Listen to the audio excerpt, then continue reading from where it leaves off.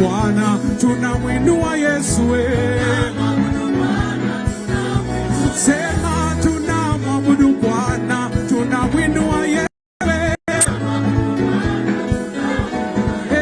Tunamwimbia Bwana, tunamwimbia Yesu. Oh, tunamwabudu Bwana, tunamwinua Yesu. Sema ainuliwe Bwana wa Bwana, ainuliwe, ametenda mema, imba we. Ainuliwe, apewe sifa Mungu wa miungu. Ainuliwe, ametenda mema, imba we. Ainuliwe, tunamwabudu Bwana, tunamwinua Yesu. Tunamwabudu Bwana, tunamwinua Yesu. Tunamwinua Bwana, tunamwinua Yesu. Bwana tunamwinua, tunamwabudu Bwana, Bwana, Bwana. Oh, tunamwabudu Bwana, tunamwinua Yesu, tunamwabudu Bwana, tunamwinua Yesu. Wastahili ewe Bwana, wastahili ewe Bwana, wastahili ewe Bwana, kupokea utukufu. Sema wastahili, wastahili ewe Bwana, wastahili, wastahili ewe Bwana, wastahili, wastahili ewe Bwana. Leo kupokea, kupokea tu. Sema nami, wastahili, wastahili, wastahili Bwana, nyakati zote wastahili sifa. Wastahili Bwana, wastahili, wastahili Bwana, kupokea, kupokea utukufu. Oh, hakika wema nazo fadhili zitanifuata mimi. Nitakaa nyumbani mwa Bwana siku zote, siku zote za maisha. Sema nami, hakika, hakika wema nazo fadhili zitanifuata mimi. Nitakaa, nitakaa nyumbani mwa Bwana siku zote, siku zote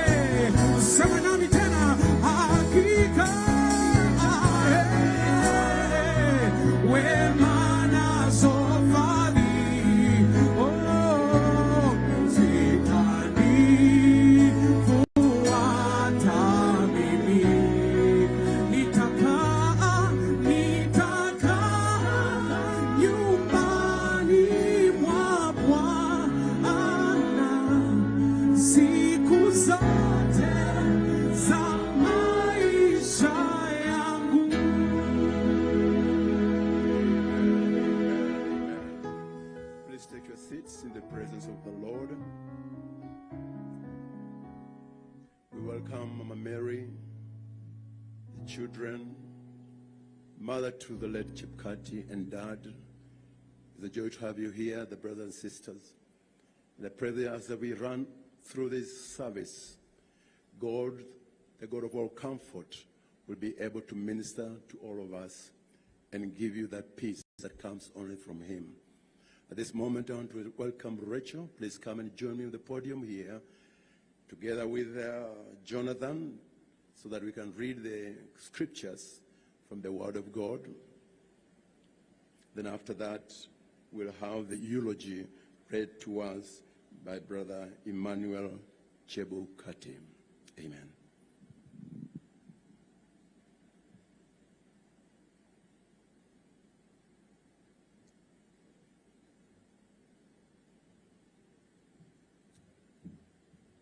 Tell us where the scripture is coming from.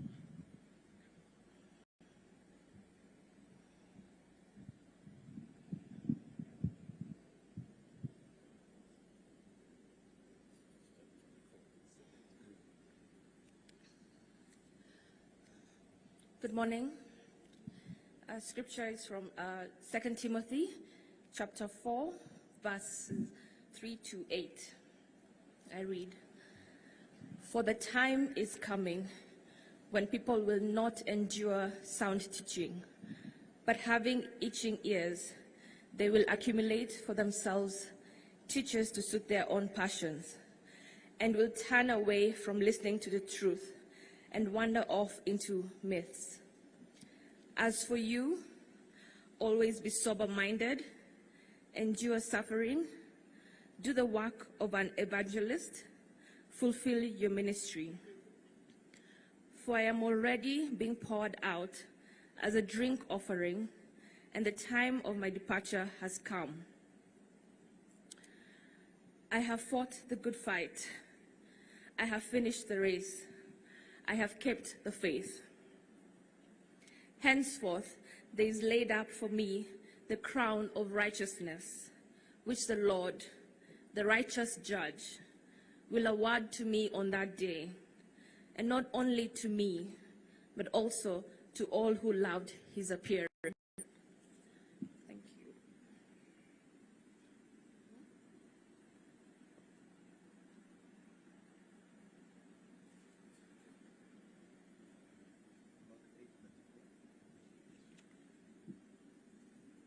Yes, good morning. I'm going to read through Mark chapter 8, verse 34 to 38.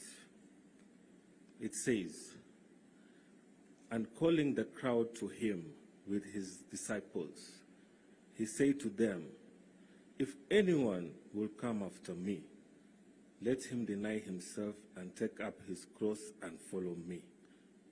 For whoever will save his life will lose it, but whoever loses his life for my sake and the gospel's will save it. For what does it profit a man to gain the whole world and forfeit his soul? For what can a man give in return for his soul? For whoever is ashamed of me, of my words, in this adulterous and sinful generation, of him will the Son of Man also be ashamed when he comes in the glory of his Father with the holy angels.'" Thank you. Thank you so much. God bless you, Rachel and Emmanuel. We'll now like Emmanuel to come and just read the eulogy for us. You can stay there and support your brother. Or you want to go down? You stand here and support your brother. Emmanuel? Understand? Can you go down there? You can go down there. Yeah. Good. Thank you. Thank you so much.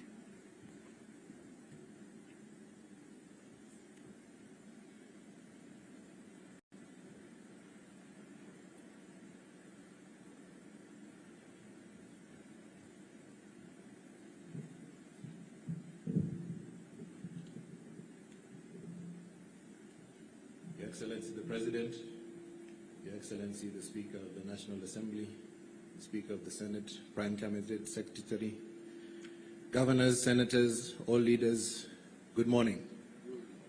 My name is Emmanuel Chebukati, and I shall proceed to read the eulogy of my father as written. Wanyonyi Wafula Chebukati was born on Friday, 22nd December 1961 in Madisi village, Chwele location in Bungoma district, Kenya. He was the third born and first male child of John Wafula Chebukati, seated here, and Joyner Wafula, also seated here. Education. Chebukati started school at the age of 6 in Madisi Primary School. Chairman underwent the Bukusu Rite of Passage in 1976 and thus belongs to the circumcision age set Singilo, known as Bachuma Grade 3 or Bachuma Number 3. After his certificate of primary school education exam, he later joined St. Peter Mumia School and later Bokoli School, where he sat for the East African Certificate of Secondary Education. He began breaking ceilings while in secondary school as he emerged the best student, obtaining a Division 1 of 11. In 1979, the young Chebukati got admission to the prestigious Lenana School for his A-levels. It was a major culture shock for him, joining a school with a British curriculum and way of life. He was grateful to his father for paying his fees, and he worked hard to be awarded a one-year scholarship from Lenana. He focused on his studies and excelled. Chebukati enjoyed the art subjects and was the best student in English, history, literature, and geography. In 1980, he was awarded the overall arts prize in his A-levels at Lenana School. When it was time to choose a career, he was impressed by a friend of his father called Captain, who was a lawyer, and he dressed up in suits. He desired to be just like him. He studied hard and concluded his studies in 1980 and gained admission into the Faculty of Law of the University of Nairobi in 1981. A year was lost outside of university following the attempted military coup in 1982. When he enrolled in school, he immersed himself in the study of legal principles and the intricacies of the justice system. His dedication to his studies was evident to all who knew him. As a university student, he was actively involved in the Students' Union and other student organizations. He served as chairperson of the Bungoma Students' Union and was involved in a lot of activities to raise funds for students so that they could also get a chance to study. He graduated from the University of Nairobi in 1985 and was sworn in as an advocate of the High Court in 17th November 1986. His class was known as the UON Class of 85. To better himself, he later obtained a Master of Business Administration degree from the Kenyatta University of Agriculture and Technology.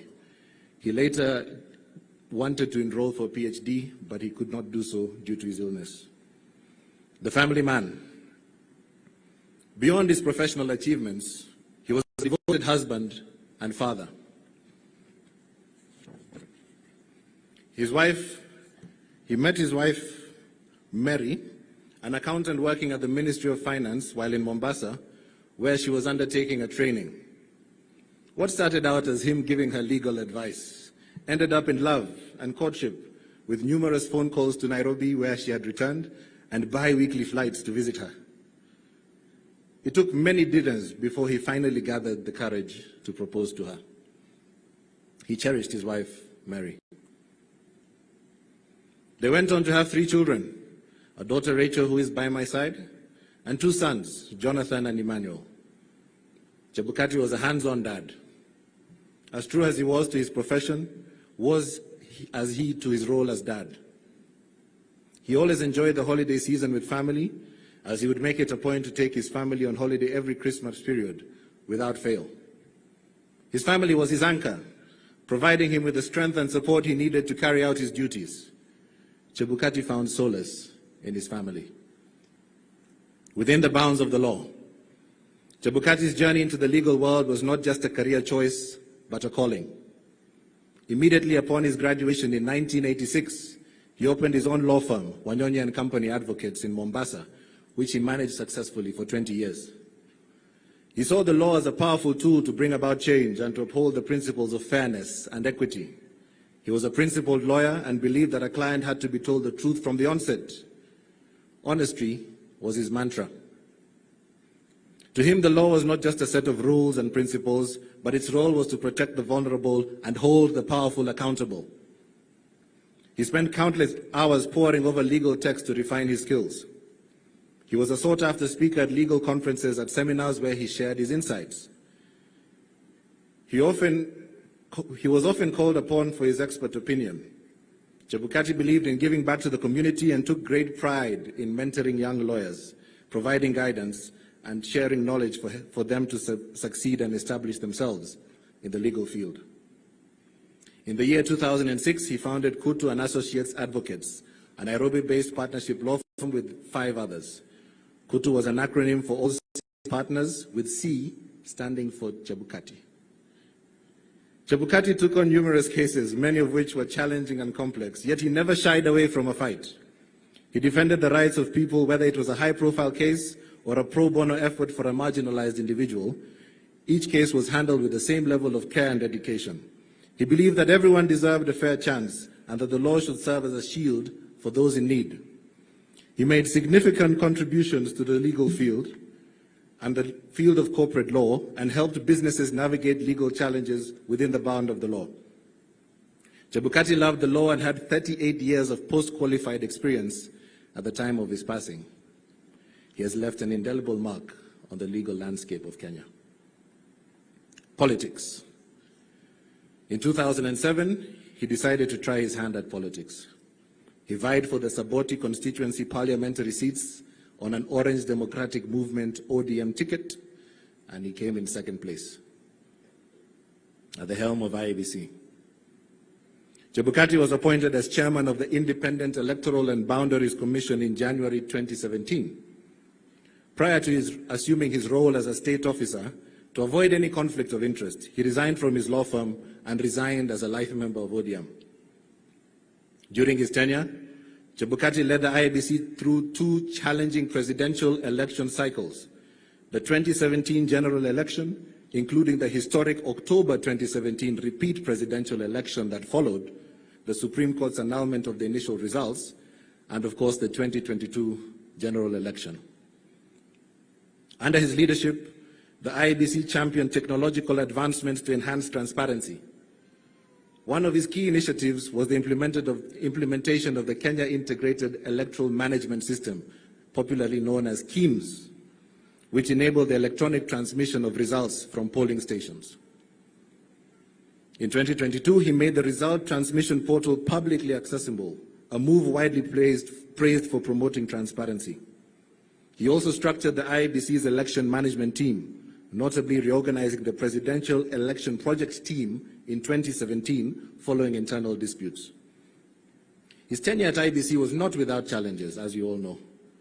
His decisions were scrutinized, his actions debated. There were controversies, there were disagreements, and yet he remained resolute. He faced criticism head-on. He defended the integrity of the electoral process. He firmly believed in the rule of law. He respected the Constitution. His courage was admirable. Chebukati officially exited office on 18th January 2023, becoming the first IEBC chairman to complete the 6-year constitutional term. In recognition of his service, he was awarded an Elder of the Golden Heart, EGH, Kenya's highest civilian honor, by Your Excellency the President. I wish to thank Kenyans for giving me an opportunity to serve them. It has been an honor.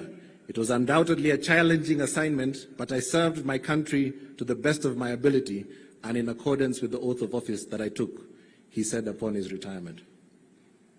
The contribution of Chebukati to Kenya's electoral system will be remembered in the nation's history. He has been a key figure in Kenya's electoral landscape. Beyond his service in Kenya, Chebukati was recognized on the international stage as well as the President of the General Assembly of the Association of African Election Authorities, AAEA. Sharing lessons learned in election management. After the 2022 general election, Chebukati embarked on a global mission to share his wealth of knowledge and experience on election management and leadership. He was invited to several countries. In July 2023, he was in Kingston, Canada, for the Electoral Integrities Project's annual conference, where he gave a presentation on the role of technology in improving the integrity of the electoral process in Kenya. In November 2023, Chebukati was invited to the International Center for Parliamentary Studies, ICPS, and the Portuguese National Electoral Commission to attend the 19th International Electoral Affairs Symposium in Lisbon, Portugal. In his address, he highlighted how the IEBC leveraged technology to ensure transparency in elections. It brought together representatives from the electoral democracy community to share best practices and initiatives for adaptation in over 120 countries. His efforts were rewarded when IEBC won the prestigious Election Management Award at the event. The Commission also emerged as runners-up in the Election Ergonomic Award. He then went on to attend the ECOWAS Network of Electoral Commissions ECONEC Symposium in Abidjan, Ivory Coast, where he delivered a compelling presentation on overcoming legal, political, and institutional constraints against electoral reforms. In this meeting, he shared how IEBC successfully navigated challenges to enhance Kenya's electoral process. Immediately after, he headed to Cape Town, South Africa for the 5th anniversary of the Electoral Commission's Forums of Southern African Development Community, ECF SADC. During his keynote address, he emphasized the need for fidelity to the law as key to ensuring that elections are conducted with integrity and trust. After this roller coaster of meetings, he declared, from east to west, north to south, I am grateful to have completed my 2023 global tour on sharing my election management experiences and leadership. Together, let's nurture and move democracy forward. Golf. It is impossible to talk about Chebukati without talking about his love for golf, which he played to the level of single handicap. He was an avid golfer, and he introduced his wife, Mary, and his children to the sport at a young age. Golf became a family affair. Every Sunday after church, he and his family played a round of golf. They had family competitions where they partnered up to compete against each other. Initially, he would coach his children himself, and then later on, he took them to be trained by the best professionals in Kenya and in South Africa, as he saw potential in them. This led to 2 of his children emerging among the top junior golfers in Kenya. Playing golf with the family was not considered manly by his peers, but he chose to do it anyway. Other male golfers found this odd, and they teased him about it. They did not understand why he preferred to play with his wife and children rather than with them. Family came first for Chebukati. Family time was important time to him.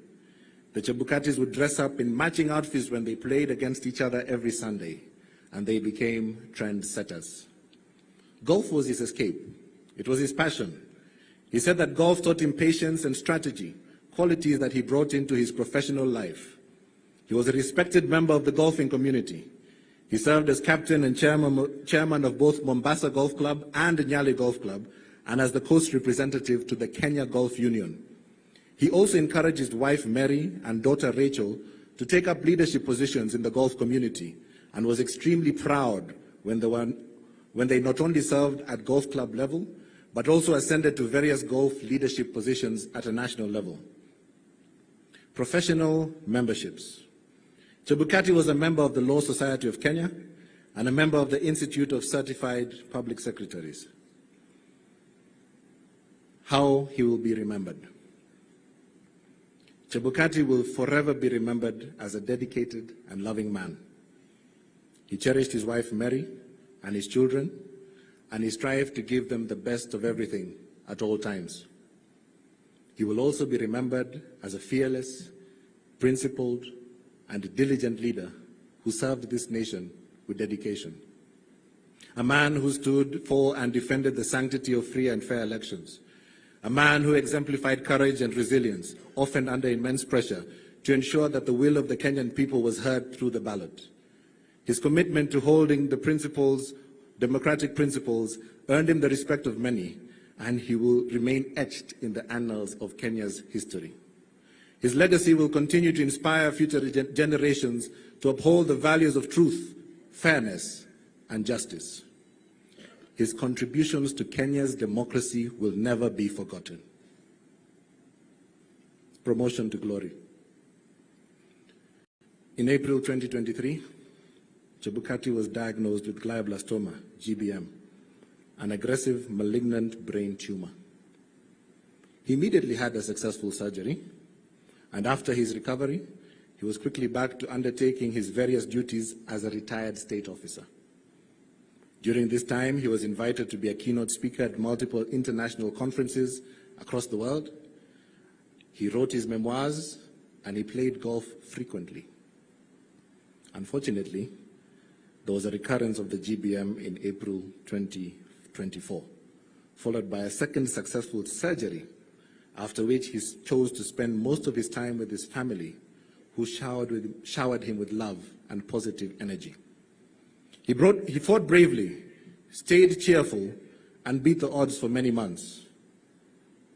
Sadly, the doctors informed the family that he had passed away on the night of Thursday, 20th February 2025, due to a cardiac arrest while he was admitted at the hospital. Thank you. Let's appreciate the family for just being able to read the eulogy, eulogizing the great man who was their father. At this juncture, we want to get to hear some tributes. And as we do that, I would be requesting, if I ask you to come, kindly confine yourself to you saying what needs to be said, as opposed to bringing any other crowd to the stage. And so I'll be inviting members from the clan. I would invite Ndamwe Wanyonyi from the Babutu clan, and I will invite Kutu Sotolo from the Banyore clan to give their tributes. So Ndamwe, would you please kindly step here, and maybe Kutus, you could be on standby once down here. Ndamwe, yeah.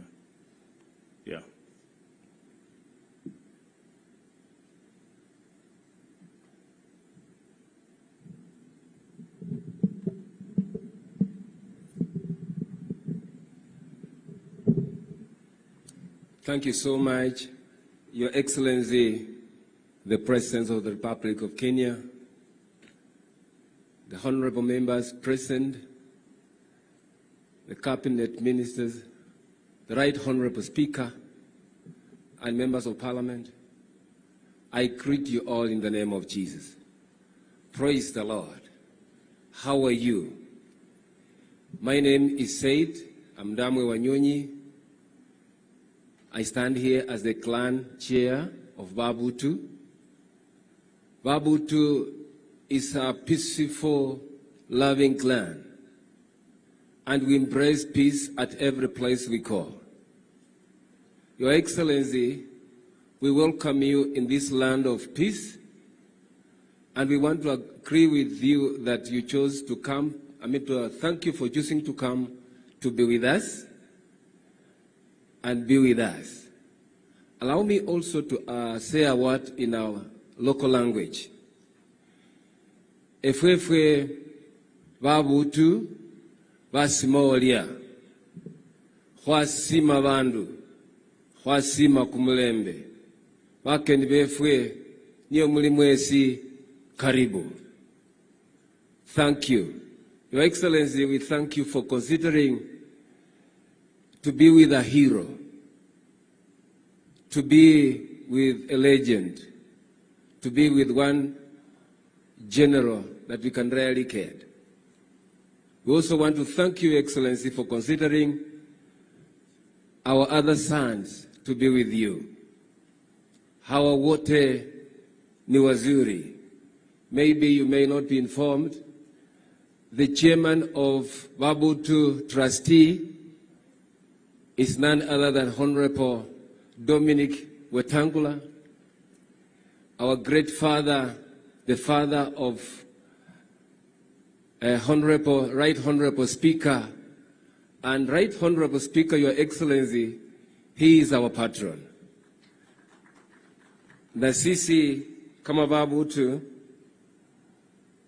we thank you so much kwa kunzita kumpea nafasi hiyo. Ni mtu ambaye tunamuenzi, tunampenda. And beyond Wabutu, Your Excellency, Wabukusu ni watu wa Mlembe. At some point, unaweza kusikia ati Wabukusu wamesosana. Si ati wamekosana, wanapenda kukula pamoja. Sasa zingine mkikula pamoja, makuja yanakutana. So in that process, mtu anaona kama tunakombana, na kumbe hatukombani. Tunapenda kukula hivyo, Your Excellency.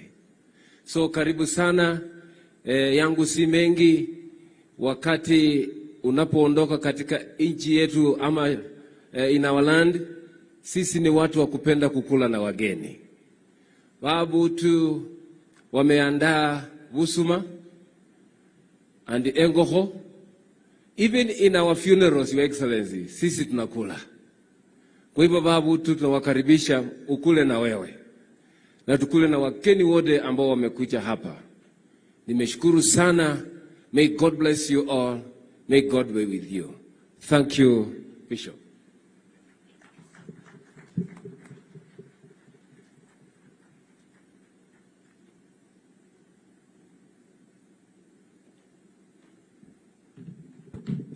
Thank you, clergy. Your Excellency, the President of the Republic of Kenya, H.E. William Samoei Ruto, Your Excellency, Prime Cabinet Secretary, Wycliffe Musalia Mudavadi, Your Excellency, Speakers of the National Assembly and the governors here present, honorable members, congregants who've come to mourn with us, good morning. Mirembe, as we say in Bunyore. I have come here with a big representation from Bunyore. Bunyore being where we come from and where Mary comes from. Mary is my sister who got married into the Chebukati family about 35, 36 years ago. So we have representation from communities in Bunyore that are very closely associated with the late chairman, Wafula Chebukati. We have representation from a place called Kima, Mutete, from Bunyore. We have representation from a community called Epsiraro. We have representation from a community called Ebsiekwe.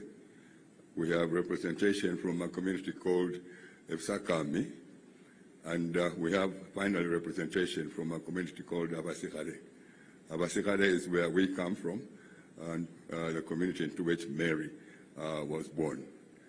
So that's a representation that has been put together to come here and mourn together with Mary and to support her in the passing on of a very dear brother and a very dear friend. A lot of people know the late Chebukati in different ways. As Chairman Chebukati, some call him Wafula Chebukati, but we all just call him Wanyonyi as a family. That's how we've come to know him over the years, and that's how we've been referring to him every time we relate with him, Wanyonyi. That's the name that we attribute to him as a brother-in-law. Now we just want to remember Wanyonyi Chebukati just for three things, probably even four. One was his courage. We have never seen a leader who had so much courage to do two things, to take leadership and make some very, very tough decisions. This is away from his job as chairman of IEBC. Courage in a family sense. In a family sense, in taking control of situations that looked difficult, but which were, at the end of the day, needed some leadership in terms of finality of those decisions. So we respect him for that courage, And that is the courage that we've known of him over the years, up to the time of his demise about 2 weeks ago. The other aspect that we would associate with our late brother is really three things: honesty, integrity, and respect. Whatever they say about Wanyonyi, those three attributes is really what, for us as in-laws, drove him, especially respect. He had great respect for alternative views, our views, his views, family views, which drove the relationship between himself and ourselves as family. Honesty, integrity, and respect. We see a lot of comments in social media, in some mainstream media, about Wanyonyi Chebukati, and those are really not the negative ones, descriptive of the person that we knew and of the person that we are bearing today. The third attribute that we associate as a family of in-laws with Wanyonyi Chebukati is really doing the right things. What is the right thing to do, faced with several different circumstances? You've heard him say that this is the Constitution, this is the law, this is what is going to follow. But from a family perspective, away from all that, he would always encourage us, his children, his brothers-in-law, to always just think through what is the right thing that you need to do faced with certain situations, and that we respect him for. And finally, Mr. President, it's really the resilience that our late brother had. He was so resilient, he fought, even when in his final days with the illness that caught up with him about 2.5 years ago, you could see that he is fighting. The doctors were saying this, but he refused to accept what the doctors were saying. He kept on fighting. When you saw him at home, when you met him in the hospital, in his hospital bed, you could see that this gentleman does not really want to go anywhere. He's arguing against the doctor's advice, and he kept on going right up to the end on that night, that Thursday night of 20th of February. So we respect him for the lives that we shared with him. We are very proud and honored that we had that opportunity to share a very long life and a very fruitful relationship with our brother, Wafula Wanyonyi Chebukati, and we wish him very well as he goes on in his repose finally, and as he rests in peace with God. Thank you very much. Thank you, Curtis. Speaking on behalf of the Banyore community. At this juncture, we want to hear a tribute, of course, from the spouse, together with the children, to the late Chebukati. I'll be inviting Mama Mary, together with, of course, the children to come. But as they do that, I want to invite the family song that is being done by the sister to Mary. Kindly make it very brief. You should be upstanding. We should be moving because we don't have that much time. Kindly make it very brief, and then Mama, you will kindly, very brief, please.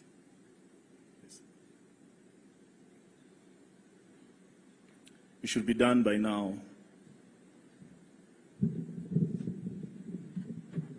Quickly, sorry, allow me to write on the protocols that have been established. If I could call Anmali quickly, Anmali group, please.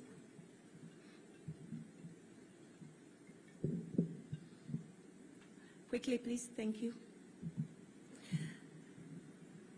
So the song that we want to sing is a song called My Home is on the Rock.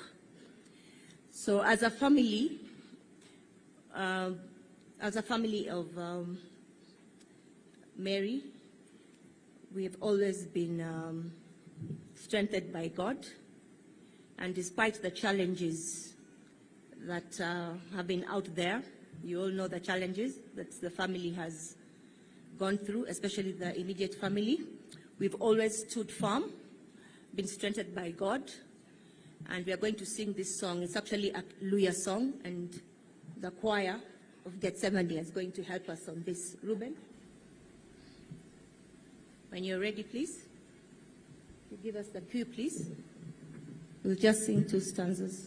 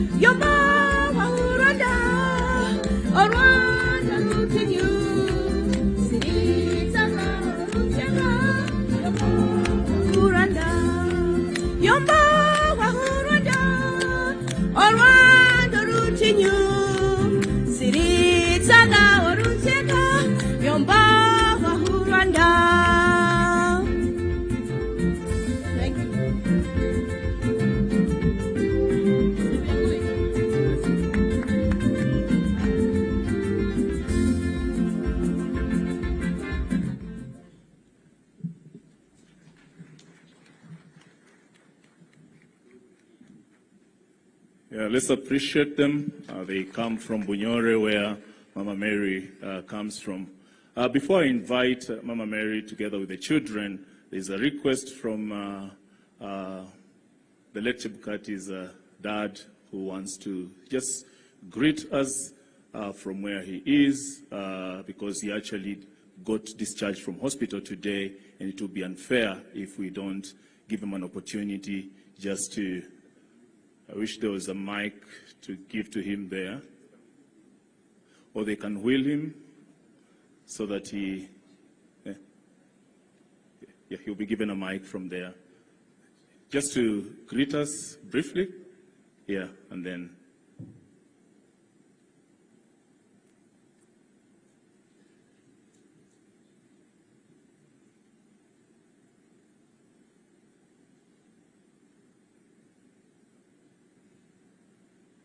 Nitasema Kiluya au Kikenya ndio Kiswahili na Kiingereza.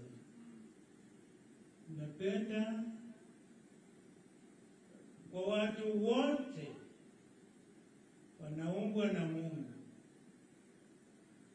na mimi ndio Wafula Chebukati. Huyu mama huyu jina yake Joina Wafula Chebukati. Huyu mtoto wetu wa kwanza ni mtoto mzuri. Nitafata kwa hiyo kumsalamia nyinyi wote, hamjambo. Hamjambo tena. Nashukuru Mungu akimchukua, anajua mahali anaenda kumuweka, na mimi na mama tutafata. Kwa hivyo sina mengi, ni hayo tu. Asante. Asante sana. Asante sana kwa salamu. At this juncture, I will be calling the immediate family, Emmanuel, Jonathan, of course, Rachel, together with Mama Mary. If you could just come to the podium here, give your tributes, and then From there, we will listen to the word of God and we will proceed with the service.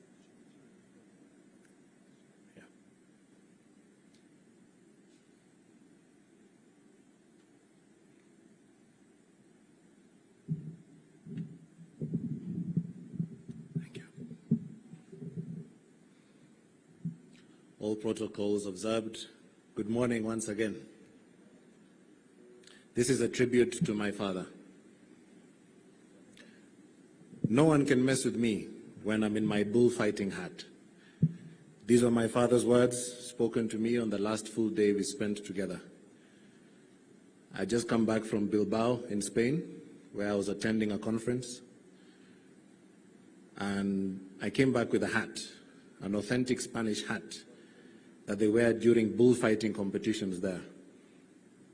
So when I gave him the hat, I put it on his head, and he immediately said to me, "I feel like a bullfighter already."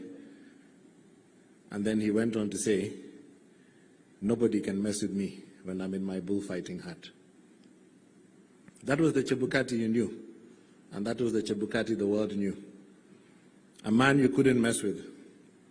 But through my eyes and through the eyes of the family members seated here, you will see him as simply the best father, husband, brother that you could ever have.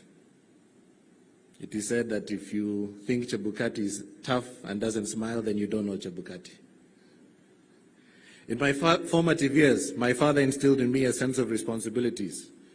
While growing up in Nyali together, in Mombasa, he entrusted me with the responsibility of managing staff salaries and other procurement matters. Each month I would prepare a budget, present it to him for approval, collect the funds, disburse the funds, and ensure that everybody appended their signature to confirm receipt of the funds. To him, it wasn't just about the arithmetic. It was about the understanding of the value of labor and the dignity of fairness.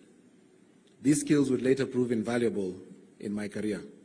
And this was my dad, the nurturer. On to high school, and it was just the two of us in Mombasa in a large 6-bedroom mansion. The rest of the family had since moved to Nairobi, but my dad had stayed behind to allow me to complete my studies. It was a special chapter in our lives, and we settled into a routine. Takeout became our staple. Monday tulikuwa tunakula mabakio ya Sunday. Tuesday tunakula terrific Tuesday pizza, the one that comes on offer. Wednesday there was tikka at the golf club. We would go and do takeout there. Eventually we realized that this is unsustainable, and we decided to teach ourselves how to cook. He would occasionally bring back mudfish from South Coast, where he had a client, and I would experiment to try and make this fish taste nice.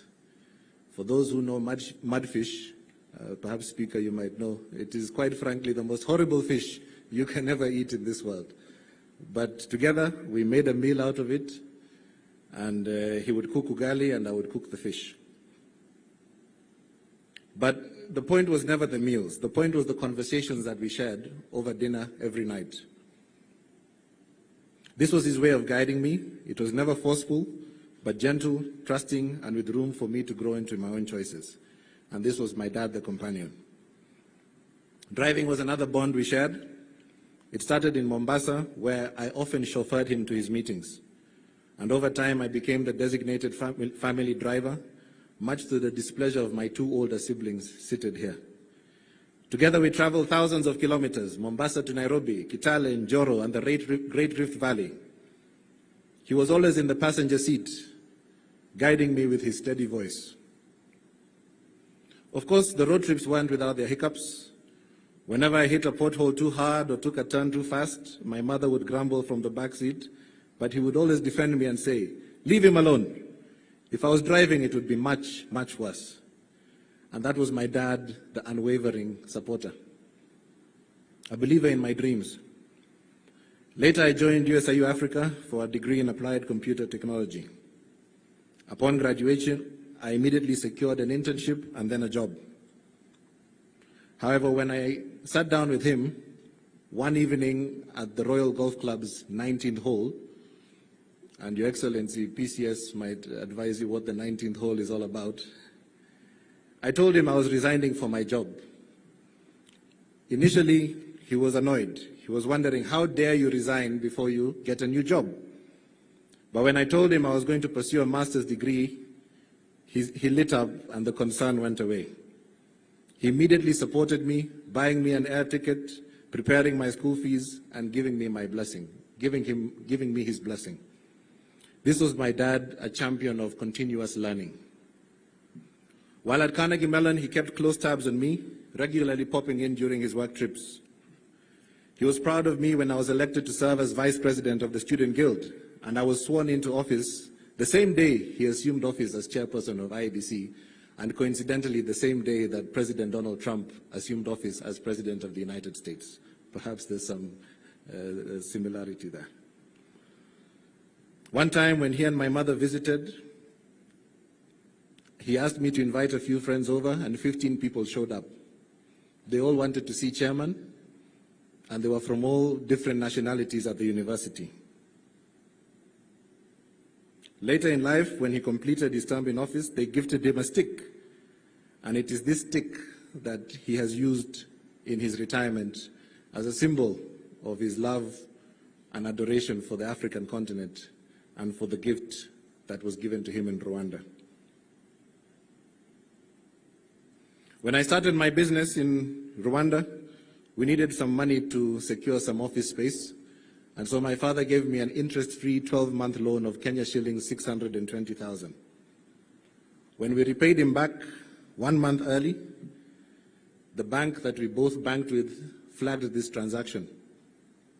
They said that this transaction is suspicious because I am the son of a politician. Of course, you all know that Chebukati was not a politician. Later on, the same bank refused to open an account for another one of my businesses.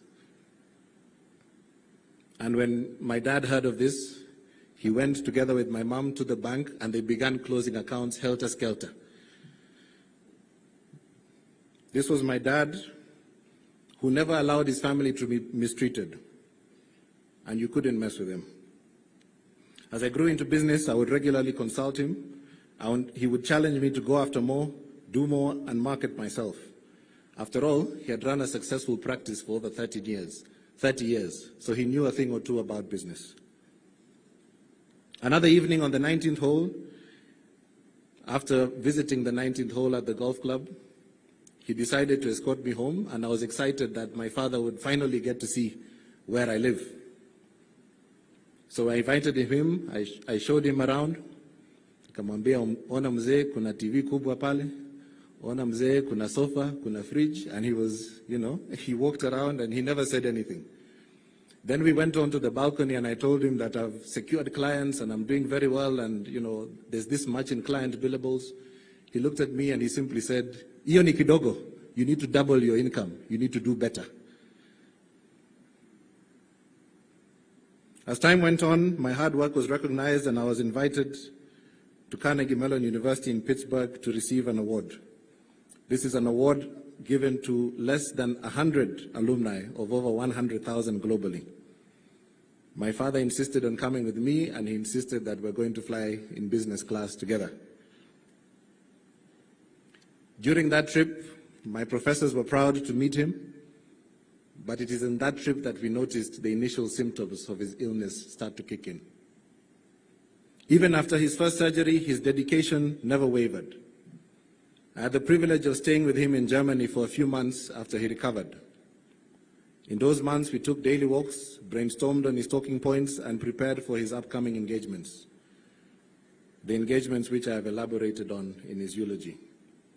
The only difference now that it was once again the two of us, is that instead of eating mudfish, because there was no mudfish in Germany, we upgraded to eating salmon. And that was a good thing for the two of us. When we left Germany, I had the privilege of traveling with him across the world for him to deliver his addresses. We were in Ivory Coast, we were in Cape Town, and I also helped him prepare for his presentation in Lisbon, Portugal. Whenever we traveled, the reception we received was nothing short of statesmanlike. Despite his condition, he prepared for all these presentations and he delivered them with poise. He never needed talking points because he was speaking from his lived experience. In his final days, my father was surrounded by love and peace. We rallied resources for his care, we safeguarded his well-being, and we made sure that his family was always by his side. Indeed, no one could rest with him, not in life and not in his final moments. Rest well, Dad. I will carry your lessons with me forever and keep your bullfighting hat safe, a symbol of the wisdom you wore so effortlessly, the strength you carried with quiet dignity, and the path that you charted for me to follow. Thank you.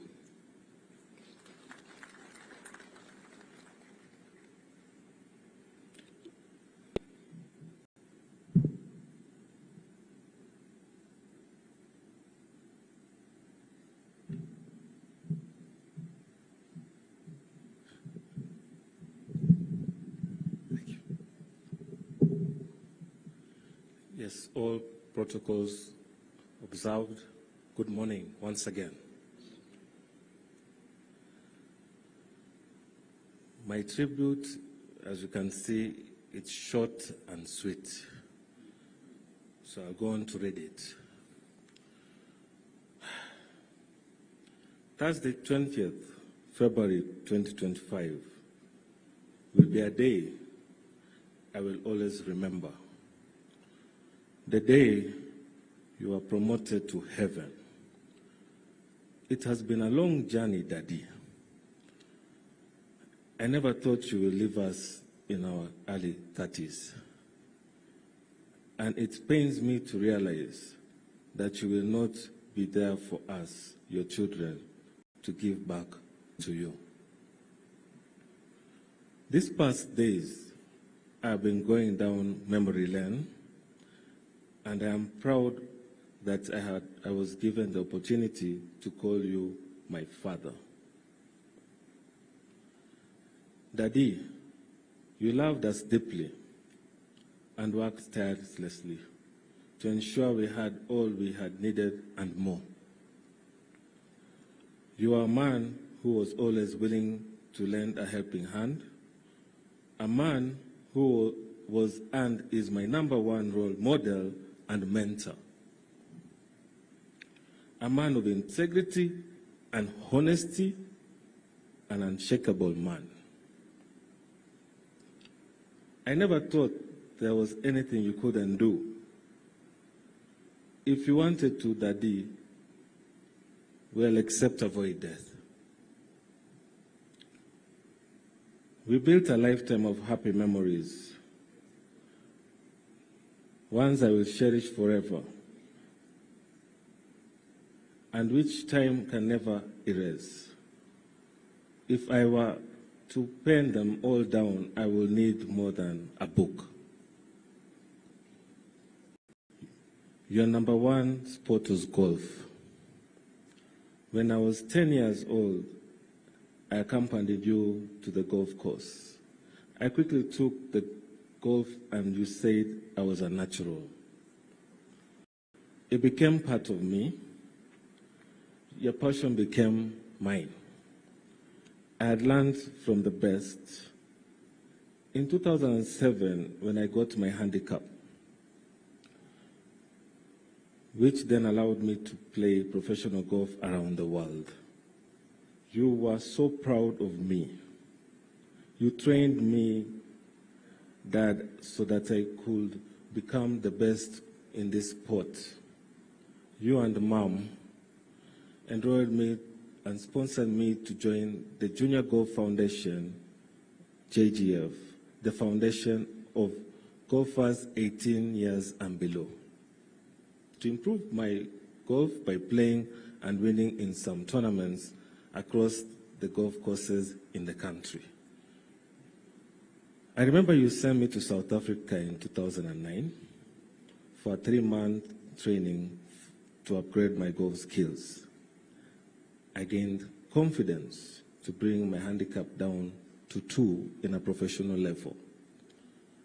Thanks to you, we won the club match play foursomes in 2015 a tournament at the Royal Nairobi Golf Club where our names are engraved, W. Chebukati and J. Chebukati, as per today. We are the first golf partners who are related to ever be champions in Royal Nairobi Golf Club. We both also have a hole-in-one at the same club. On the golf course, we connected as one being. You were my partner, you were a fighter, you were a team player. Family golf time was your idea. Those moments when we competed as a team of two against each other will forever warm my heart. We had so much fun and we enjoyed the rewards that came with winning most of the competitions. Golf will certainly never be the same without you. Whenever you played golf with me and you could strategize on how to win every time, losing was not an option. If it happened, you told me, it's not the end of the world, son. Your time will come. I still can't believe that you are gone. You are irrepressible, Daddy, one of a kind.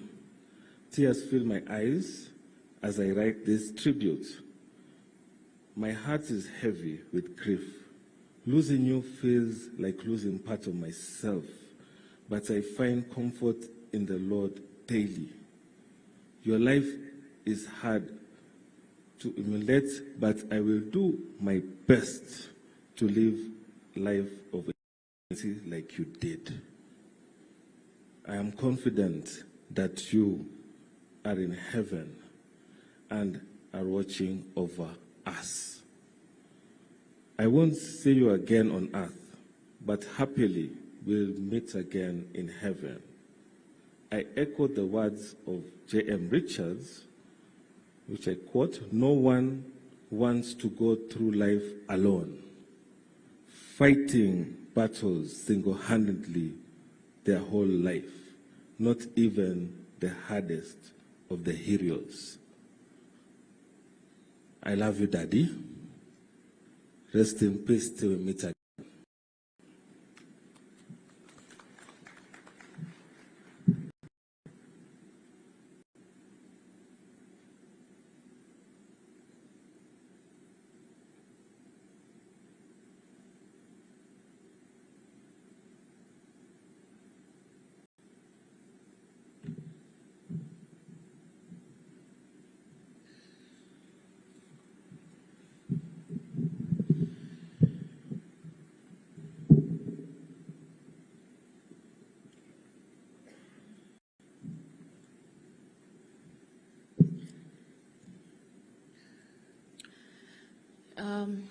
His Excellency, President William Samoei Ruto, all the other dignitaries in the room, allow me to write on the protocols already established.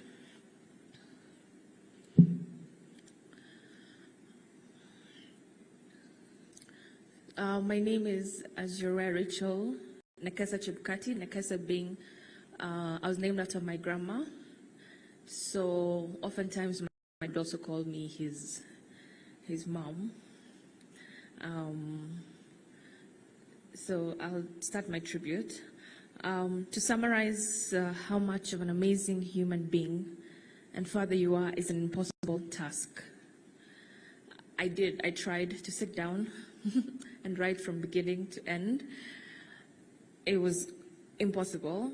So what I did instead was think about some of the things he used to say to me and quotes he used to say to me. So what I've done in my tributes is like a high-level summary or high-level overview of things that he taught me.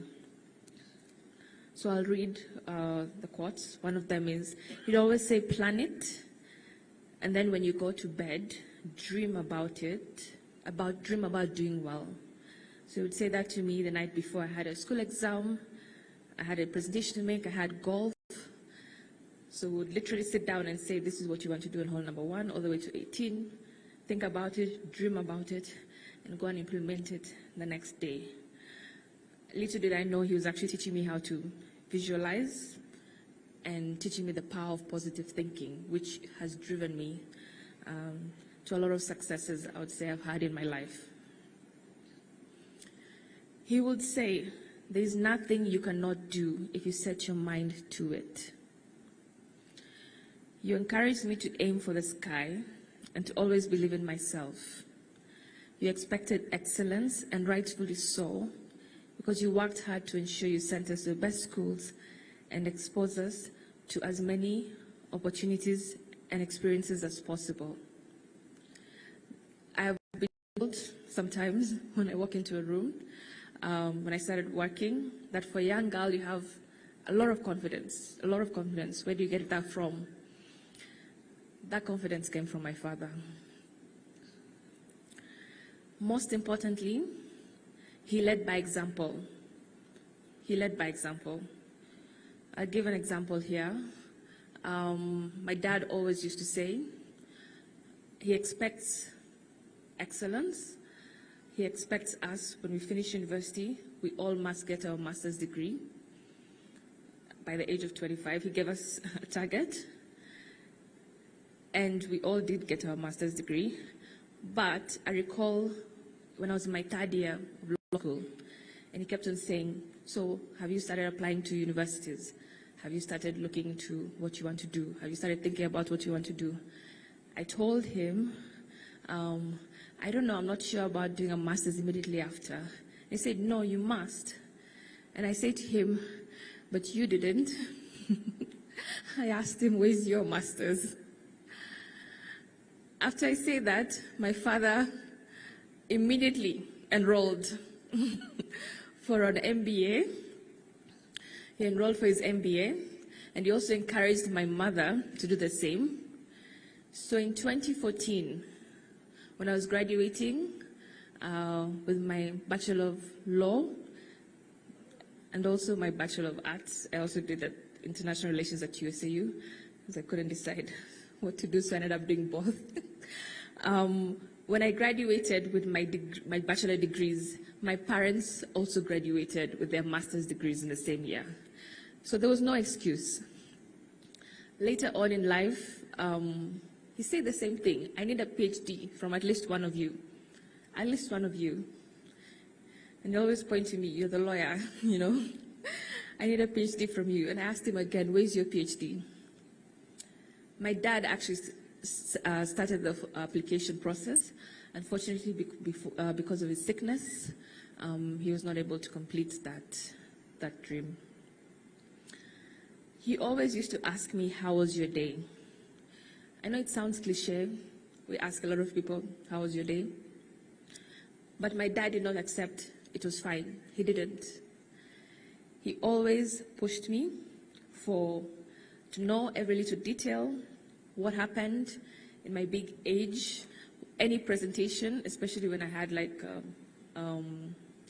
speaking presentation related to my master's, for instance.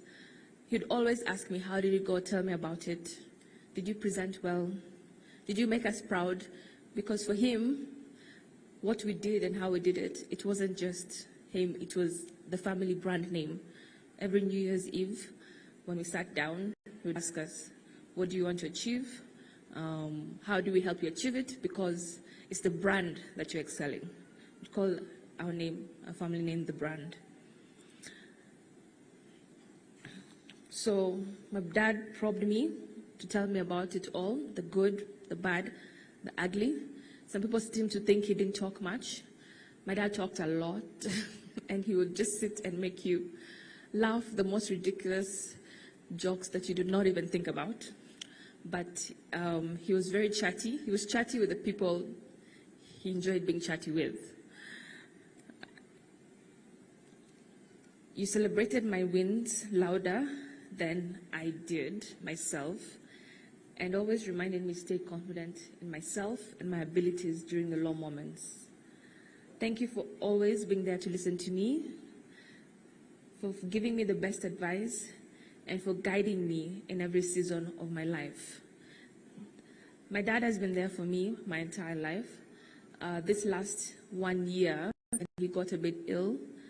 When he got ill, I sort of also slowed down with all the many things that I would do, spend time with him, just talking to him about everything and anything. Honestly, I am so grateful for those moments. My dad was literally my best friend. Every weekend, I can count probably 3 weekends away from him, but I spent every weekend last year just with him and enjoying, conversation, having good meals, etc. Call me anytime. It's something we always used to say it. And he didn't just say it, he meant it. He always picked my calls. It did not matter where he was, who he was with at the time that I called. He always picked my call. It doesn't matter who he was with, whether it was an ambassador. He would pick my call and say, oh, I'm here with so-and-so. My daughter has called me, and then he would go ahead to talk about how great I am. I have a degree, a master's. Always took the opportunity to tell them about me. And I recall being anxious during the election periods, in particular 2017, because I was not in the country. I was away for my studies. And I told him, I kept calling him. My dad picked my calls every single time. And when I say I was calling him literally almost 28 times a day because I was very anxious about the whole situation. And he said, I'll pick your call, but the only time I cannot pick your call is when I'm at a press conference. And I said, that's okay, because at least I'll be seeing you on TV, so I'll be at peace. He always used to say, and this he said quite a lot, especially during the last year or so, the words giving up are not in our family's vocabulary. The words giving up are not in our family's vocabulary. Whenever I had a situation to deal with, it was just, yes, Rachel, you're a strong Bukusu girl. Giving up is not an option. And it's not just what he said, it's also how he lived his life. It applied to how he raised us, it applied to how he did his work, and it applied to how we played golf together. And more importantly, it applied to how he tackled his diagnosis when it came, when he was given. When he was diagnosed with glioblastoma, which is one of the most, not one of the most, the most aggressive brain tumor cancer that exists. They told us there's no cure, but what we can do is we can actually just, he would surgery with chemotherapy, try our best to extend his life. He was given 4 to 6 months to live. That's what the doctor said. And my dad said, this sickness is not going to beat me. He went, got his first surgery, thanks to His Excellency the President. My mom will be the one to give the thank yous on that. And he got his first surgery, came back home. You would not have noticed. He set up a home gym. He was in gym every morning, every evening. He was walking 5 kilometers every morning. He continued with his work. All these presentations that my brother Emmanuel talked about in the eulogy, where he went to Portugal, he went to etc. Interesting enough, that was the second tumor recurred in November of 2023. My dad's conferences, everything was already set up. We asked him, do you want to go? He said he has to. He's already planned for it. The sickness is not going to put him down.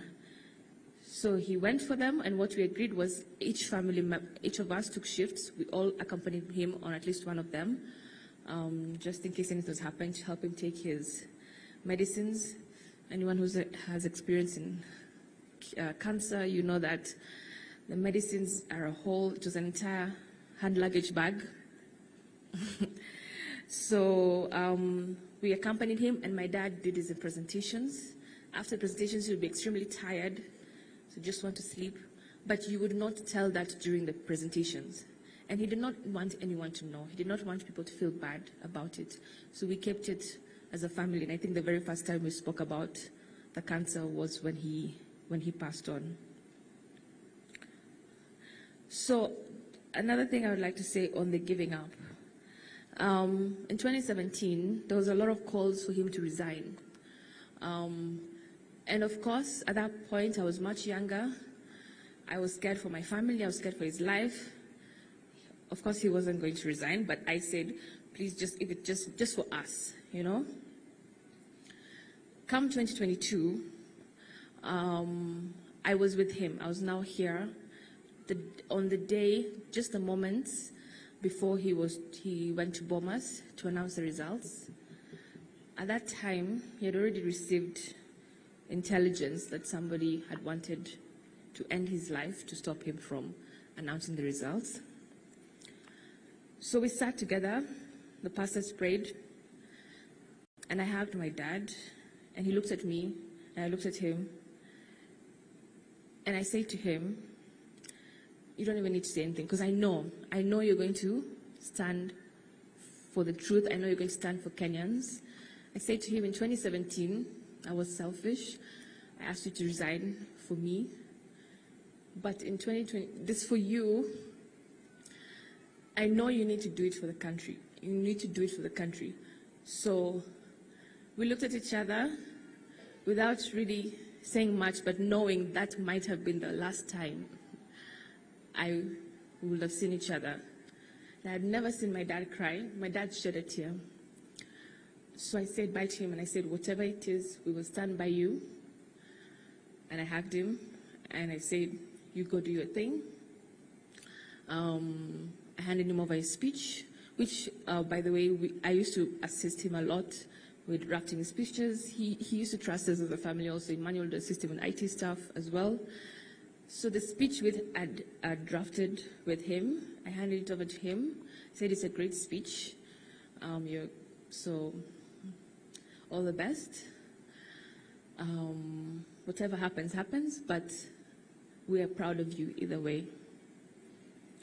He didn't read the speech, by the way, because there was so much chaos at Bomas. But the speech he made was so impactful. He actually came home and he said, he didn't even remember what he said. He actually did not, because it was in a moment that was him. That was him in his moment. It was such an impactful speech. He came home, he didn't remember what he said. He took off his shoes. He was actually bleeding. He didn't even know he was bleeding. Like, this was just my dad. Get the work done, which he got done. And he was just proud to have done his duty and stood with the truth and stood with his conscience. Because he always said, what he does is for his legacy. And it's not just his legacy, it's our name as well. The people whom carry his name, the people who carry his name will live with that. So he was not going to do anything that would endanger our lives. So he stood by the truth, and I'm extremely proud of him for that. I recall telling him, after all that if I could just be half of who you are, I think I'll be great. I'll be a successful person. I'll be amazing. And he stopped me and he said, Rachel, you're not going to be half of me. You're going to excel. You're going to be way better than me. You're going to do more than I've ever done. Because that's what I want you to do. My dad believed in improving people, improving us, giving us the best of the lives. Even though he was a young man, grew up in Bungoma, he always gave us the best. Always brought us the best of things.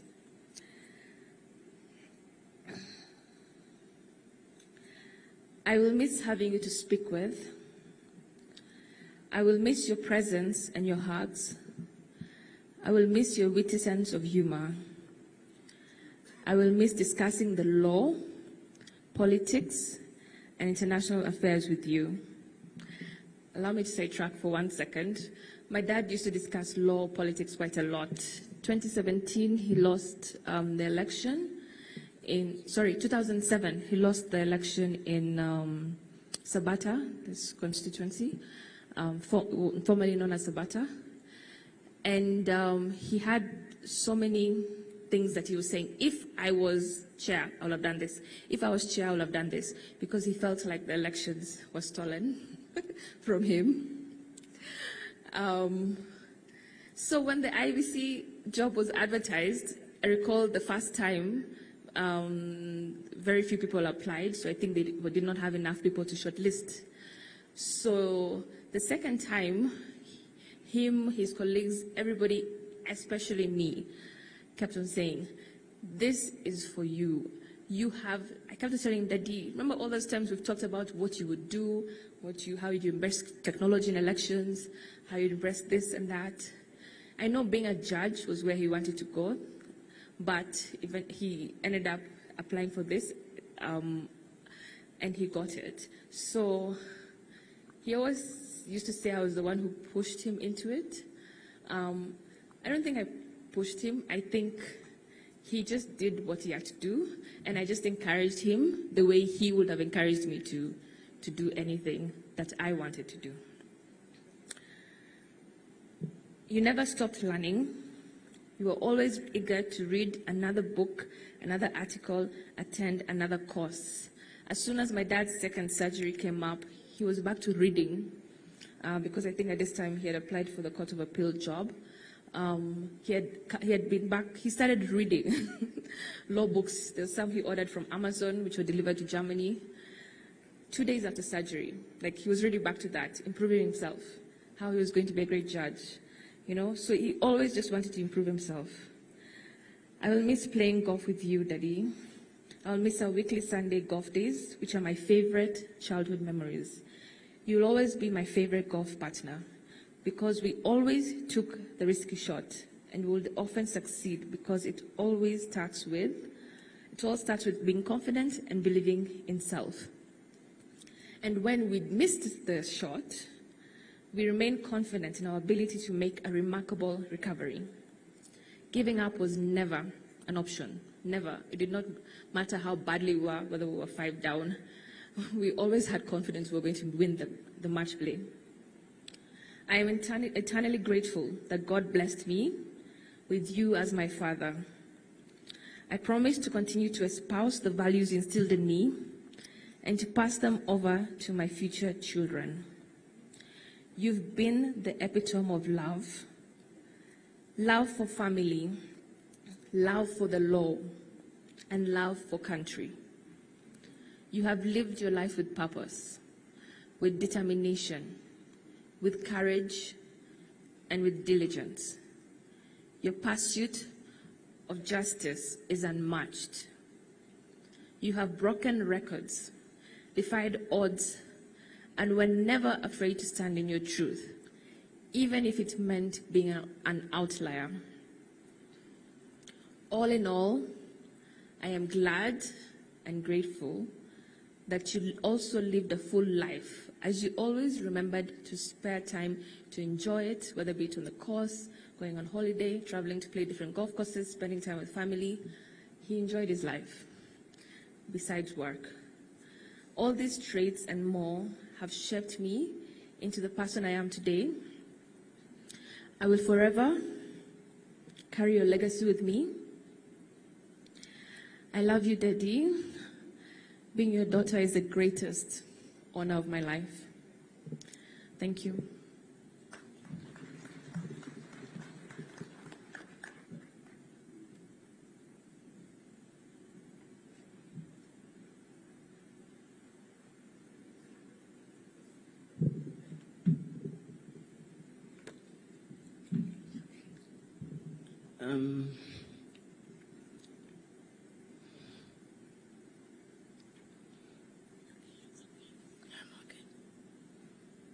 Your Excellency, the President, Dr. William Samoei Ruto, allow me to ride on the protocols that have been established. Mr. President, I saw you admiring my macadamia farm, so I will not take long, so that if I do get a chance, you may walk around the farm. We have 10 acres of coffee, and we have 800 trees of macadamia out there. I have been very strong, but this morning I woke up feeling a bit weak, but I believe that I'll be able to go through my tribute. Sorry, I'm sure many of you are suffering what I'm suffering. We had a lot of dust yesterday. It's been a bit dry, but I've been taking a lot of hot water, so I encourage you to do that, because today I may have lost my voice. Beside me here is my sister, Lucy Muvera, and allow me, Your Excellency, just to call people forward. They will not speak. I just want them to come forward, and that is the team of chair, the team that took care of the chairman. They called him chairman. It's okay. Where is Langat, Ken? Please, wherever you are, quickly come forward as I proceed. Mwangi, Wamukoya, you know yourselves, Eliza, Andrew, and as they come forward, please allow Eric Wakili Nyongesa and the team of lawyers led by Ngumo, Wakili Ngumbo, just to come forward. You will not be speaking. And also Amanda, my cousin. Yeah, please come forward. As you come forward, just one verse that we used to like singing with the chairman in his last days. That is the team that was taking care of him. Choir, if you can assist me. Oh, where are they? But we can just sing. We give all the glory to Jesus. Ruben, maybe you can assist me now that I have no voice of my own. We give all the glory to Jesus.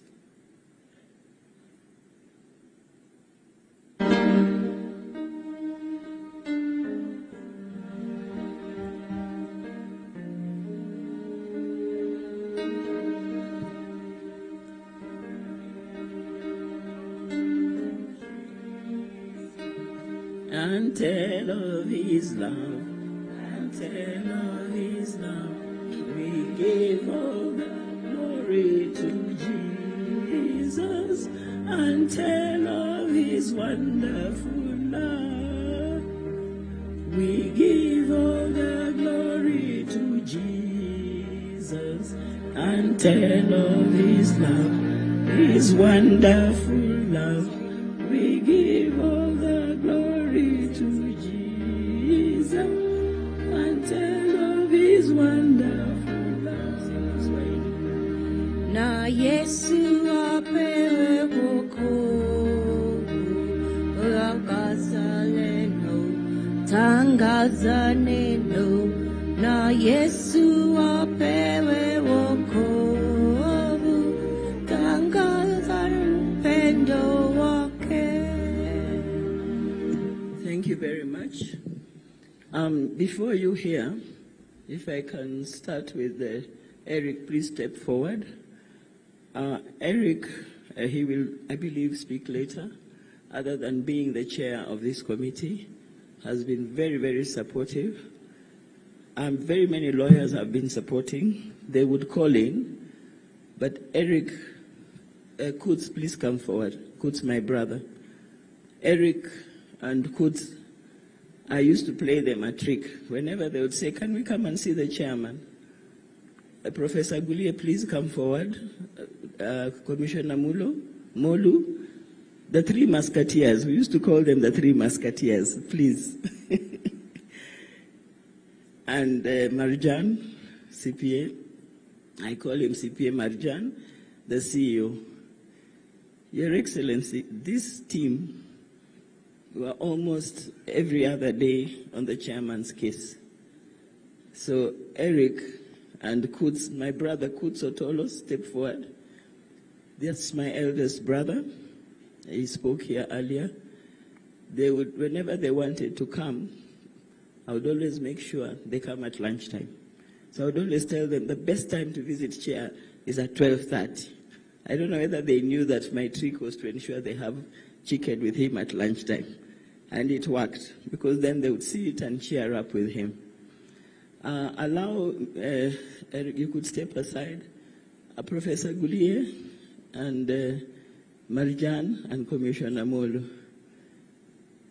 Commissioner Molu appeared to have been the spokesman, because every time Commissioner Molu called and made an inquiry about the chairman, immediately I would be told, get a response from CPA Marjan and Professor Gulie. It would be like it's a follow-up.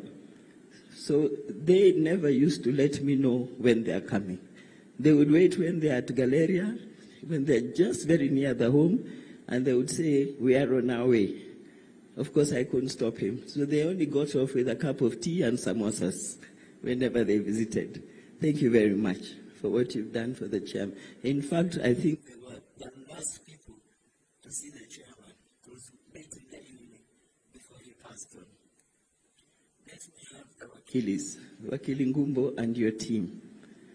They will quickly just introduce themselves. Maybe you could just quickly stand here. Your Excellency, the President of the Republic of Kenya, and all excellencies present, my name is George Murugu, advocate. Your Excellency, the President of the Republic of Kenya, all dignitaries present, the Church, fellow mourners, good afternoon. My name is Eric Gumbo. Thank you.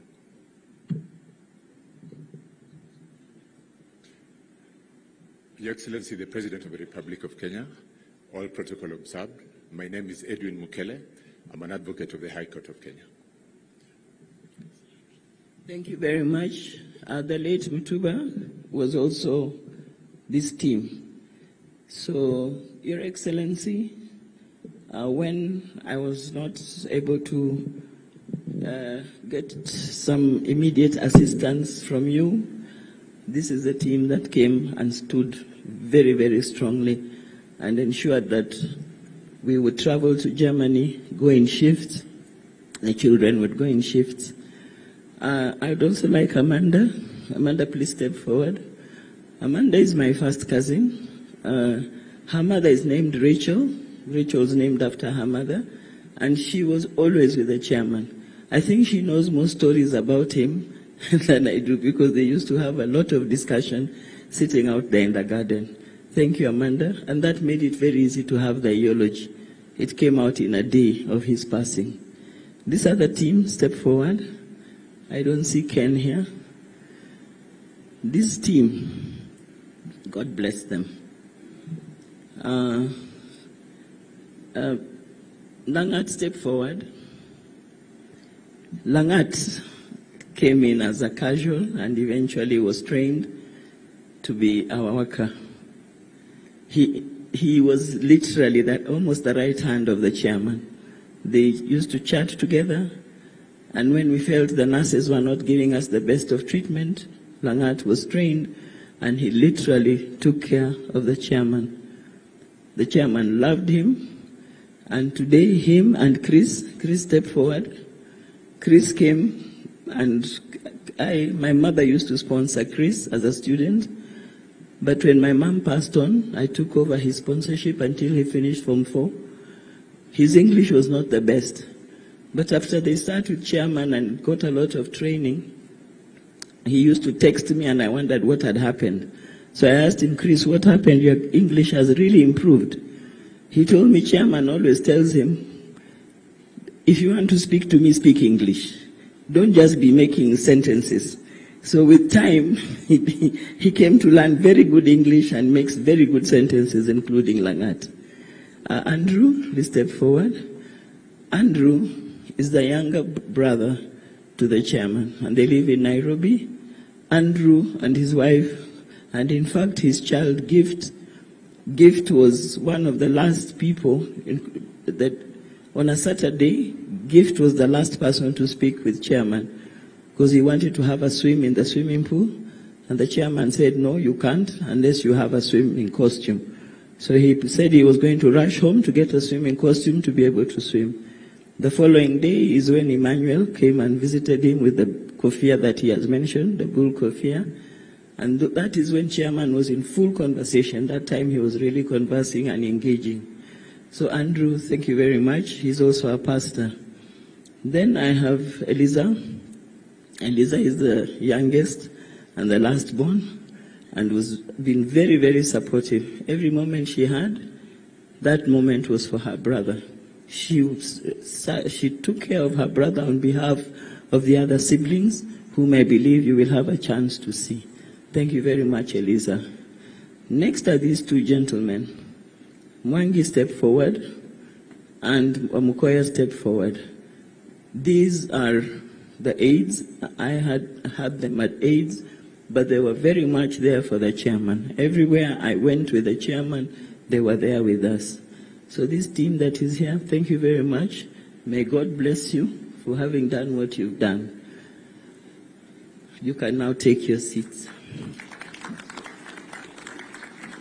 So my sister and my brother, the day we got the news, and Eric are the ones who escorted me to the hospital. The news of his passing on the 20th of February, the hospital called in and they said, you need to come to hospital now. And that was almost midnight. And I said, why do you want me to come to hospital? But I knew it was that dreaded call that I never hoped that it would come through. And I said, no, I'd rather you talk to my doctor, let them explain to me what the problem is. Because I had spoken to the doctor an hour earlier. My doctors were such that we engaged any time of the day or night. They were very, very supportive. So it turned out that they insisted that they want me to come in. After 5 minutes, they called back. They said, we've spoken to the doctor, and the doctor says, you might as well come in because he had a cardiac arrest, and while we were trying to resuscitate him, we lost him. I said, what do you mean you lost him? You are now telling me he has died? And they said, yes, that's what we are telling you. And I said, you're just telling it to me like that? And they said, yes. Then I said, is that what it means to be a next of kin, that you can be called any time of day or night? And that is when it occurred to me, when you are ready to be a next of kin, then be ready for such shocks. And it reminded me that all these years, when I stood before at Mariakani Christian Center, as you will see in my tribute, when we walked down the aisle with this handsome man that is lying there, when we walked down the aisle, I said, in sickness and in health. I didn't understand the meaning of those words until death did us part. So when you make those vows, just know they are not for the sake of it. Because my husband, I stood with him in sickness and in health. You heard the stories of health. We enjoyed a lot of golf. In sickness, it has been almost 2 years since that day that he was diagnosed with GBM. I will not read my entire tribute. I will interject it once in a while. But I start by saying the formal journey between you, my darling, and I began on the 21st of April 1990 when we solemnized our marriage at Mariakani Christian Center. But our story started long before that. I first met you when I was attending a training sponsored by the National Treasury in Mombasa, 1988. You were then running your law firm, Wanyonyi and Company Advocates. I will fast forward on my tribute and remember that because some of the things which have already been said, I will not repeat them. I remember when you ran for the MP seat in Sabata. Saboti, sorry. I said Sabata because Rachel said Sabata. In Saboti, Trans Nzoia, you were adamant that I accompany you to the campaign rallies, but I resisted, wanting to focus on our young children, the young family, while also managing my job because I was a public, I was working in the public sector in the Coast Province. You didn't want to hear about it. You wanted me by your side during the campaigns. I didn't understand why, but over time I realized that while you needed my support in your public life, you were also committed to ensuring that I was never in harm's way. We lost the election, as Rachel says, and when we lost the election, the commissioner didn't allow the results to be tallied. When we went to the hall after elections, when he kept on realizing that our form, the agents form 30, that time they were calling them 16A and B, that our 16A was different from their own 16A, and we had the agents who had signed. What happened is he realized there seemed to be a difference and a divergence in the results. So he suspended the tallying and he said, go home. We shall notify you when to come back. Indeed, we were notified to go back around 2 a.m. When we went back, the tallying did not continue. He simply announced the result. Of course, we had lost with a very small margin. My husband, being the lawyer that he is and the person who demands for his rights, set up a team. I remember my sister Helen was in that team. They were sitting in some hotel somewhere in Kitale, tallying, comparing all the forms. And by the end of it all, they felt that we had been denied our election. So we kept our forms in our house and we said we need to rush back to Mombasa where we lived. We had left the children at home and we said we were now going to put up a petition. So we left this box full of our Form 16As in the house. And while we were heading home, there was a lot of fracas that time. That was 2007. Getting out even was a bit of a problem. But somehow we found our way to Nairobi. We posed at my parents' house, and then we proceeded. But just before we got to Nairobi, we got a call from somebody, and he asked us, do you have anybody in the home? And we asked why. He said, because we have told there are 2 police vehicles, Land Rovers, that are headed towards your home. Said, oh. So they said, make sure there's nobody at home. In the next 1 hour, our home had been raided. Nothing was taken except our nice little box which had our Form 16As. So there went our evidence. We could not petition. Rachel has given you the rest of the story, how determined he was. And I'll tell you, he tried looking for that commissioner. He has not found him until today. Because he really felt he was unfairly treated. Now, those early days, though his friends called him Cheb or chairman, he had these very good friends, Lumatete Muchai and Peterson Semenye, who kept him company in the early years. I used to call him honey, I would call him darling. That is when we had got married. So when Rachel came along, of course the name changed. We became Baba Rachel and Baba Rachel. So the honeys and the darlings disappeared. That's why I decided to have my flower here with honey on it. At least now that the children are grown, I can still call him honey. But honey, I have to call you honey because I'm saying bye to you. I was transferred from Mombasa. I used to work in Mombasa, then later to Kwale. I was transferred because I was outgrowing the station. But because of my family, I did not want to leave. But my bosses at the National Treasury insisted that I had outgrown and I have to move. So I moved to Nairobi. I didn't know how to tell my husband to join me because you don't tell a Luya or a Bukusu man to follow you when you're transferred. They will not. So I started by pulling Rachel slowly for her studies in Nairobi. I pulled Jonathan, and then I left Emmanuel behind with him. Emmanuel has given you the story, because I used to do the cooking. Now there they were, the two of them. They didn't want to employ anybody to work for them, and Emmanuel has explained to you how they ate the mud fishes.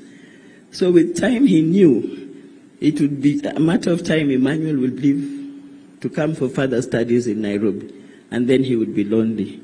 That is when they made a decision to come and join us in Nairobi. And if they had not come to Nairobi, I don't think they would have established Kuto and Partners, that firm that he established, because then there would have been no need for him to come. He became the managing partner, and other than their company growing in terms of career and everything, that's when now it was easy to do the masters, and it was also easy. It was possible for him now to take up the job as the chairperson of IEBC. We had a lot of, other than playing golf, he encouraged me to take up leadership. Rachel has mentioned it. As for me, I went to the highest level. I became the chairperson of the Kenya Ladies Golf Union, a position he felt I needed to take up. And I thank God for him, because it instilled a lot of leadership skills in me. Now, my husband had this habit of starting a project and throwing it at me. The macadamia trees you see out there, there's coffee somewhere down there, bananas we had done. He just decides, we are going to do this. And then along the way, he says, now you run with it. I didn't then realize, it's only recently it occurred to me, this gentleman was preparing me to take over all these responsibilities. It's only recently, when I had a chance to sit, that it occurred to me that is what he had in mind. Because I have been so strong, I don't know where my strength comes from. But this morning, I almost lost it. I almost lost it, but I have a team of women with me. As I'm giving my tribute, please come forward. Muganda and the team, you know yourselves. Just come and stand here. You will not talk. They have been praying for me. They have been singing for me. And today, usually it's them who insist. Wake up, we are going to pray. Today, I actually talked to them, approached them, and I said, ladies, can you pray? And they prayed.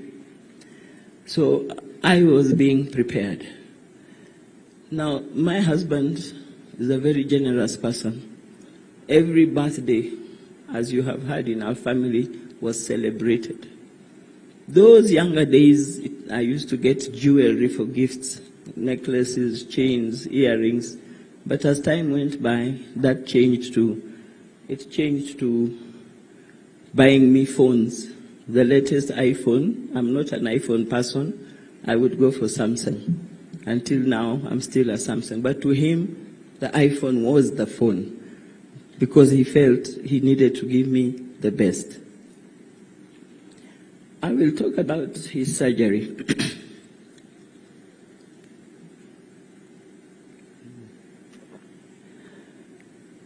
Now, he, as you have been told,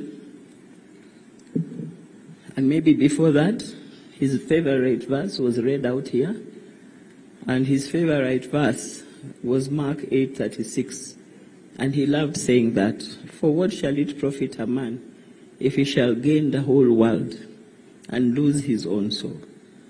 That is a verse he loved. Maybe before I talk of his illness, I can mention that dreadful day of August 15th, 3 days after Rachel's birthday. It was a hectic period for us, no doubt. I will not go into details, but for me it was divine intervention, because just when he was trying to leave the house, he couldn't leave the house for one reason or the other. We requested, the Archbishop Ole Sapit called in to request him to assist in clearing the protocol processes, so that since he had already decided that he was going to announce the results on that day, Ole Sapit called in to say, Archbishop Ole Sapit, he called in to say, I need you to assist me clear the religious team into the bomas because the queues are heavy. And when I asked who had called in, because he had received almost 4 or 5 calls before that, and he kept on saying, I don't like these calls I am receiving. So when I asked, so who has called in? He said it is the Archbishop. He explained what he was trying to say, and I told him, please request the Archbishop to come home. They said, but they're just 5 minutes away. Are you ready to receive guests? I said, yes. So in less than 5 minutes, actually 5 minutes, a team of 14 religious men drove into our compound. They came in, they stood in the sitting room, they said they are not sitting. And I said to them, every morning I pray for my husband. Every morning we stand at the door and I would say, I'm praying for you. I'm praying for your wisdom, that God gives you direction. That started in 2017. I told the Archbishop, today I could not pray. So please, just pray as he proceeds to bomb us. And the Archbishop prayed. They all prayed. I offered them tea so that I could delay them a little because my husband had come in early in the morning. He had taken a rest and I needed him to, he was still dressing up. And they said, no, we are not sitting. We have prayed, we want to leave. I used the security guards to delay him. Thank you, Mahanu, who was head of our security. He ensured they tried to delay, and the next thing there was a procession to Bomas, and with this gentleman in the middle of that procession. That's how he got to Bomas.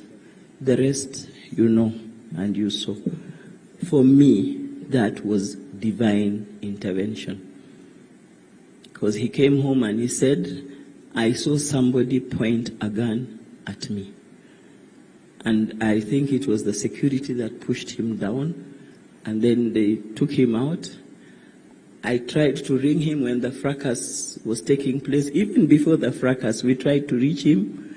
We couldn't reach him because Rachel's friends were telling her, your father is being compromised. We hear he's delaying announcing the results.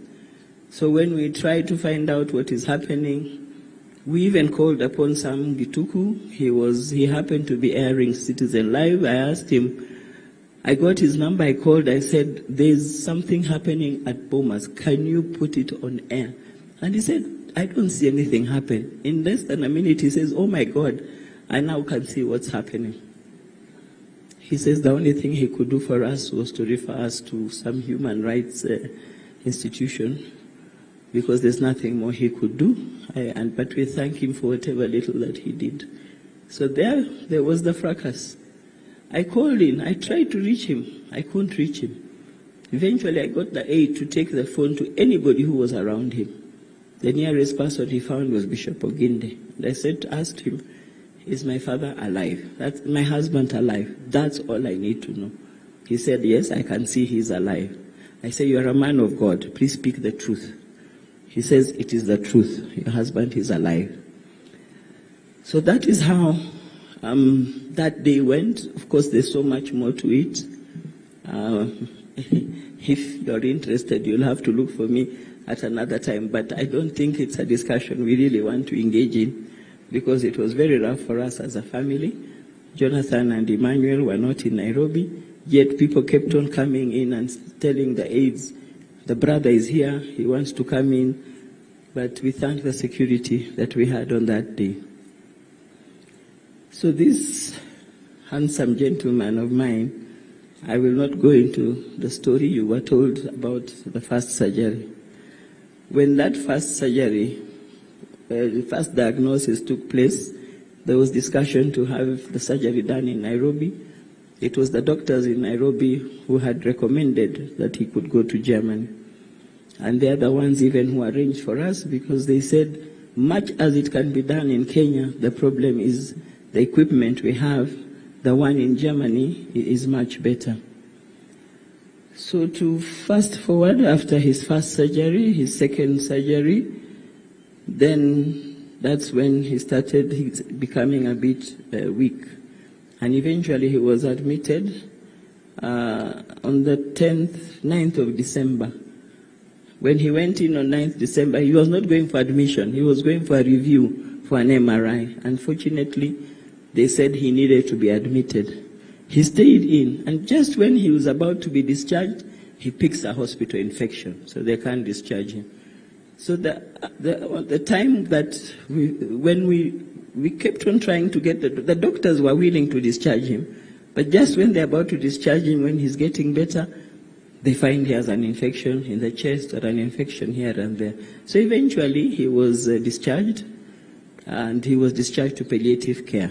At this point, he was not speaking. And at that point, a Right Honorable Speaker had visited him in the ICU.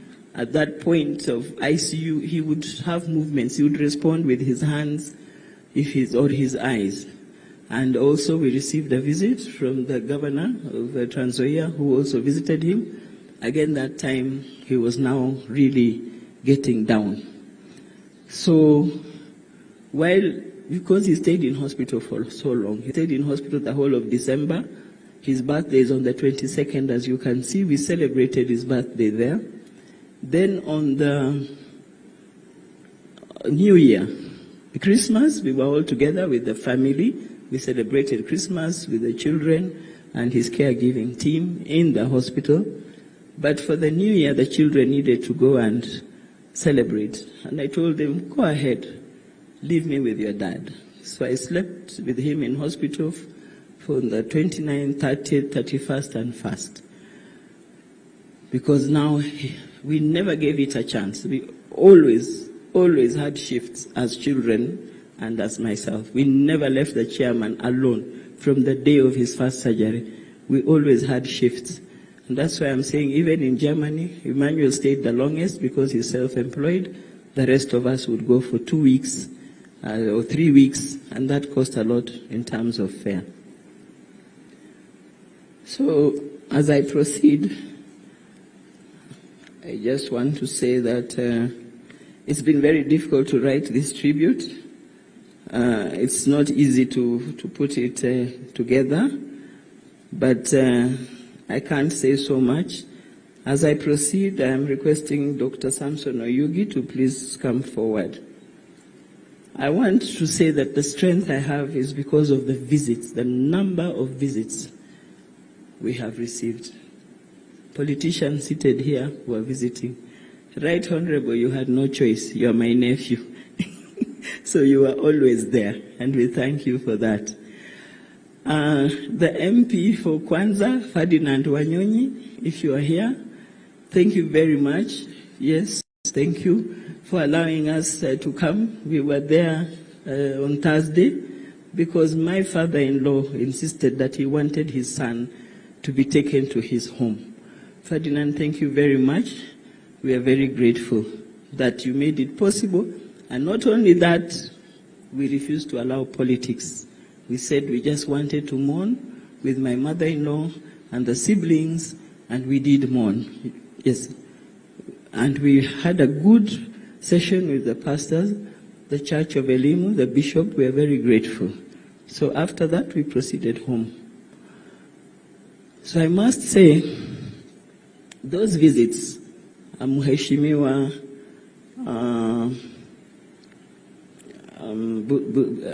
Busai, you were with us. You gave us a good reception. You've been with us. You even visited Nairobi. Also Ferdinand visited Nairobi. And many of you politicians came home. You came home, and I believed when religious people kept on saying, they would come and say, your husband, your father is going to give a testimony. He's going to give a testimony. He will recover from this illness and he'll give a testimony.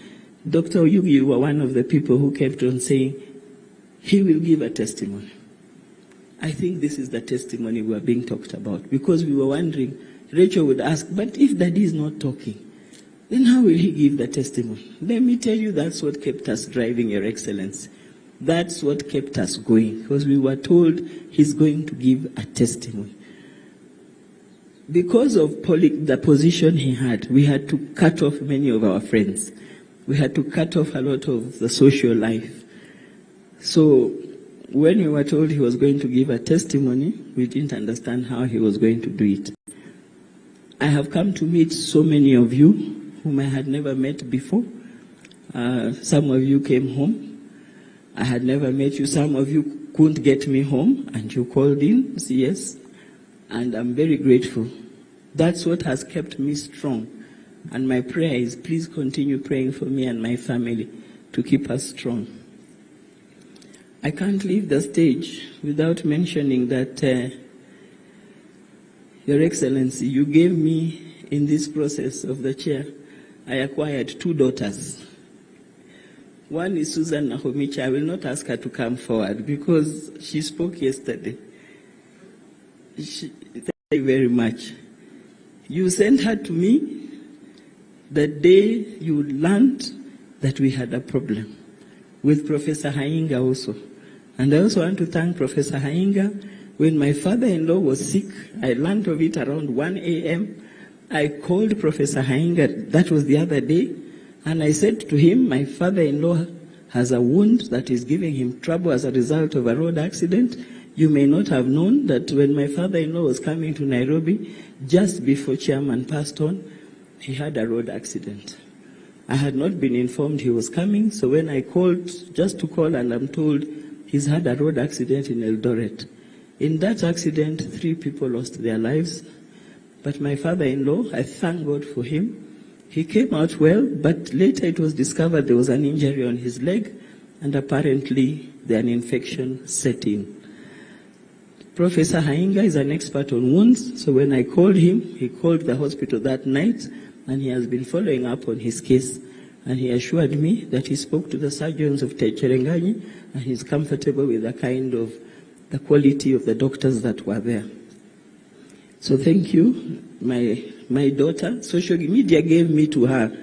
It's the only thing social media has done to me, positive, to give me a daughter. The rest of the time they have bashed us, they have attacked us. But there's one thing Chairman said to us. Ignore those people. Just ignore them. They've killed him so many times. In fact, every time I get so many calls coming in, I know social media has killed my husband. So I just go cutting off and saying, he's okay, he's okay, he's okay. And everybody says, oh, thank God, we were actually inquiring, what is this we have read? So social media has really not been fair to us. Now that he has rested, I hope they will give us some peace. It has been so difficult.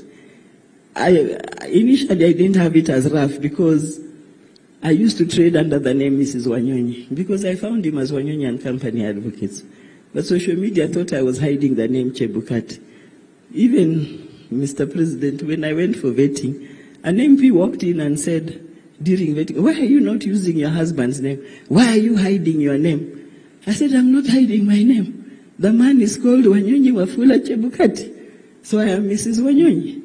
So he was very surprised that I have, in fact, the chair of the committee made a joke and said, this lady is having 2 names of her husband. How many of you here even, the wives even carry 1 name? I can see some of you smiling, Senator King. So, I must say, he has protected us. He told us, wachana na social media, when you see any bad report, just look at it that this person is making money. Ignore. Wachana naye. Yeye anatengeneza pesa. Na anatengeneza pesa kukutumia. So if they want to continue making money, let them talk about the good things that I have had. The tributes that have come out. If there's anybody who knows Chairman, it is IEBC. They had a big ceremony. They requested for 3 hours. We gave them 3 hours. They did a beautiful candle. And they will, I don't know if they'll have a chance to talk, but those are the people who know the chairman. If you say chairman is stone-faced, you don't know the chairman. Chairman talks more than I do. I'm said to be chatty, but he chats more than I do, and his friends will tell you. And I think they have alluded to that. The other daughter, Mr. President, you gave me is a lady called Rose Wanja. I don't know if she's in the house. She must be around. Rose Wanja started the journey of taking the chairman to Germany. She's the one who organized our trips and ensured that we got to Germany. When we came back the second time round, Your Excellency, I don't know whether she was the one to do it, she came in and she assisted. In addition to the team that you had at the office of the President. So, I will take this opportunity to also thank the doctors who started the journey, Dr. Warshaw, Dr. Kureshi, or Mr. Kureshi, Dr. Magoha, Dr. Kiare, Dr. Silverstein, and Dr. Kahuho.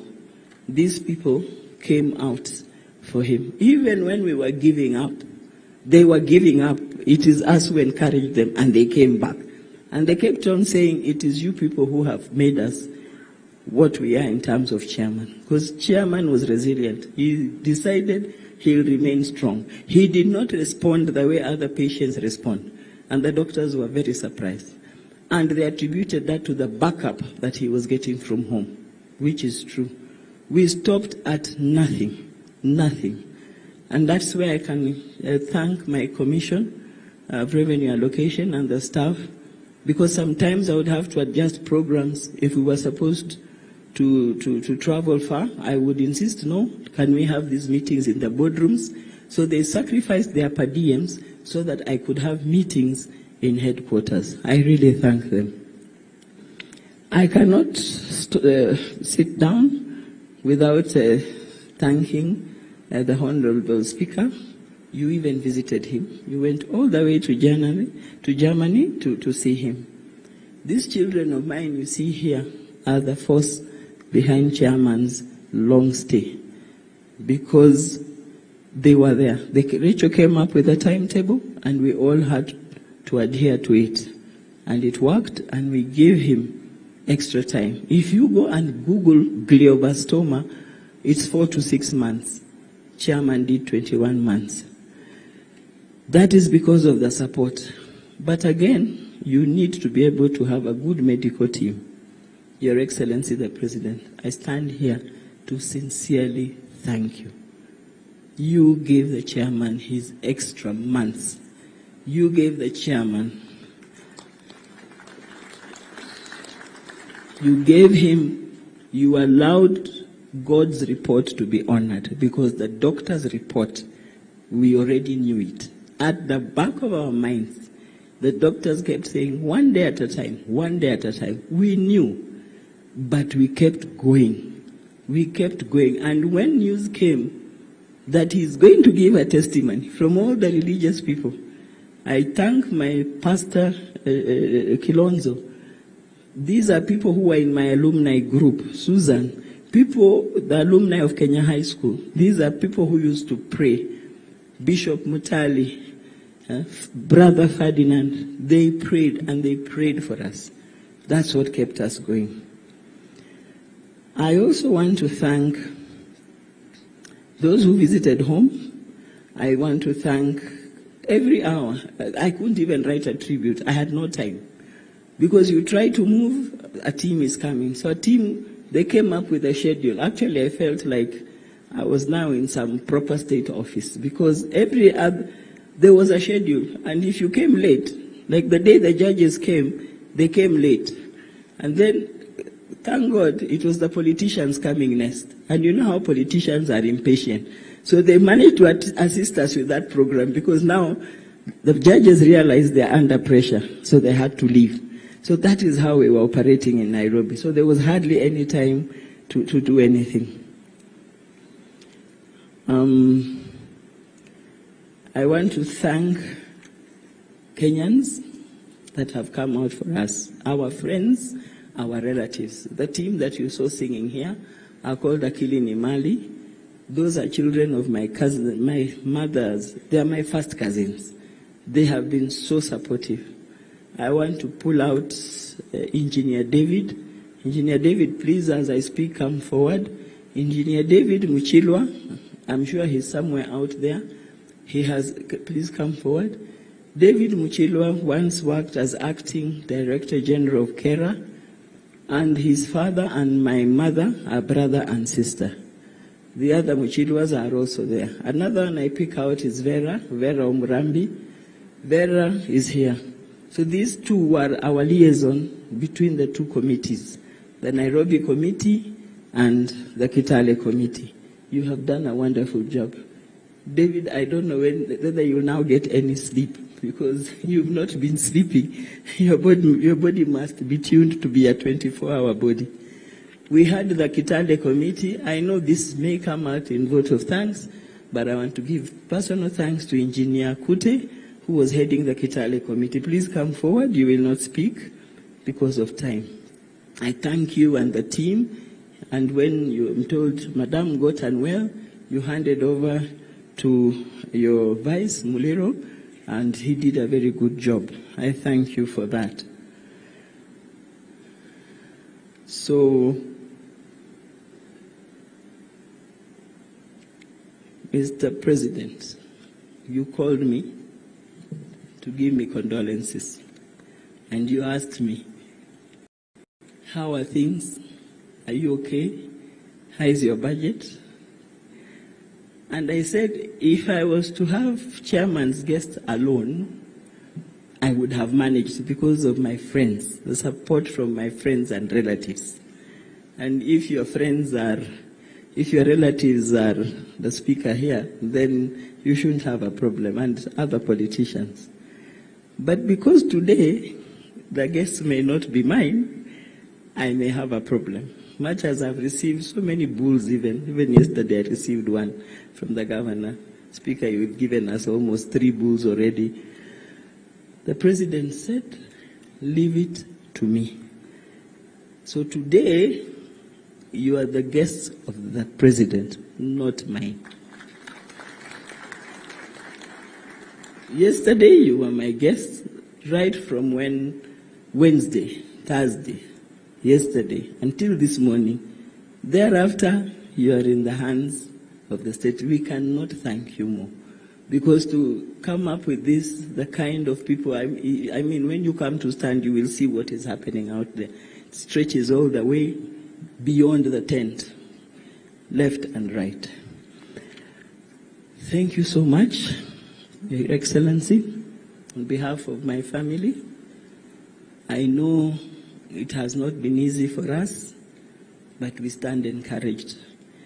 Those of you who have been giving us promises of how you will visit us, we have received so many gifts, milk, bread, sugar, everything. It's still there. Please come and visit us and keep on encouraging us. That is all we require from you. May God bless you. Let's appreciate Mama Mary, even as she takes her seat. Yeah, thank you. As you know, this is their day, and there is very little we could do to be able to control, and she needed to do that. Thank you.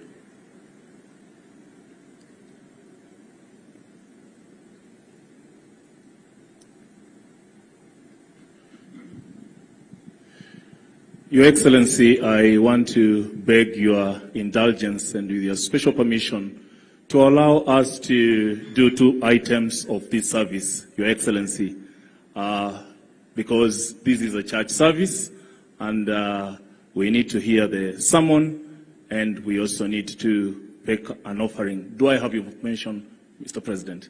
Thank you, sir. Thank you so much. The President has given us a VAT of a few minutes to be able to run the other bit of the service, so the pressure that I've been receiving here, I think should be able to reduce before we bring in the state. And so at this juncture, we want to collect the offering. And just to state it very clearly, as Christ is the Answer Ministries, any collection done in such a service goes directly to the family. So we don't touch it, we don't count it, we don't look at it, we leave it to the family. And so I will invite those ushers that are helping us to be upstanding. I will ask the choir to give us a song. But as we do that, I just want to let you know that to speak to us this afternoon is our senior pastor for Sitam Kitale, who is here on the podium. Immediately the choir has sung he will come and be able to minister God's word. Choir, very fast. You only have 3 minutes and 30 seconds to be able to do your song, even as we allow. And the ushers, you know what to do, so kindly, please, to a chonjo. But that, as we do that, we also have the senior pastor for Sitam Eldoret, Reverend Elfas Bwire, senior pastor for Sitam Eldoret. Yeah, that's your hometown. And of course, Reverend Martin Bandu, who is running this service with me, and yours truly, Reverend Stanley Amukoa. I will only ask the other ministers on the podium just to stand up and wave, because we don't have that much time. Our time is far much pressed. Yeah, we have 2 minutes. Yeah, choir, please do your thing. And then immediately you are done with the offering. As the choir takes recess, the next person you will hear here is Reverend Joseph Kamau Mudua, our speaker for today. Thank you.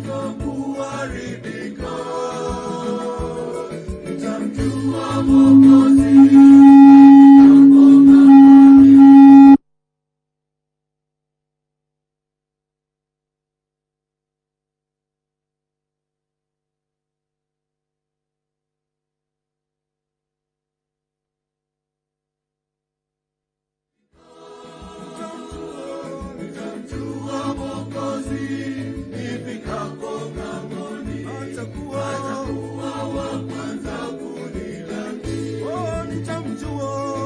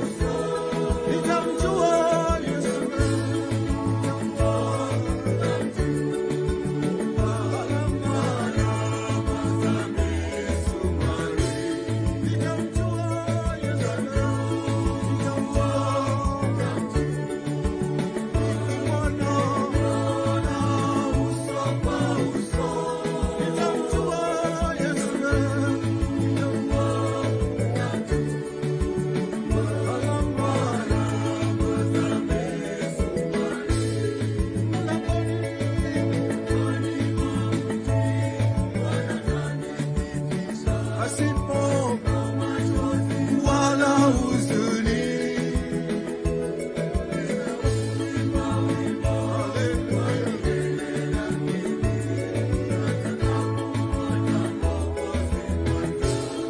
Thank you, choir. Thank you, choir. Amen. As we're going to bring a speaker on, just to remind you, I know most of us have gone digital. We have a pay bill number we've been using all the time as we assist this family. Pay bill number 8061037. I repeat again, media, if you can just project as we go to preaching, 8061037. Account, please put your name there. We'll appreciate. At this moment, the offering is still going on. Those on the digital soft, just keep on sending. Pay bill 8061037. Account your name. Let's pray for the offering. Father, we thank you for your people who've given with love towards this family and towards you, O God. Bless the gifts, bless the givers. May they never know lack because they've given unto you through this family. We bless you. In Jesus' name we pray. Amen. Amen. I know your program reads, the speaker is Martin Mbandu, but I've been in this ministry preaching for the last 50 years. It is a joy to have mentees or sons and daughters who can be able to come up and take over from us even as we go to the next level. So our son here who's preaching to us is Joseph Kamau. He's the senior pastor of Kitale Pentecostal Church. And Kitale Pentecostal is domiciled at JKU Art. That's where they meet them. So Sitam Kitale is here, and you're all welcome tomorrow. Kama una kanisa, uende wapi Sitam Kitale. And you want to go nearer, you can go to Sitam Eldoret at Pioneer Estate. And if you want to follow me physically, come to Sitam Embu. Mbarikiwe sana. Let's put our hands together for Pastor Kamau. Thank you very much, Reverend Bandu.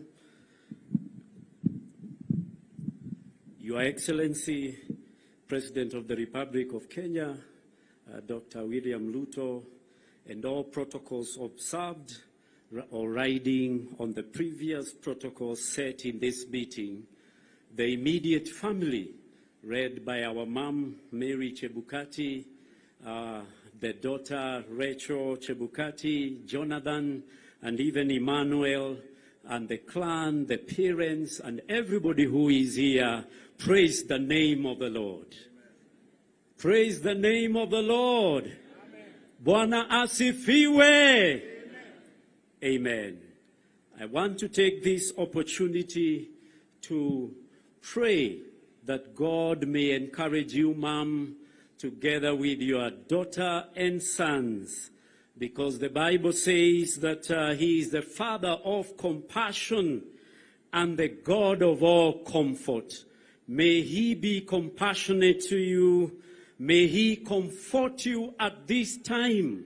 And the reason why you have gone through all this, as the scripture or the good book says, is so that you may be comforted and that you may be able to comfort many more. I believe that God wants you to comfort many others with the comfort you have received, and we have heard from you of the strength that God has already given you. And therefore, for the few moments that I have this very day, I would want to bring the condolences of Sitam Church Kitale, Sitam Kitale, Christ is the Answer Ministries Kitale, and the whole of Sitam Fraternity, and tell you we are praying for you, family, and may the Lord carry you through. And because the Bible or the good book says that the destiny of every man is death, or the death is the destiny of every man, and it is better to come to the house of mourning than to go to the house of feasting. Therefore, we are here also because of all of us who are alive today. In fact, there is a possibility for us to have hope beyond the grave. And also, and therefore the message I bring to you in a few minutes is that you also must be ready. Praise the name of the Lord. You also must be ready. And we read from the scriptures or from the Holy Book, from the book of Matthew chapter 24, verse 37, and then I will say a few things and we will be done. The Bible says in Matthew 24 and verse number 37, as it was in the days of Noah, so shall it be in the coming of the Son of Man. For in the days before the flood, people were eating and drinking, marrying and giving in marriage up to the day Noah entered the ark. And they knew nothing about what would happen until the flood came and took them all away. This is how it will be in the coming of the Son of Man. 2 men will be in the field, one will be taken and another will be left. 2 women will be grinding a handmill, and one will be taken and the other will be left. Therefore keep watch, because you do not know what day your Lord will come. But understand this, if the owner of the house had known at what time of the night the thief was coming, he would have kept watch and would not have his house be broken into. So you also, and that is where the topic of today comes from in verse number 44, so you also must be ready, because the Son of Man will come in an hour when you do not expect him. Today I want to speak only of a few things. The first one is that you also, being the words of Jesus, Jesus who came for us, Jesus who have given us life, but therefore you also must be ready. That portion of scripture we have read, you see a repetition of the words, keep watch because you do not know the day or the hour.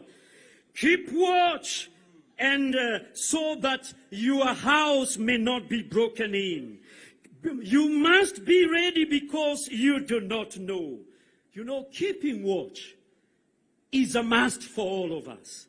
I know the portion of scripture talks about eschatology. But what we know is that Christ will come back again. And he may come back again for all of us. But he may also come back for you, as he has done for our brother and our chairman today. And the challenge today is that you must be ready. There is a requirement, there is a strict attention that you need to put upon your life, because you will not be in this life forever. Secondly, after we have known that we must be ready, is that time is not on our side. You may think you have a lot of time, but time is not on our side. A man called Hopewell said, and I will quote, and this is a quote that he found of a man who had been buried in the 18s, in the year 18 something. In fact, it's 1878. He said, remember me as you pass by. Those words were at the grave. Remember me as you pass by. As you are now, so once I was. As I am now, so you will be. And therefore prepare for death and follow me. And the end of the quote. So the end will surely come. It doesn't matter whether it is not if it will come, but it is when it will come. Will you be ready? Will you be ready? Your time here on earth, are you preparing yourself? How are you living? The portion of scripture we have read, we see comparisons. We see as it was in the days of Noah. And you can read from Genesis chapter 6 to see the reality check of the days of Noah, the corruption, the wickedness, the evil that was happening in the day, until the day came and no one would escape. Brothers and sisters, friends, and all who are listening to me today, we must be ready at any moment, because we don't have that much time, or we may not have that time. In the days of Noah, people lived normal lives. Which are those normal lives? They were eating and drinking. Don't we love eating and drinking in Trans Nzoia County? They were marrying and being given into marriage. And some other part of the scriptures of the Holy Book, in the days of Lot, as it shall be in the coming of the Son of Man, people are buying and selling, planting and building, until the day came. Today I have come here to remind us, or we are here to remind us as a church, that people lived normal lives. And Jesus used that example to say, it shall be the same at the coming of the Son of Man. No one knows the day, no one knows the hour, no one even knows when you will leave. But there is a distinction as we read. 2 men will be in the field, one will be taken away and another will be left. 2 women will be grinding a meal, but one will be taken, another will be left. 2 people will be sleeping in one bed according to the book of Luke. One will be taken and one will be left. Are you ready to be taken and to be with the Lord Jesus Christ? Because it is destined for one to die once. We don't only die because of sickness, but it's because the day has come. I've lost both of my parents, I as an individual. In fact, my dad died with me in that hospital bed as a pastor. And he left without my knowledge. We were talking and he left. My mother had died 2 years. She was always sick. She was never sick. But my dad was always telling us, I am going home. But my mother left before, not because of sickness, but her day had come. Brothers and sisters, friends and everybody, Hebrews 19:17, it is destined that we will die once. Therefore you need to prepare. You need to act. Somebody needs to act and do something. Do the good work that we need to do today, because you are on borrowed time. You are on injury time. There is an emergency. And therefore, all of us needs to be ready. And the family chose a portion of scripture about being disciples of Jesus and culling up the clothes and following the Lord Jesus. Because what does it profit a man where if he gains the whole world but loses his soul? That was a favorite scripture of our brother Chebukati, as we have heard from the family. And that means that he was saying, you need to prepare. You also must prepare and be ready for the coming of the Son of Man. And you don't know whether he will come to you alone. Verse 42 says, therefore keep watch, because you do not know on what day your Lord will come. Jesus' words became specific to you, to me, to everybody. Beware when that day will come. And therefore, for us to be ready, we need to give our lives to Jesus. Because Jesus is the one who said those words. They must have been serious. Jesus is the one who said the I am statements about God, him being God in the Bible. He said, I am the bread of life. Meaning that for you to be sustained from hunger and thirst, you need Jesus, who is the bread of life. I am the light of the world. You should not walk in darkness. You need to be prepared in the light. I am the door. I am the gate, the exclusive means of safety. I am the good shepherd. Again, the family chose about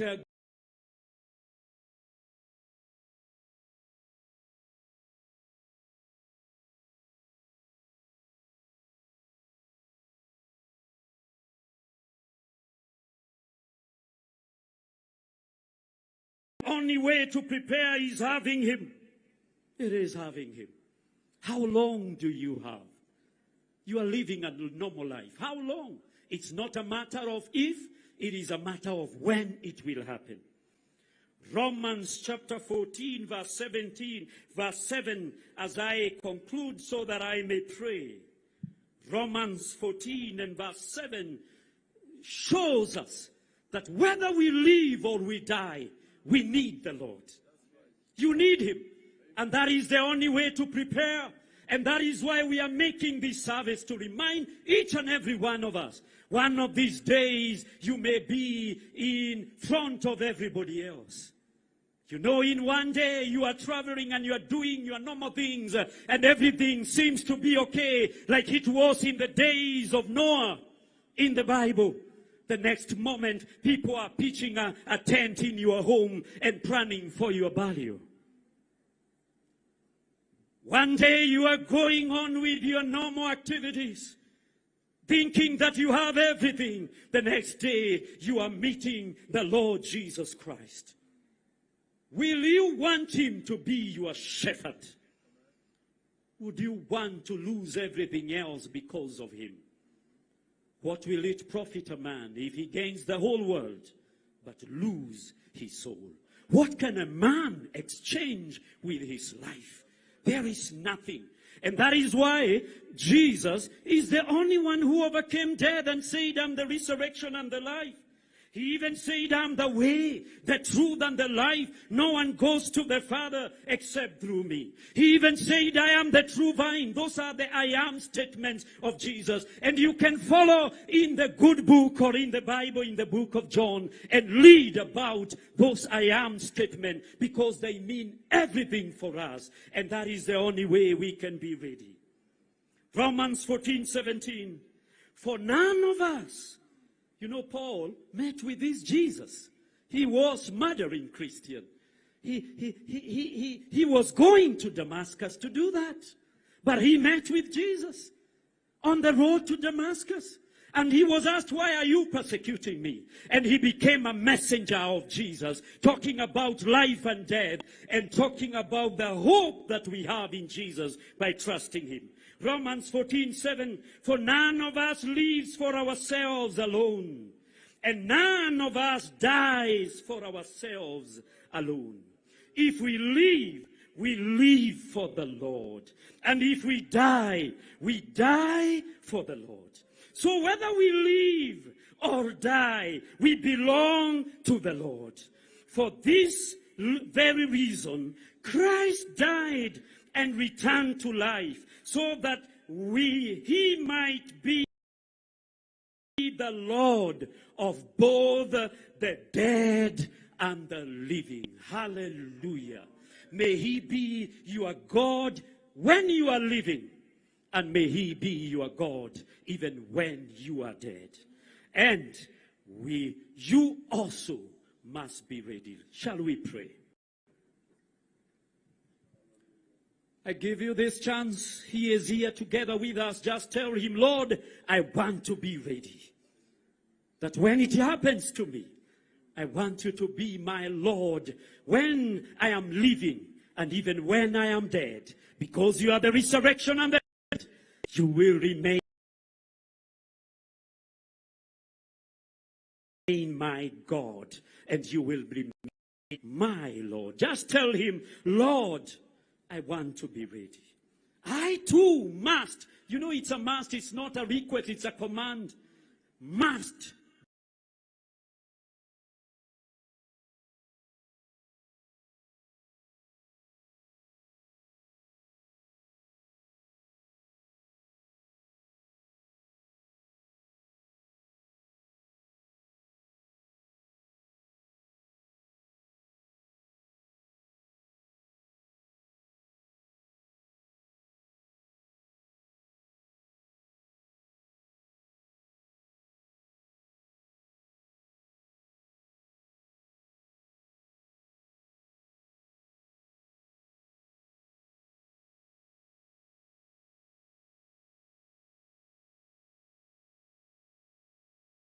be ready. You must be ready.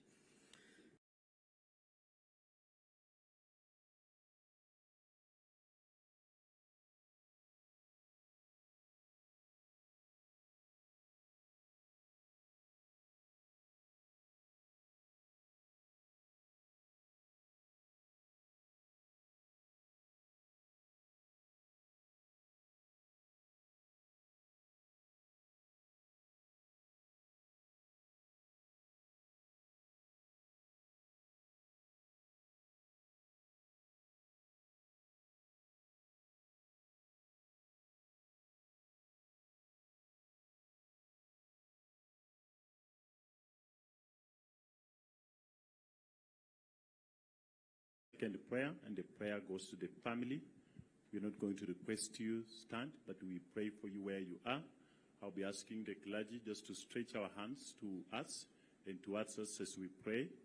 May I take this opportunity also to send my sincere condolences to the family, particularly of Jonathan, who is our member at CITAM Eldoret. Shall we pray? Our clergy, please stretch our hands towards the family. Father, in the mighty name of Jesus, indeed, Lord, as you've gathered us in this place to mourn the life of a soldier, a man that lived for the country, a man who was an arbiter of many, O God. And Lord, we come before you this afternoon. We remember the family of our sister, the widow Mary, their sons, Jonathan, Emmanuel, and their daughter Rachel, their entire family, Mama and Dada, and all those uncles. As we stand in this place with mixed reactions of a life gone soon, of a servant you wanted to use and used, oh God, in the time that he lived, our prayer is you comfort this family. As we reflect sometimes of words spoken, that sometimes put us in our works every day, that is full of controversy and sometimes of complexity by nature of the constitution of the offices, or rather by the task and even the magnitude of the same. We want to pray for special blessing upon this family, that you who is our Lord, you who is our Savior, you who speaks with clarity, and you who has called us with clarity, O God, may you be able to embrace this family, hold them closer to your heart, O God. May they hear your voice, O God, among many voices, O Father. We thank you, we honor you, that in these final rites, O Lord, as we stand and sit here, our prayer is, O God, you hold them and you guide them, you lead them, and you be able to comfort them beyond any words that will be spoken to this place. For we pray this in Jesus' name. Amen, amen, amen. Thank you. We appreciate our time is far much spent, and at this juncture, I will hand over to Mike Gitonga to lead us from there. Naomba tafadhali tuwapongeze kanisa kwa kazi njema ambayo wameifanya. Asanteni sana kanisa. Mheshimiwa Daktari William Samoei Ruto, ambaye ni rais wa Jamhuri ya Kenya na pia amiri jeshi mkuu wa majeshi ya ulinzi, Mama Mary Wanyonyi na jamii kwa jumla, mkuu wa mawaziri Mheshimiwa Musalia Mudavadi, spika wa bunge la kitaifa na pia bunge la kiseneti, gavana wa Trans Nzoia, magavana wenzako ambao pia wamefika mahali hapa, mjumbe wa eneo hili Mheshimiwa Kakai na wajumbe wote ambao wamefika, viongozi wa tabaka mbalimbali wa serikali ya kitaifa na pia serikali gatuzi, waumini na waombolezaji wote. Kwa sasa tunataka kwenda kwa kipindi cha hotuba kutoka viongozi ambao wako hapa. Lakini tungependa kuomba tafadhali viongozi ambao watakaoitwa, tafadhali tufuate ratiba, tusiite wengine, na wale ambao tutakaotambua viongozi ambao wako hapa, tuwatambue kwa njia ya kusimama, watambulike alafu waketi, ili tuweze kuokoa wakati, tuweze kutoka hapa ili tumsindikize mwenda zake. Kwa heshima Rais, naomba sasa nimwalike mjumbe wa Kiminini constituency Mheshimiwa Kakai Bisau aje anene mafupi na pia awatambue wajumbe ambao wako hapa. Tumkaribishe kwa makofi tafadhali. Karibu sana mheshimiwa.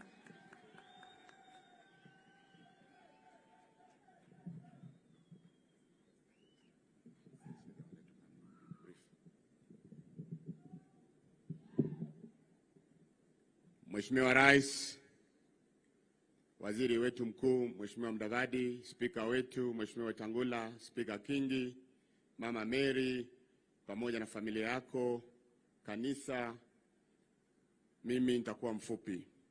Kipindi hiki nitaita wabunge wenzangu, watasema jina tu na wapunge mkono, kwa sababu tuko na muungano wetu Mheshimiwa Rais, muungano wa Magharibi, tukiwa wabunge 53, tukiwemo kaunti ya Busia Trans Nzoia, Kakamega, pamoja na Vihiga. Kwa hivyo wamekuja hapa kujiunga na sisi, kwa hivyo itakuwa sawa waende bila kusema jina lao. Wabunge tafadhali karibuni mseme jambo moja mbili.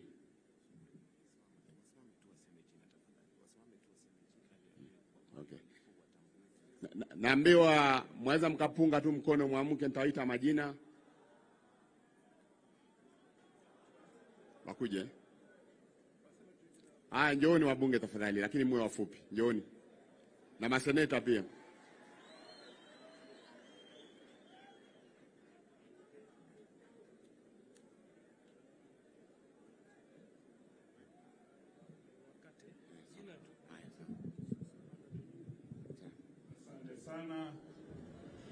Rais na familia. Mimi kwa jina naitwa Majimbo Kalasinga, ni mbunge wa Kabuchai wa constituency ambaye Wafula Chebukati was born, na constituency ya Speaker of the National Assembly Dr. Moses Masika Wetangula. Asante na Mungu awabariki. Asante sana Mheshimiwa Majimbo. Asante Your Excellency, all protocols observed. Naitwa Patrick Simiyu Barasa, mbunge wa Cherengani. Ninasema pole zangu kwa familia. Asanteni na Mungu awabariki. Asante Mheshimiwa Simiyu Cherengani. Basi majina zangu ni Ferdinand Wanyonyi, mjumbe jirani wa kwanza. Karibu Your Excellency. Lakini nataka niseme baada hii, Your Excellency, come back to see us again. Asante sana. Thank you. Pole kwa mama. Bwana Yesu asifiwe. Asanteni sana, na asanteni sana kwa kunitambua. Asante sana Bwana Rais, na asanteni sana viongozi wangu. Leo siwezi ongea. Asanteni sana. Asante sana Salasia, Mheshimiwa Salasia. Your Excellency, naitwa Njoroge Kororia, mbunge wa Gatundu North, Kiambu County. Asante sana, pole kwa familia. Asante sana Mheshimiwa Kororia. Mheshimiwa Rais, familia wote, kwa majina yangu naitwa Oscar Sudi, mjumbe wa Kapsaret, poleni sana. Asante sana Mheshimiwa Sudi. Asante sana waumini wote wangeongozwa na rais wetu, jamii. Mimi naitwa Didmas Wekesa Barasa kutoka Kimilili. Rambirambi zangu tu hapa, na niseme jambo moja kwa Kifaransa. Ehima enina humsala nyawaki lengele wa manyeneli khasi na mweseja. Na wacha ganehima nufuna kama sakari wera mwechi khabi.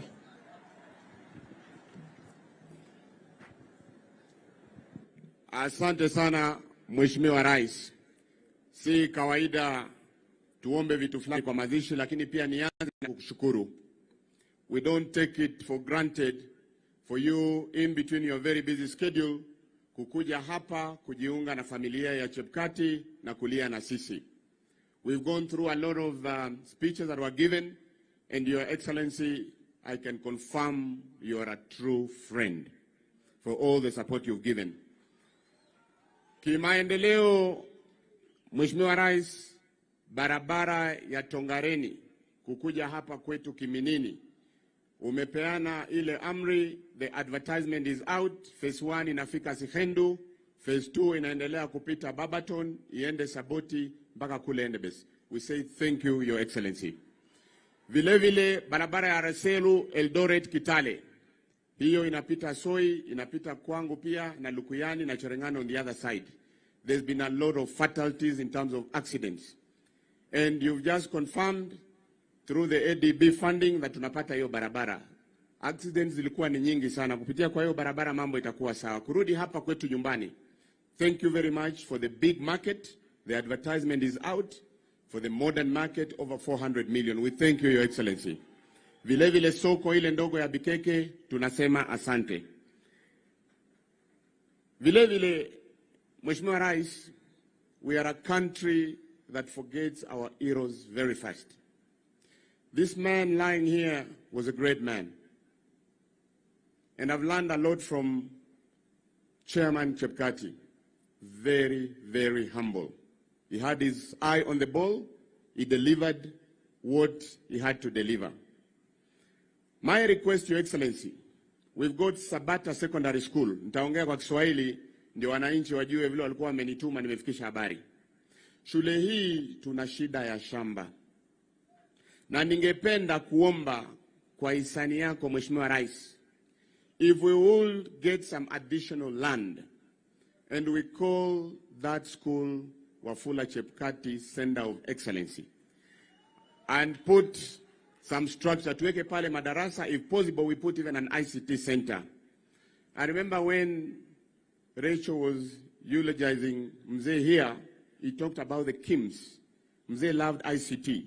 Now from that center, after we've expanded, we also have the ICT center there. It will help the kids, the children around here. This road that passes here, it joins Bunambo in Bungoma. It's a county road.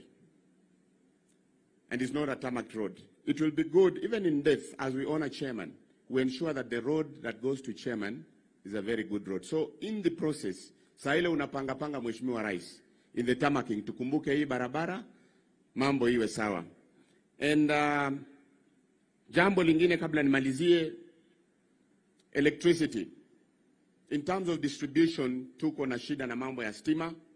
I know you have a big plan from what you had presented before, but most of our transformer, hata hii hapa kwa chairman, we had a lot of outages.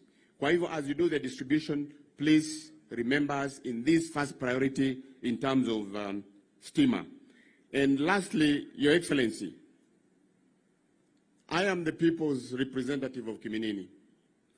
My sister Nahomicha alikuwa hapo, and I knew she was doing a very good job. Mama Mary has said how competent, how kind, and how focused she was helping chairman.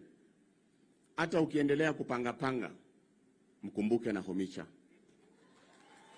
Kwa hivyo, mimi niwachie hapo, nichukue nafasi hii sasa, niite seneta wetu, na seneta anapokuja, vandu vefwe, no hali kusivakule nyama vakukhalira. Vakukhalira kweli, kukende nendo mwami wetangula, kukende nendo mwami Musalia bawanda vefe bakhulu bakhuamba sialala, mala kukende nendo mwami William Ruto, niyo line kumubano, niyo ole kusivakiro, mala akukhalireko enyama ngene. Ne omukhana wefwe CS evo khula khutira kama khwake busiri khwikhalalala nge county, and from the national government we get support so that we can improve our health system in Trans Nzoia. Thank you very much.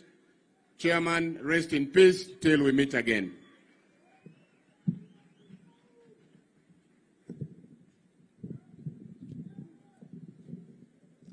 Asante sana Mheshimiwa Bisau.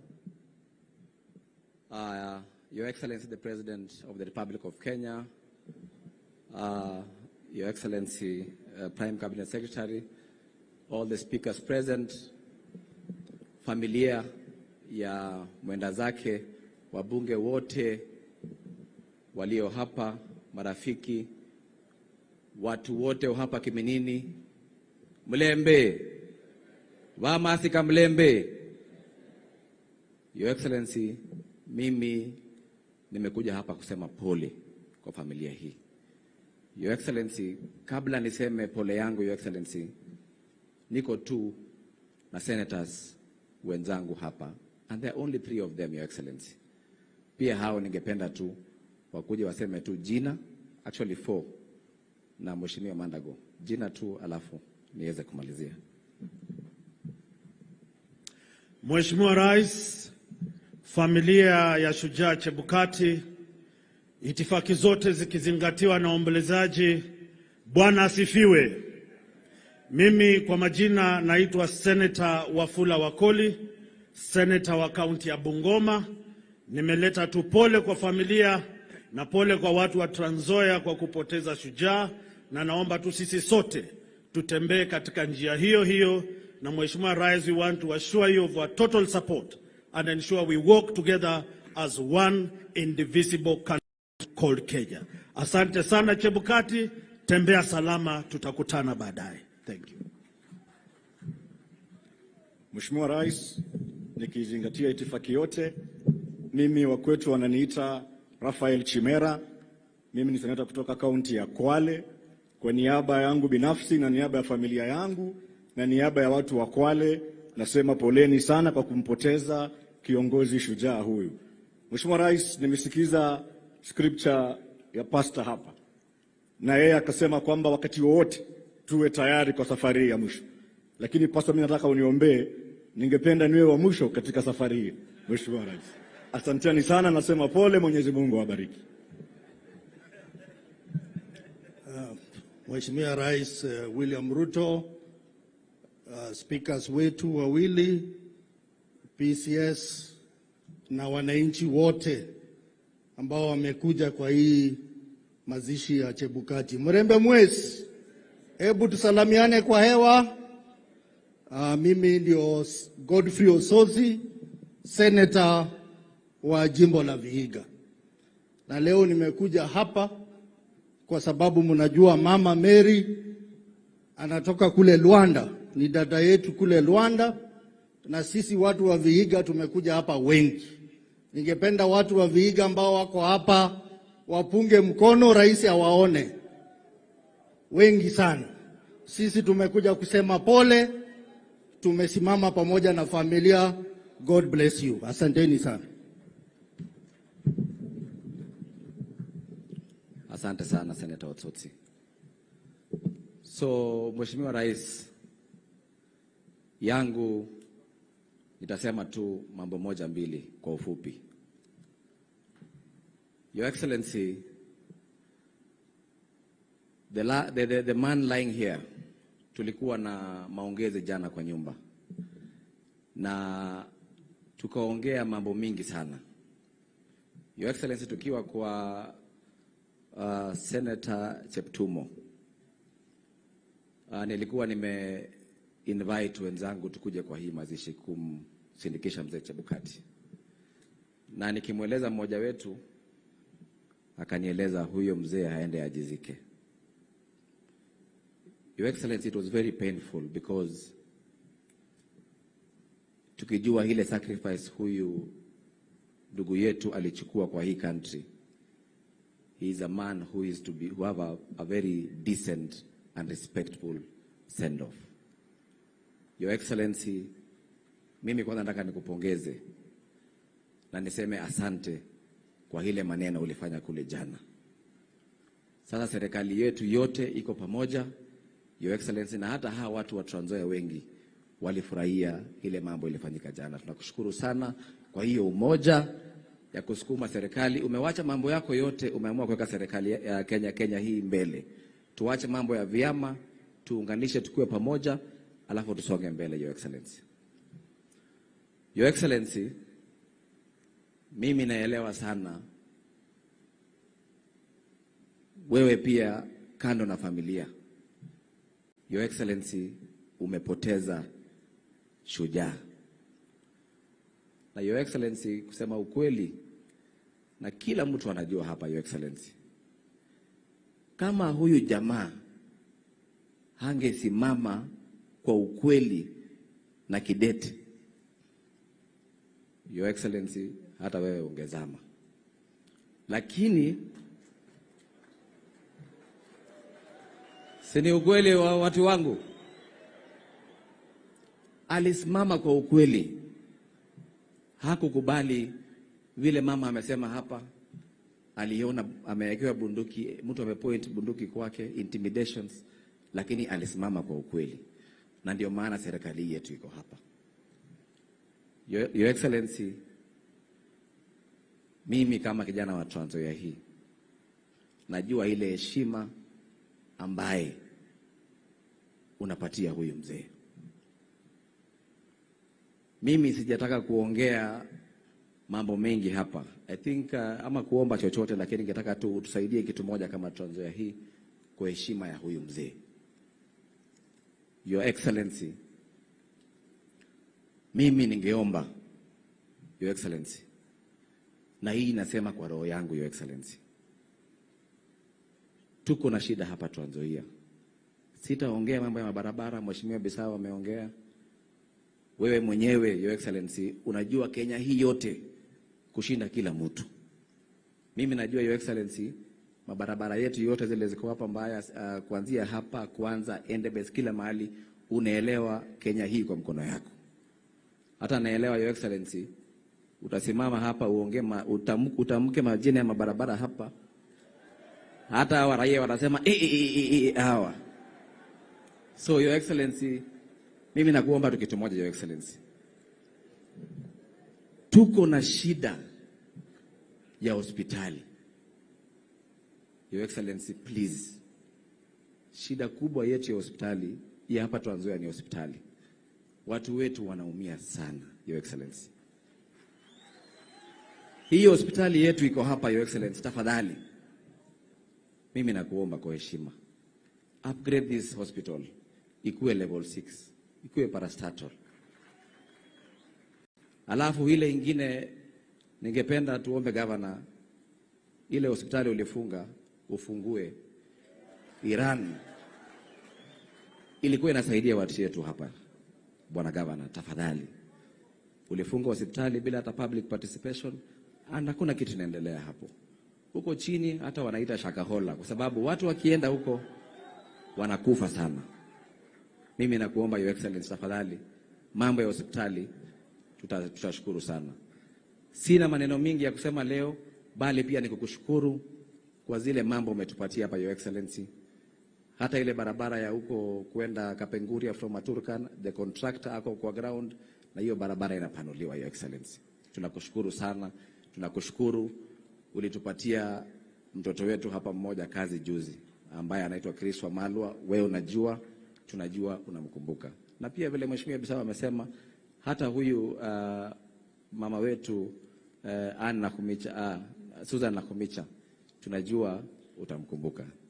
Your Excellency, nataka nimalizie hapo nikimkaribisha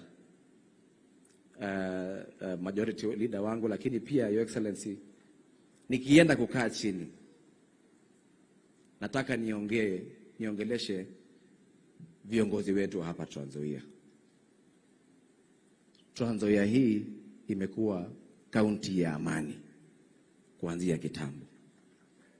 Mimi naomba kama seneta wenyu ambaye mlichagua na viongozi wenzangu, sisi hatujui ukabila hapa Trans Nzoia. Please, whatever is happening in this county imekuwa vibaya. It will take us back to clashes. Mimi naomba tukue familia moja, jamii moja, viongozi. Tuache kugawanyisha hawa watu kwa msingi ya kikabila.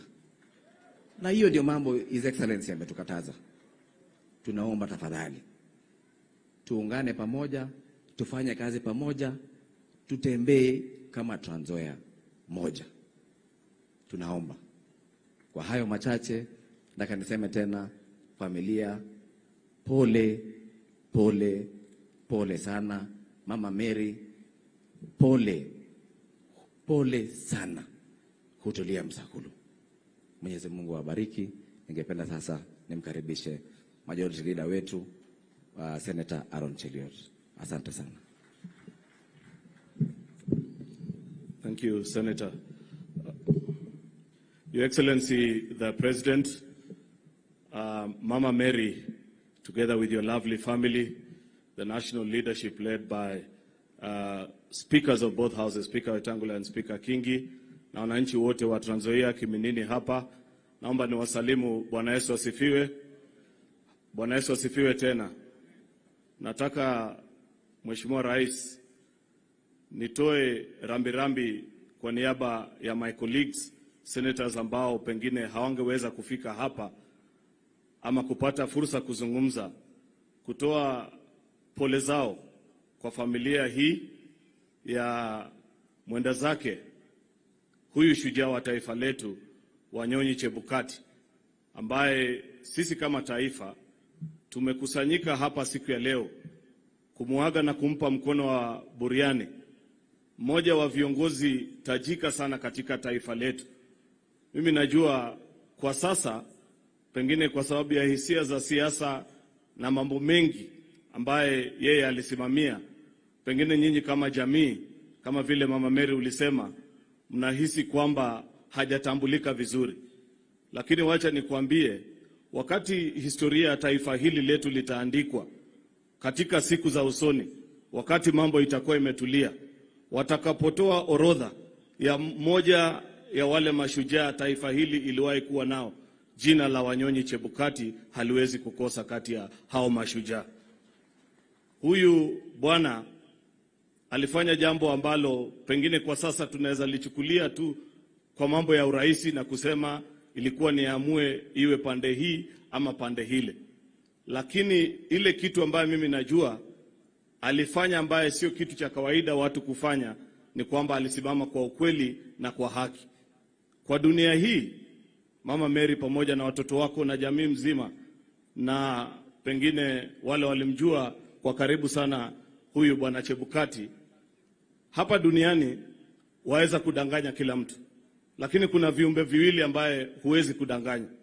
Mmoja ni Mwenyezi Mungu, wa pili ni wewe mwenyewe na nafsi yako. Mimi najua wakati huyu mzee alikuwa anachukua decision ile ambaye alichukua, alijiangalia ndani na kusema, wacha nifanye haki, nitakumbukwa siku moja kwa kusimama na haki. Na pengine hicho ni kielelezo kizuri ambaye ningependa sisi kama taifa, viongozi wale tuko hapa, tuweze kuiga mfano kama huo kila wakati ambapo tunapata fursa ya kuamua chochote katika maisha yetu, uongozi na yale maneno ambayo tunafanya. Tusimame na kweli, hata iwe chungu kiasi gani, tukijua hapo siku za usoni tutakumbukwa na tutakuwa tumefanya haki mbele ya binadamu na mbele ya Mwenyezi Mungu. Ya mwisho tu ni kukuambia mama pamoja na watoto wako, msifadhaike sana na maneno yale ambaye pengine watu huandika kwenye hizi mitandao za jamii. Sisi kama wanasiasa, haya ni mambo ambayo pengine tumezoea, nyinyi hamjazoea. Nusu ya wale watu ambaye huandika ile vitu pale, kwa mara nyingi they don't even mean what they are saying, and maybe you can get hurt and feel very bad that they are saying bad things. Wengi wao also cannot achieve the things somebody has achieved, but unajua, like they say, talk is very cheap. In fact, mimi sikuwa naielewa sana hii mambo ya mtandao wa jamii mpaka siku moja wakati yule mkimbiaji ama mkimbizi Eliud Kipchoge alikuwa anashindana pale katika marathon na akashindwa. Kuingia katika mtandao ya jamii, watu wamemtusi, wamemkejeli. Na ukiangalia mtu mwenye anamkejeli, hata akiambua akimbie mita 50 aokoe maisha yake, hawezi. Lakini yako na opinion ya kimataifa kuhusu kwa nini huyu akimbii, huyu afanye hii. Kwa hivyo don't take the conversation in that place seriously. Live with pride, knowing that your father served this country with dedication. He was a man of great integrity, and when the history of Kenya is written, the name of Wafula Chebukati will feature very prominently. God bless you, God bless the people of Trans Nzoia, and God bless Kenya. Asanteni sana. Asante sana. Sasa kwa heshima, Mheshimiwa Rais, ningependa nimkaribishe gavana wa Trans Nzoia, Mheshimiwa Natembeya, aje anene machache. Karibu.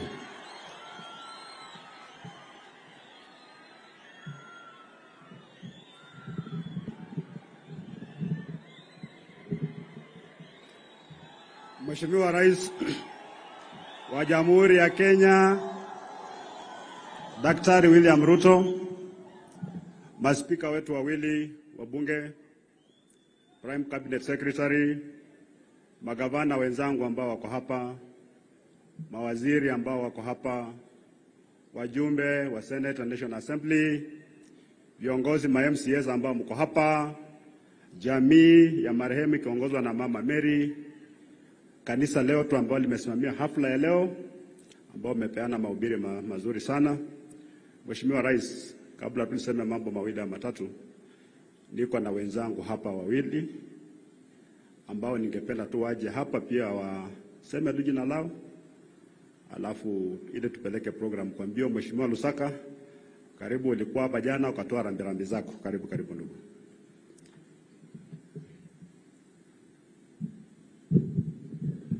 Asante sana Mheshimiwa Rais wa Jamhuri ya Kenya, familia ya mwenda zake Nyonyi Chebukati, Prime Cabinet Secretary wetu ambaye yuko hapa, speakers wetu wawili ambao wako hapa, na viongozi wenzangu wengi ambao wamekuja kusema kwa heri kwa ndugu yetu siku ya leo.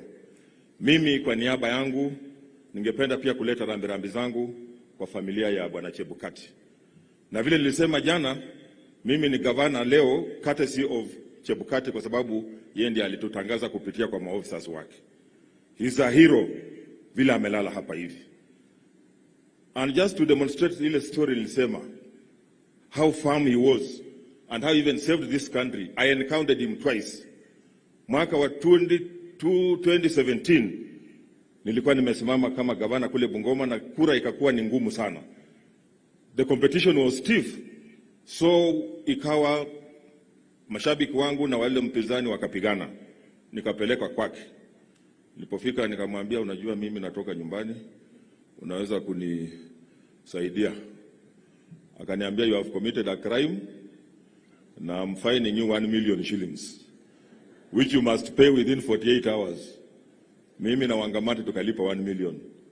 Tukarudi huko tena, mambo ikaenda tena, tukapigana, tukarudishwa. Wakaweka clip nikisema, kwani mlifikiria mtatupiga sisi, tumewacha mikono nyumbani, hata sisi tutapigana. Kaambiwa tena fine 1 million na nimekubani kurun. Nimekubani kucontest, kucampaign for 2 weeks. Kwa hivyo mimi nikarudi nyumbani wiki mbili, nikakaa tu kwa nyumba, nikaambiwa siwezi kufanya campaign yangu. That is Chebukati that we are talking about. If you did the right thing, he will give you your due. If you did the wrong thing, he will also give you your due. Ndio huyu mzee amelala hapa. Na tunampongeza vile wengine wamesema, kwa sababu sisi tulikuwa bombers and we saw what was going on. At some point, I even panicked. Although mimi tulitrainiwa na huyu natembea kwa paramilitary. But I panicked. I thought the country was coming to an end. My daughter akanipigia akasema, Daddy, are you safe? Nikamwambia tuko safe. When he announced the results, tukasema Bwana Yesu asifiwe. He stood firm and he had to announce a result. As a referee, you must decide and you must be decisive. That is why he's there. Nilikubali niseme kitu kwa kilugha. Vandu vefwe omundu na activity fesa kwa mango mundu fuireta. So kwa mango mundu ofuireta. Kwa hivyo baba alomile kama bekumwami Chebukati.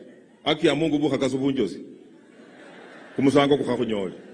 Musango itapata wewe. You cannot do that. We must respect the dead. We must respect the dead. Na hiyo sio mila yetu. Our morals cannot allow us to talk ill of somebody who has departed. Somebody who has done a good job for us, kama vile huyu ametufanyia. Na mali lisiambare vandu vefwe. Wesi inanda bamutimani anga mnuse. Wesi inanda bamutimani. Tuko na rais wetu hapa ambaye tumefanya na yeye kazi, na yeye ndio yako sababu ile niyo kuibakiro. Kwa hivyo kwa wakati huu yeye ndiye yuko, na tunashukuru kwamba this was the second chairman of IBC kutoka eneo hili letu. Tulikuwa na Chesoni ambaye alituacha mwaka wa 1999. Kwa hivyo kwa familia Mama Mary na watoto, may mzee go in peace na Mungu awabariki sana. Asanteni.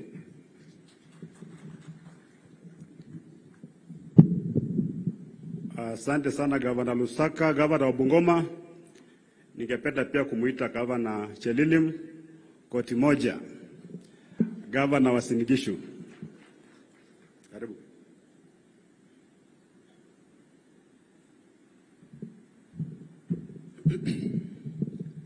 Asante sana gavana wa hapa, jamii ya ndugu yetu Chebukati. Hiyo jina alikuwa nafikiri ni ya Wakalenjin.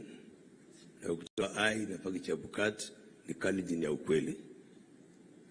Mheshimiwa Rais, Mheshimiwa Prime Cabinet Secretary, waheshimiwa speakers, waheshimiwa wajumbe, senators, MCAs, viongozi wote wa serikali, amjambo. Change yangu ni machache. Kwanza kwa niaba yangu mimi na jamii yangu kule nyumbani, na kwa niaba ya watu wa Sinigishu, tumekuja kutoa rambirambi kwa hii jamii. Tunasema Chebukati ametengeneza historia yake, na kuna mtu msomi mmoja alisema, anaitwa John Maxwell, he said, until you leave a mark, you have not passed this place. Kwa hivyo Chebukati ameweka alama ya historia kwa Kenya yetu na tunajua amepitia hapa. Mama Mary juzi kwa kazi yake ya kiserikali alikuja kwa ofisi yangu na akaniambia, ombea ndugu yako anapitia hali ngumu, na sikujua itafika pale. Lakini nataka niseme poleni sana jamii. Sisi Uasin Gishu na Trans Nzoia, we share a lot of resources. Kando na mipaka hapa ya Sapoti na Cherang'anyi, tunashare kila kitu, hata binadamu, hata biashara. Na juzi tulikuwa na shida kidogo Mosbridge. Huyu ndugu yangu akatuma ile fire engine yake, na hata mimi nikapitia shida, ati mbona yako haikuwa pale in time. Nikamwambia hapana, Kitale na Mosbridge na Eldoret na Mosbridge kani karibu. So tukasema ulifanya vizuri na kupongeza. Na hata hukumaliza wiki moja yako ilikuwa na shida, mimi pia nikatuma yangu. Kwa hivyo we share resources, tukae namna hiyo. Na nataka nimalizie kwa kusema, Rais, tumekuwa na Eldoret ASK show inaendelea. Na tukashukuru sana. Hao wakulima walikuwa na shangaa jinsi bei ya mahindi, especially seed ya 25 kgs imeenda mpaka 7,200. Lakini jana through your intervention imerudi mpaka 5,200. Sisi wakulima tunafurahi. Nataka niseme hata Trans Nzoia mmekuwa mkitangulia kwa kutoa mahindi sana hapa Kenya, lakini last year Uasin Gishu tulikuwa mbele mkitufuata. Na nikimalizia kidogo tu ya siasa na sikuchokoze, rafiki yangu huyu mtu tunaongea naye sana. Na juzi nikaona mchezaji mmoja aliuzwa, sio alikuwa ni Man City ama gani kwa Aston Villa. Na mimi nataka niseme huyu nataka ninunue yeye akuje kwa timu yangu ili tufanye kazi pamoja, na mimi najua atajibu kwa sababu yeye ni mungwana. Asanteni sana, Mungu awabariki.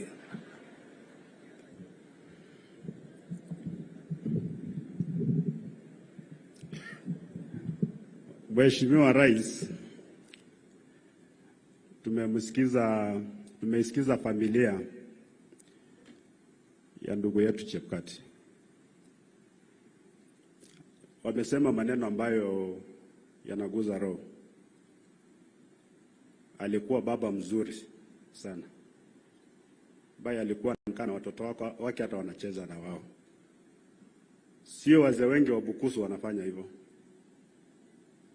Mama pia amemsifia sana. Na tangu haya matanga yaanze, hata kule Nairobi nimekuwa nikisikiza the professional colleagues wake, wale mawakili wamekuwa wanamsifia sana. At the end of the day, that's what matters. What do you do for your family and what do you do with your professional colleagues? Every one of us anaweza kuomba kwamba pia ikifika siku yake kama ya leo apate testimonies kama hizo. Lakini pia vile imesemekana ni kwamba kumekuwa na mambo mengi sana kwenye mitandao, na hata wengine sio kwa mitandao, hata watu kejeli wanatoa matusi. Vile seneta amesema waende wakajizike, mambo ambayo pia sio mazuri. Lakini Mheshimiwa Rais, if truth must be said, ni kwamba chaguzi zetu katika taifa la Kenya, they are very divisive. Wakati Kivitu aliaga dunia, yale matusi alipata ni yale ambayo marehemu Chebukati anapata.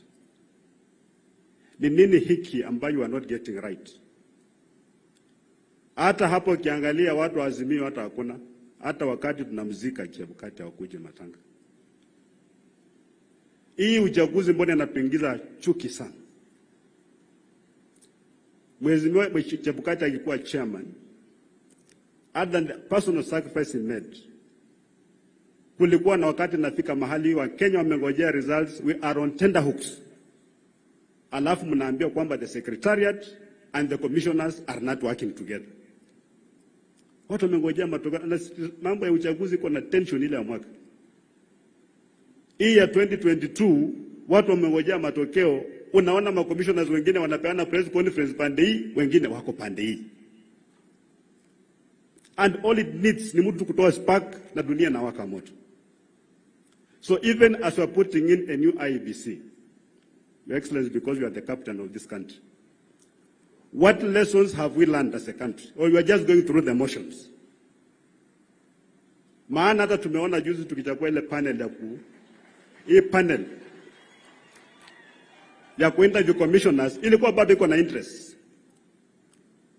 Na mimi najua hata baada ya commissioners wapo kuwekwa, kila mtu atasema huyu ni wa huyu, huyu ni wa huyu, huyu na huyu. Na wanatarajia baada ya uchaguzi watu wakubali matokeo. Can't we as a country look for a better way? Mimi napeana maoni tu.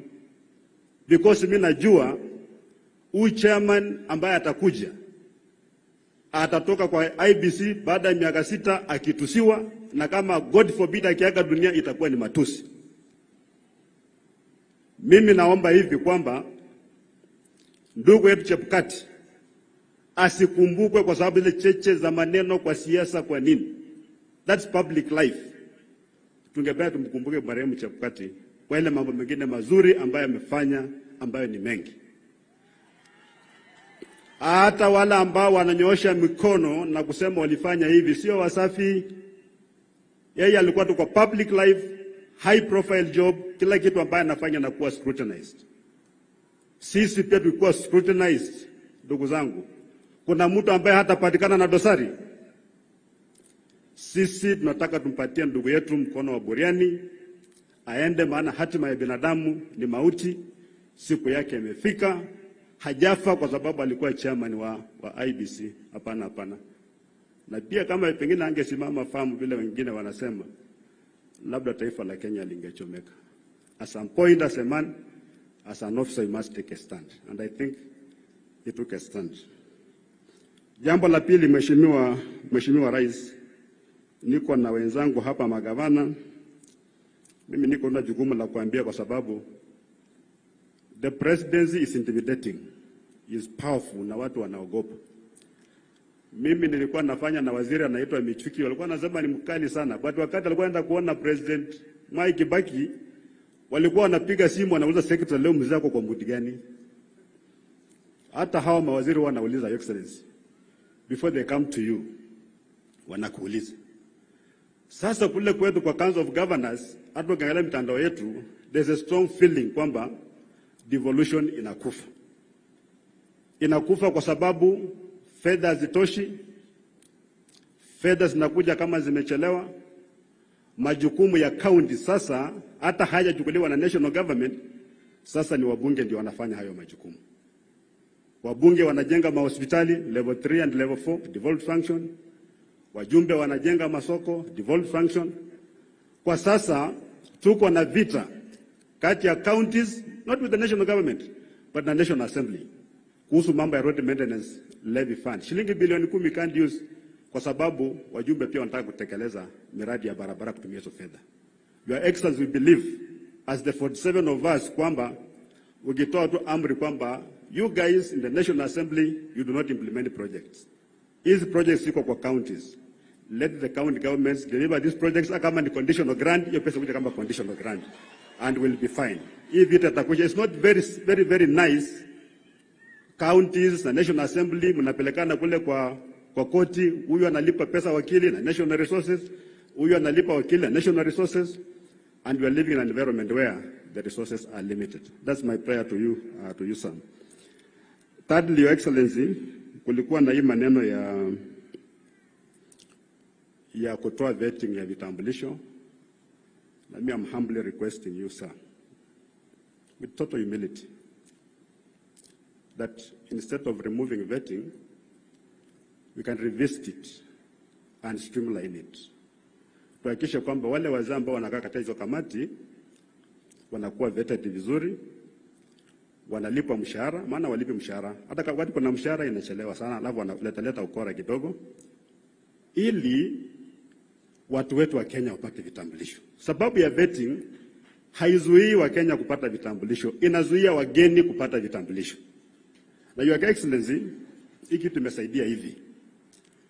Kwa sasa ukienda kule Northeastern utapata kuna sporadic acts of terrorism. Unapata watu wameweka an IED kwa barabara, lori kikuja na kanyaga na lipuka. They're not very many.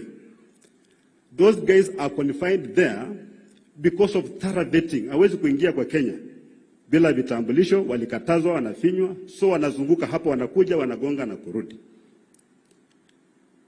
Ilifika mahali hawa jamaa walikuja huku Sicily. I was a DC there at that time. Walikuwa wanapiga vilipuzi every day inalipuka. Mpaka ikafika mahali serikali ikaunda National Counter Terrorism Center, ikaunda Interreligious Council, na viongozi wote hata Waislamu wa Somali wakaamua kukashifu hii kitu. Sasa wakati hawa jamaa walishindwa kukuja, wakatafuta mbinu nyingine ya kuradicalize vijana wetu.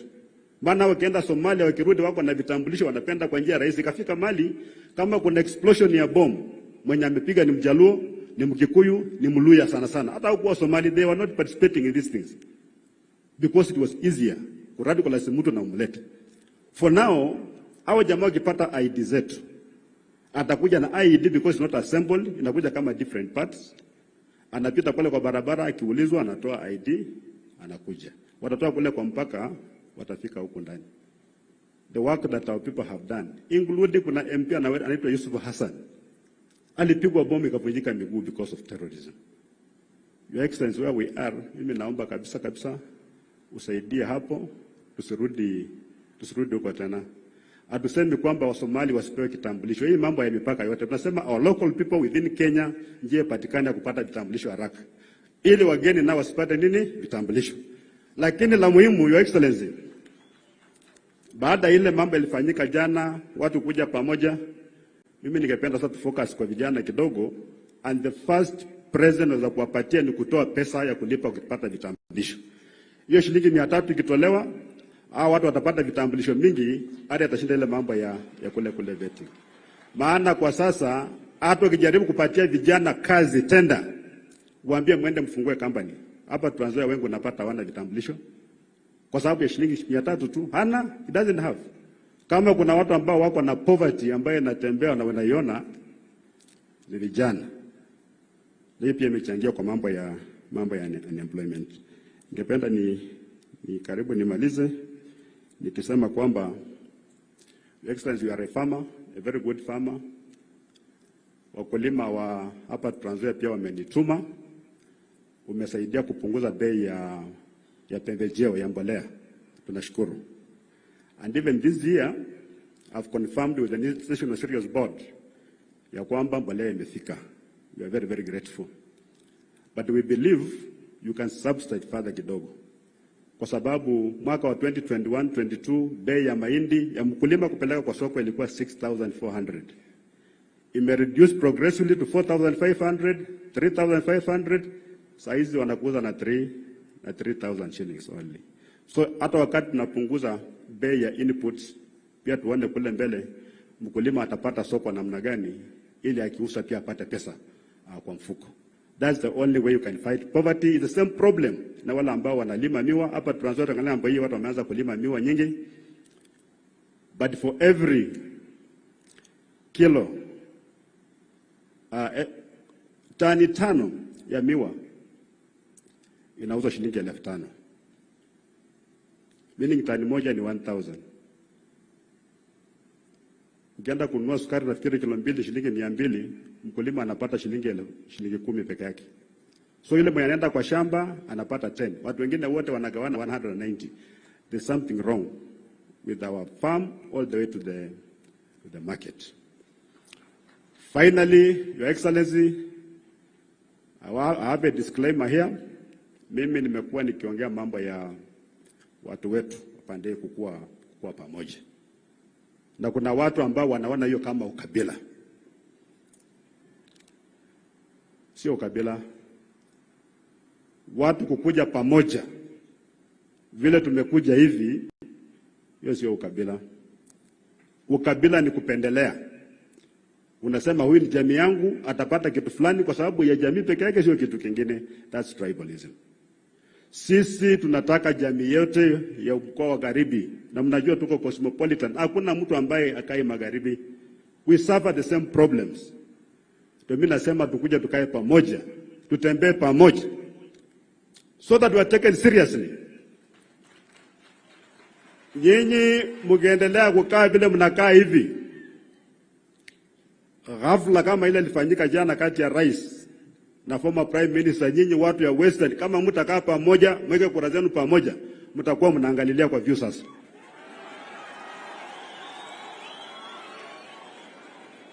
We have to be united so that other leaders, hata kama rais anataka kuja kuongea na mkoa wa magharibi, anajua nikiongea na huyu nimeongea na mkoa wa magharibi. Bila anaongea na Raila anajua nimeongea na jamii nzima.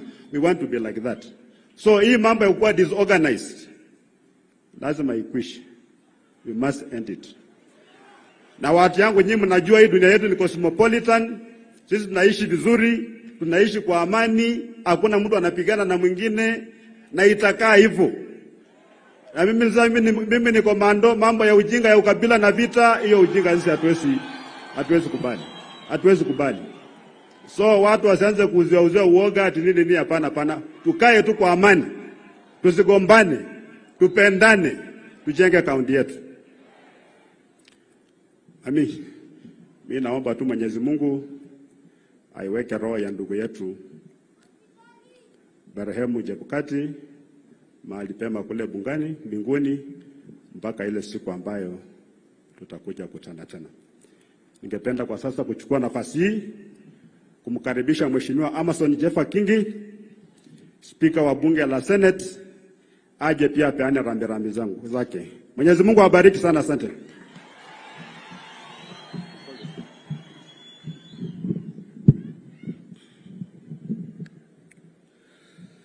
Rais wa Jamhuri ya Kenya, Mheshimiwa William Ruto, familia ya mwenda zake ukiongozwa na mjane Mama Mary, kanisa, viongozi wa tabaka mbalimbali, waombolezaji wenzangu. Rais kama vile ni mfupi kimaumbile, hivyo nitakuwa mfupi kimaneno hivi leo. Mwanzo ni kuleta risala zetu za rambirambi kwa familia ya mwenda zake, kwa niaba yangu binafsi na pia kwa niaba ya bunge la Senate, nikijumuisha senators na pia wafanyikazi wa bunge la Senate. Chairman nilimjua kitambo sana wakati mimi ni wakili chipukizi. Baada ya kuapishwa rasmi kama wakili, nilipoenda nyumbani kule Mombasa, nilipatana na wakili ambao walikuwa wamebobea katika nyanja hii, akiwemo wakili Chebukati, kina Lumatete Mushai na wengineo. Wakati huo sisi tulikuwa bado ni mabarubaru, na tulijifunza mengi, manake wakili Chebukati alikuwa kielelezo chema, hususan kwa sisi wakili wachanga. Na nakumbuka wakati ukienda kotini kule Mombasa, kabla hakimu ama jaji kuja katika koti lake, kama mawakili kuna mabenchi ambao mnakaa pale na kuongea na kucheka na kula gumzo. Na mawakili wengi walikuwa kikaa pale na kuzungumza, tukisubiri hakimu waanze shughuli zao. Na wengi sana wangezungumza na kucheka. Lakini kitu cha ajabu ni kwamba wakili Chebukati alikuwa mchache sana wa kuzungumza. Lakini mara kwa mara utampata anatabasamu. Hacheki, anatabasamu. Na angezungumza wakati anastahili kuzungumza. He would only talk when it's extremely necessary. Kuna wengine sisi ambao tulikuwa tunazungumza kushinda cherehani, lakini hiyo ilikuwa tofauti kubwa. He is a man who would only talk when it's really necessary. Na alitukuza sisi mawakili wachanga. He mentored us.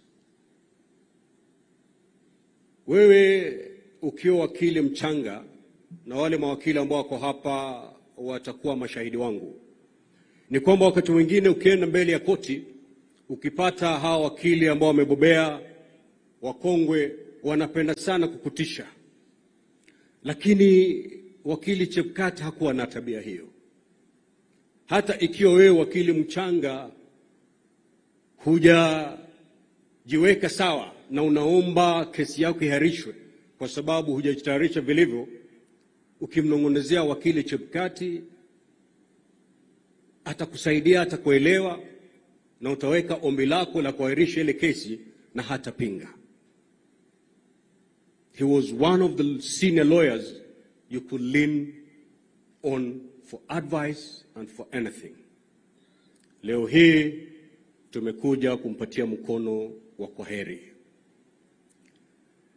Nataka niseme hivi, waombolezaji wenzangu. Kuna msemo unasema kwamba nabii hashangiliwi kwake nyumbani, bali hushangiliwa nje ya kwao. Ile sifa ambayo wakili Chebukati amepeana nchi hii ni sifa kubwa sana. Na ndio maana alikuwa bidhaa moto ambayo inatakikana kila pembe ya ulimwengu. Na watoto wake wametueleza hapa. Akitoka Cote d'Ivoire yuko South Africa, akitoka South Africa yuko kule. Si kwenda fanya lingine. Lakini watu walikuwa na kiu, wanataka kusikia ni vipi aliweza kusimamia uchaguzi wa halali hapa Kenya. Wakenya wenyewe wanampiga mawe, lakini ulimwengu unamkumbatia kwa sababu ya kuendesha mambo ya uchaguzi kwa haki na ukweli. Nafikiri msemo ule wa kwamba nabii hashangiliwi kwa nyumbani uko sawa kwa wakili ambaye tunampatia mkono wa kwaheri hivi leo. Tumepoteza mtu mwenye msimamo, jasiri, mkakamavu. Na kwa familia Mama Mary na watoto wako, mimi nataka upate faraja kupitia maandiko. Manake sisi tuko hapa leo na halaiki ni kubwa, tutazungumza mengi, lakini kitu ambacho kitakufariji ni maandiko matakatifu ya Mwenyezi Mungu. Kama vile tumeambiwa ni kwamba wakili alikuwa mcha Mungu.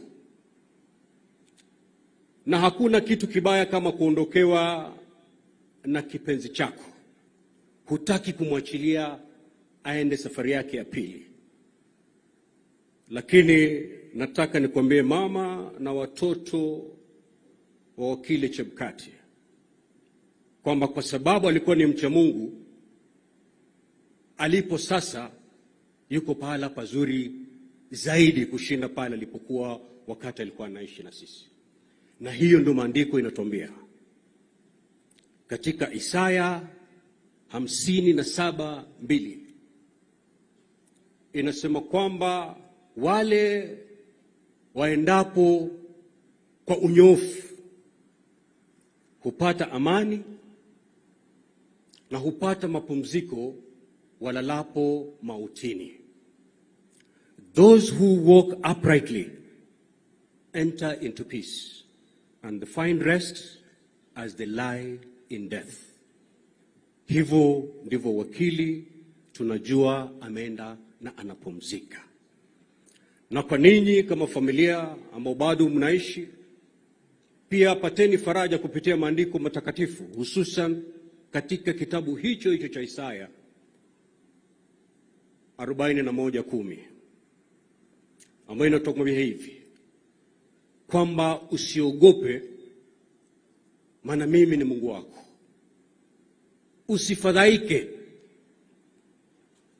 Usifadhaike, manake mimi ni Mungu wako na niko na wewe.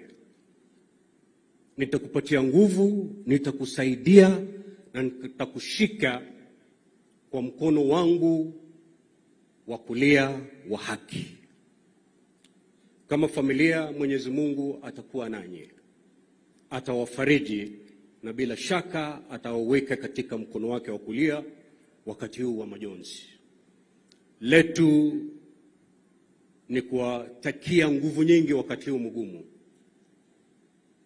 Mumepoteza, lakini Kenya imepoteza zaidi. Wingu hili la majonzi si nyinyi peke yenu ambao mnalihisi. Limetanda kutoka bahari la bara Hindi mpaka ziwa Victoria.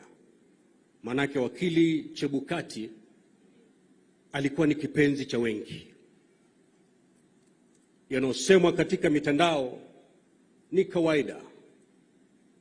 Ile ni kawaida, manake hasidi, Waswahili wanasema hasidi hana sababu. Hasidi hana sababu.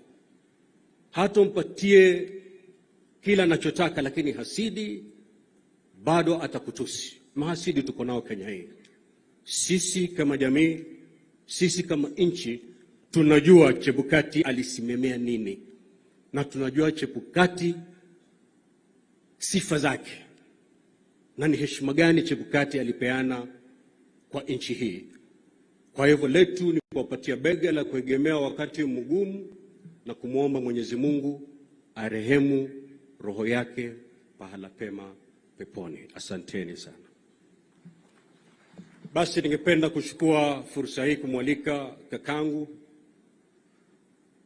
the Right Honorable Speaker of the National Assembly, none other than Papa Waroma. Karibu ndugu yangu. Karibu.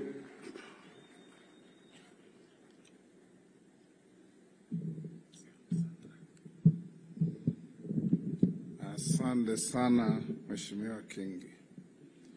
Rais wetu wa Jamhuri ya Kenya, Mama Mary na ndugu zangu Rachel, Jonathan na Emmanuel, Kuka John na Kuhujoina, familia yetu ambaye amepoteza shujaa wetu, waheshimiwa mlioko hapa, ndugu Musalia, magavana wetu, na pia mniruhusu niwatambue wale ambao pengine tumewasahau. Tuko na aliyemtangulia Baba Chebukati, Isaac Hassan, katika tume ya uchaguzi. Simama wa kuone. Sana kwa kuja. Kuna viongozi wetu wa zamani, mzee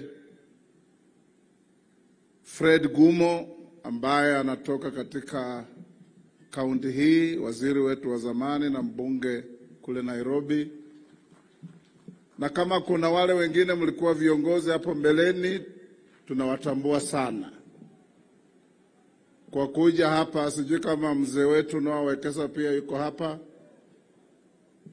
Mzee Noah Wekesa yuko pale, tunakutambua mzee kama kiongozi wetu. Mama na Homicho umetajwa. Wale viongozi serikalini Musalia atawatambua. Tumekuja hapa kwa heshima ya babangu Wafula Chebukati. Mimi natoka katika ukoo moja, familia moja na yeye. Na yeye ni mtu amefanya kazi kwa ustadi na heshima katika nchi yetu. Kuwa rifari wa uchaguzi katika nchi yenye siasa kalikali kama Kenya si kitu rahisi. Yule ambaye anashindwa ameibiwa, yule ameshinda hakushinda vizuri. Hiyo ndio narrative yetu kama nchi. Na Wafula Chebukati goes down in history, Your Excellency, as the only IEBC chairman who presided over 3 presidential elections. I don't think anybody else will. 2017 August, 2017 October, 2022.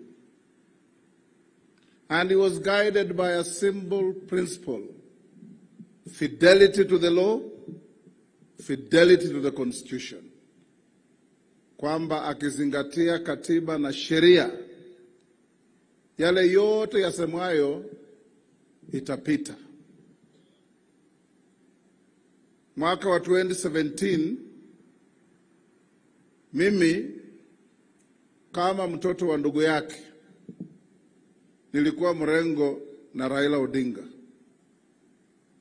na watu walifikiri kwa sababu natoka familia yake atatusaidia. Yeye alifanya kazi kulingana na sheria. 2022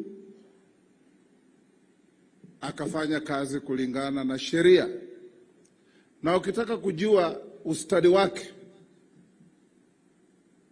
the divided IEBC of 2022, some commissioners even thought ya kwamba nyinyi wananchi mkishapiga kura mkachagua viongozi, kura zikifika kwa commission wao pia wataketi kupiga kura waamue ni nani ameshinda. Hiyo ndio ilileta mgawanyiko, tukawa na wale waine tukabaki na watatu. Commissioner Molu na Commissioner Gulie walikuwa hapa jana, waliongea na Chebukati alisema, I am the gazetted returning officer of a presidential election and it is not in law and under the constitution a shared responsibility. Or even 5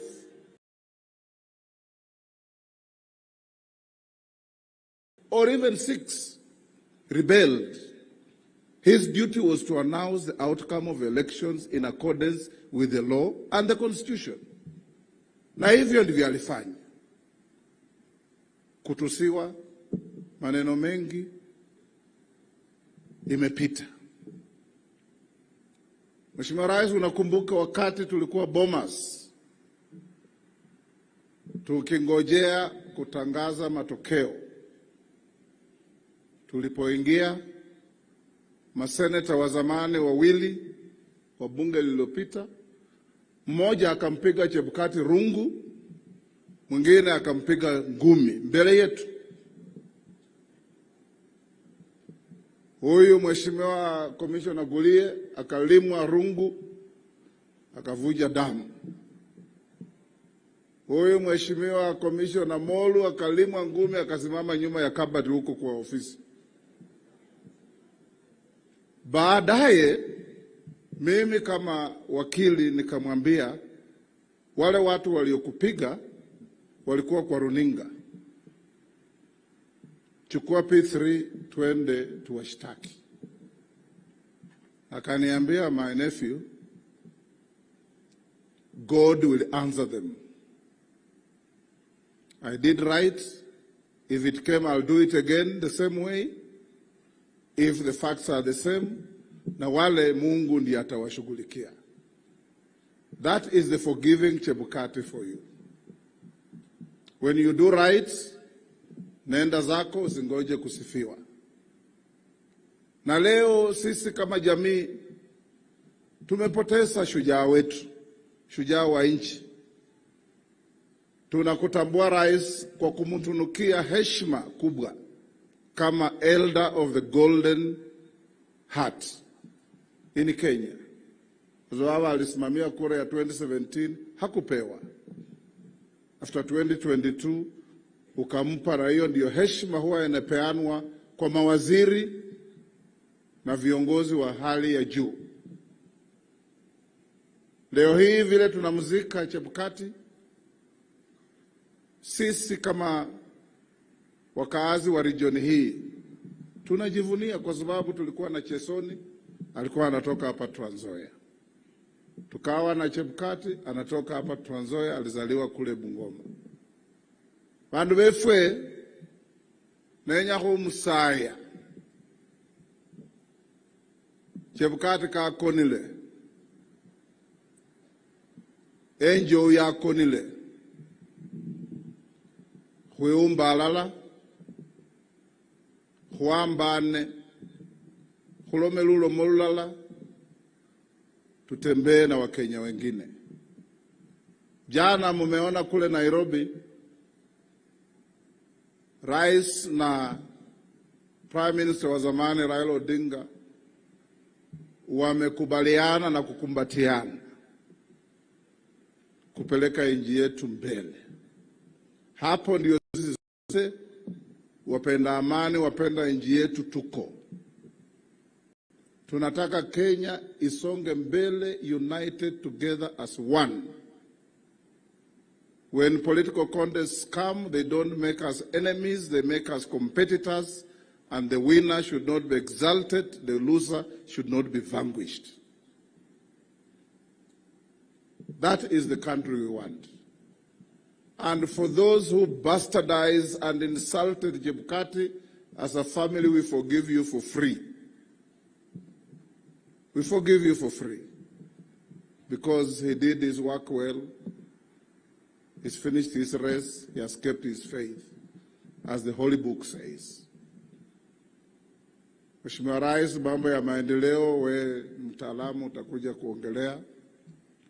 Hapa tu Trans Nzoia ni kaunti ya wakulima. Tukizingatia ukulima, tutalisha nchi yetu. Hapa Trans Nzoia barabara zingine si mzuri sana. Tukiweka kipaumbele, nashukuru hii ya kutoka Tarubo mpaka Endebess, kandarasi imetangazwa and we'll move forward. Eldoret tukapenguria, kandarasi imetangazwa, we'll move forward. Na kuna zingine, the pass allowing, we can do a lot more to give the farmers of Trans Nzoia the easiest ways to markets. Mwisho kabisa, Mama Mary na ndugu zangu, mzee ameenda, and at the end of the day everybody will go away. Trust in He who is the husband of widows and the father of orphans, the Lord Jesus Christ. Huyo ndiye atawalinda. Be prayer warriors, and all the other issues will be resolved. Kama familia, nachukua nafasi hii kwa niaba ya sisi zote, Babutu clan na mashemeji zetu Wanyore, Vamutete, kuwashukuru watu wa Trans Nzoia kwa kuja kwa wingi kutoa heshima kwa baba yetu. He is respected. He did his work diligently. He worked well. He worked honestly. He did not embrace any corrupt practices. Even those who have been abusing Chebukati, nobody has said Chebukati ever contravened the law. Nobody. Just parochial issues. Hakunitangaza, alitangaza huyu, alifanya hii, but nobody has come out to say he broke the law or offended the constitution, because he never did. Sasa ni wakati wangu kumwalika ndugu yangu Musalia Mudavadi, naye pia kuja omboleze huyu shujaa wetu mwenye amelala hapa. Kwa wabunge tunasema asante kwa kuja, maseneta, magavana, and all of you, and above all, Your Excellency, for supporting and standing with this family. Without you, we would not have afforded as a family to take Chebukati twice to Germany for specialized operation. Na nikisimama hapa niliambiwa na Mheshimiwa Amos wako, ule daktari alihudumia baba yetu huyu, alihudumia Amos wako under the same condition. Luckily for Amos wako, the tumor did not recur. And we got the reference apart from other doctors from Amos wako. Tulijaribu India, tukaambiwa jaribu Germany. Tulijaribu America, John Hopkins University, one of the top universities in dealing with tumors. Tukaambiwa enda Hanover, kuna professor huko mwenye anajua maneno. Mkiangalia kwa kitabu page 21-22, nimetoa hapo tribute yangu kidogo, na ile picha iko hapo, tulipigwa na baba Chebukati katika ile hospitali alikuwa in Hanover. Kama kusaidia kungemupa maisha zaidi, Your Excellency, you did your best. We don't take it for granted. We thank you very much as a family. Musalia Mudavadi, karibu.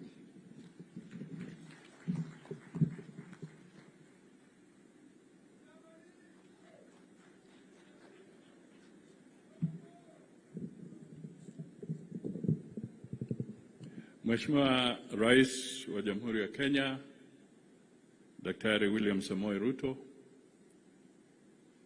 Mama mjane, Mama Mary na watoto wako, Rachel, Emmanuel,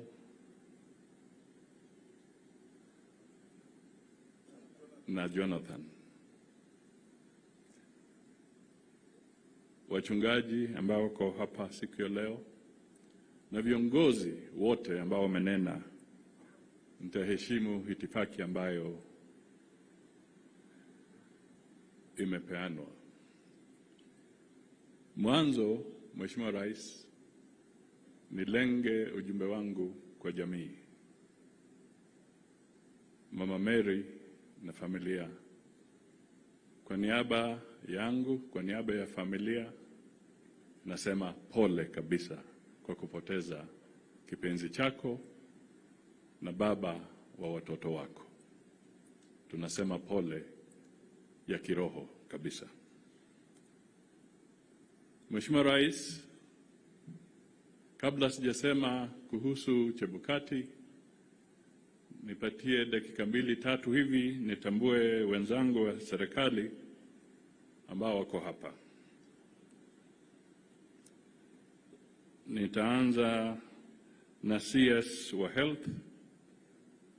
Tumtambue Mama Deborah Barasa, Waziri wa Afya. Pia ningependa kuwauliza PSS ambao wako hapa, Principal Secretaries pahali mlipo, niwatambue. Hapo kuna Raymond Omolo, PS ambaye anasimamia mambo ya usalama.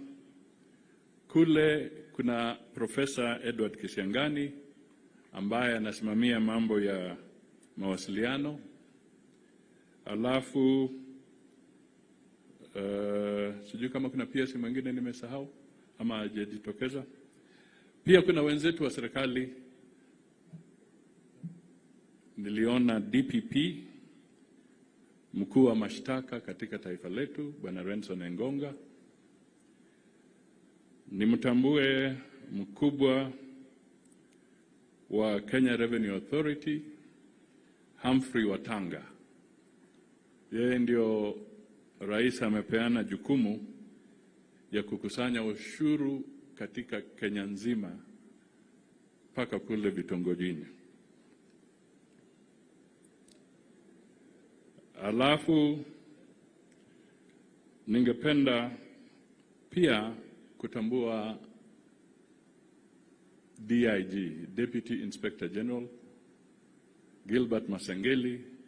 Yeye pia ni kijana wa hapa Trans Nzoia. Na yale mambo governor alikuwa akisema ya kuchunga usalama, ya kulinda mpaka zetu, huyo kijana wenu hapa ndio anasimamia.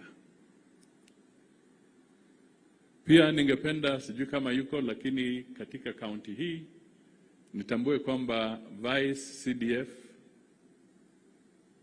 General Omenda pia ni mkaaji wa kaunti hii ya Trans Nzoia. Sasa wale wengine wa kiserikali, directors, CEOs, pahali mlipo, mkiinuka tu wherever you are, so that we can acknowledge you. There are so many, I could not have had the rest with me. Asanteni sana, let me acknowledge you. Your Excellency, some jobs are no ordinary tasks. They are a calling. They are a leap of faith. And many lives depend on those jobs.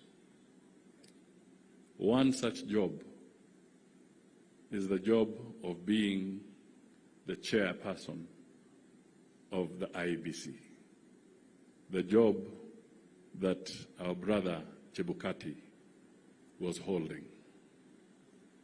It is thankless. Many lives depend on it. And therefore, as we look at the process of renewing the IEBC, we must all be clear that the strength of an institution or any institutions that we have in our government, in our country, the strength of those institutions depends on the people that lead those institutions. If Chebukati had not stood firm, as many speakers have said, if Chebukati had not stood firm, not once, but 3 times in a row, then this country would have gone into chaos. So if we are sitting here in peace today, let us thank that gentleman who lies there today.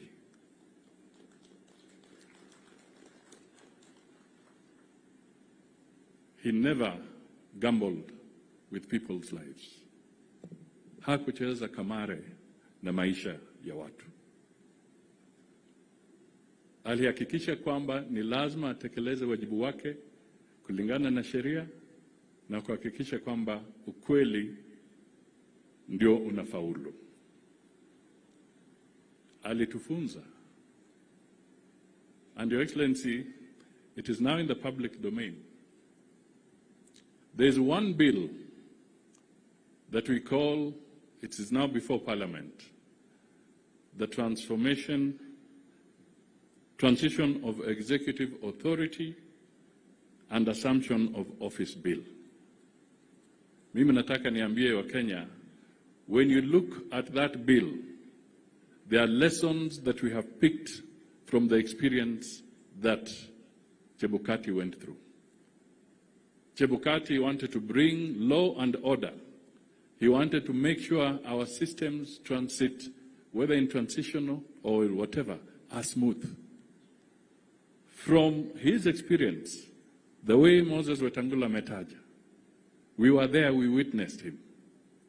We learned one lesson, that we need to have order, good regulation, good laws, so that transitions for Kenya shall always be smooth and perfect and in accordance with the law. Mheshimiwa Rais, the legacy we can leave, na mimi nazungumza nikiwa hapa, na mimi najua I'm one of the people ambaye ni mzaliwa wa jamii ya Kiluya. Saa zingine I tease my brethren and my brothers, nawaambia kwamba if there was a doubting Thomas kwa hiyo meza ya Yesu, I sometimes wonder if Thomas was the Luya.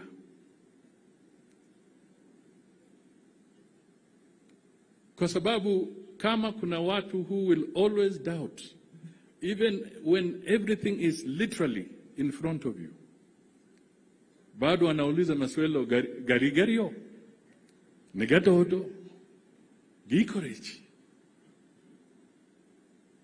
Let us change our attitude. Let us be united.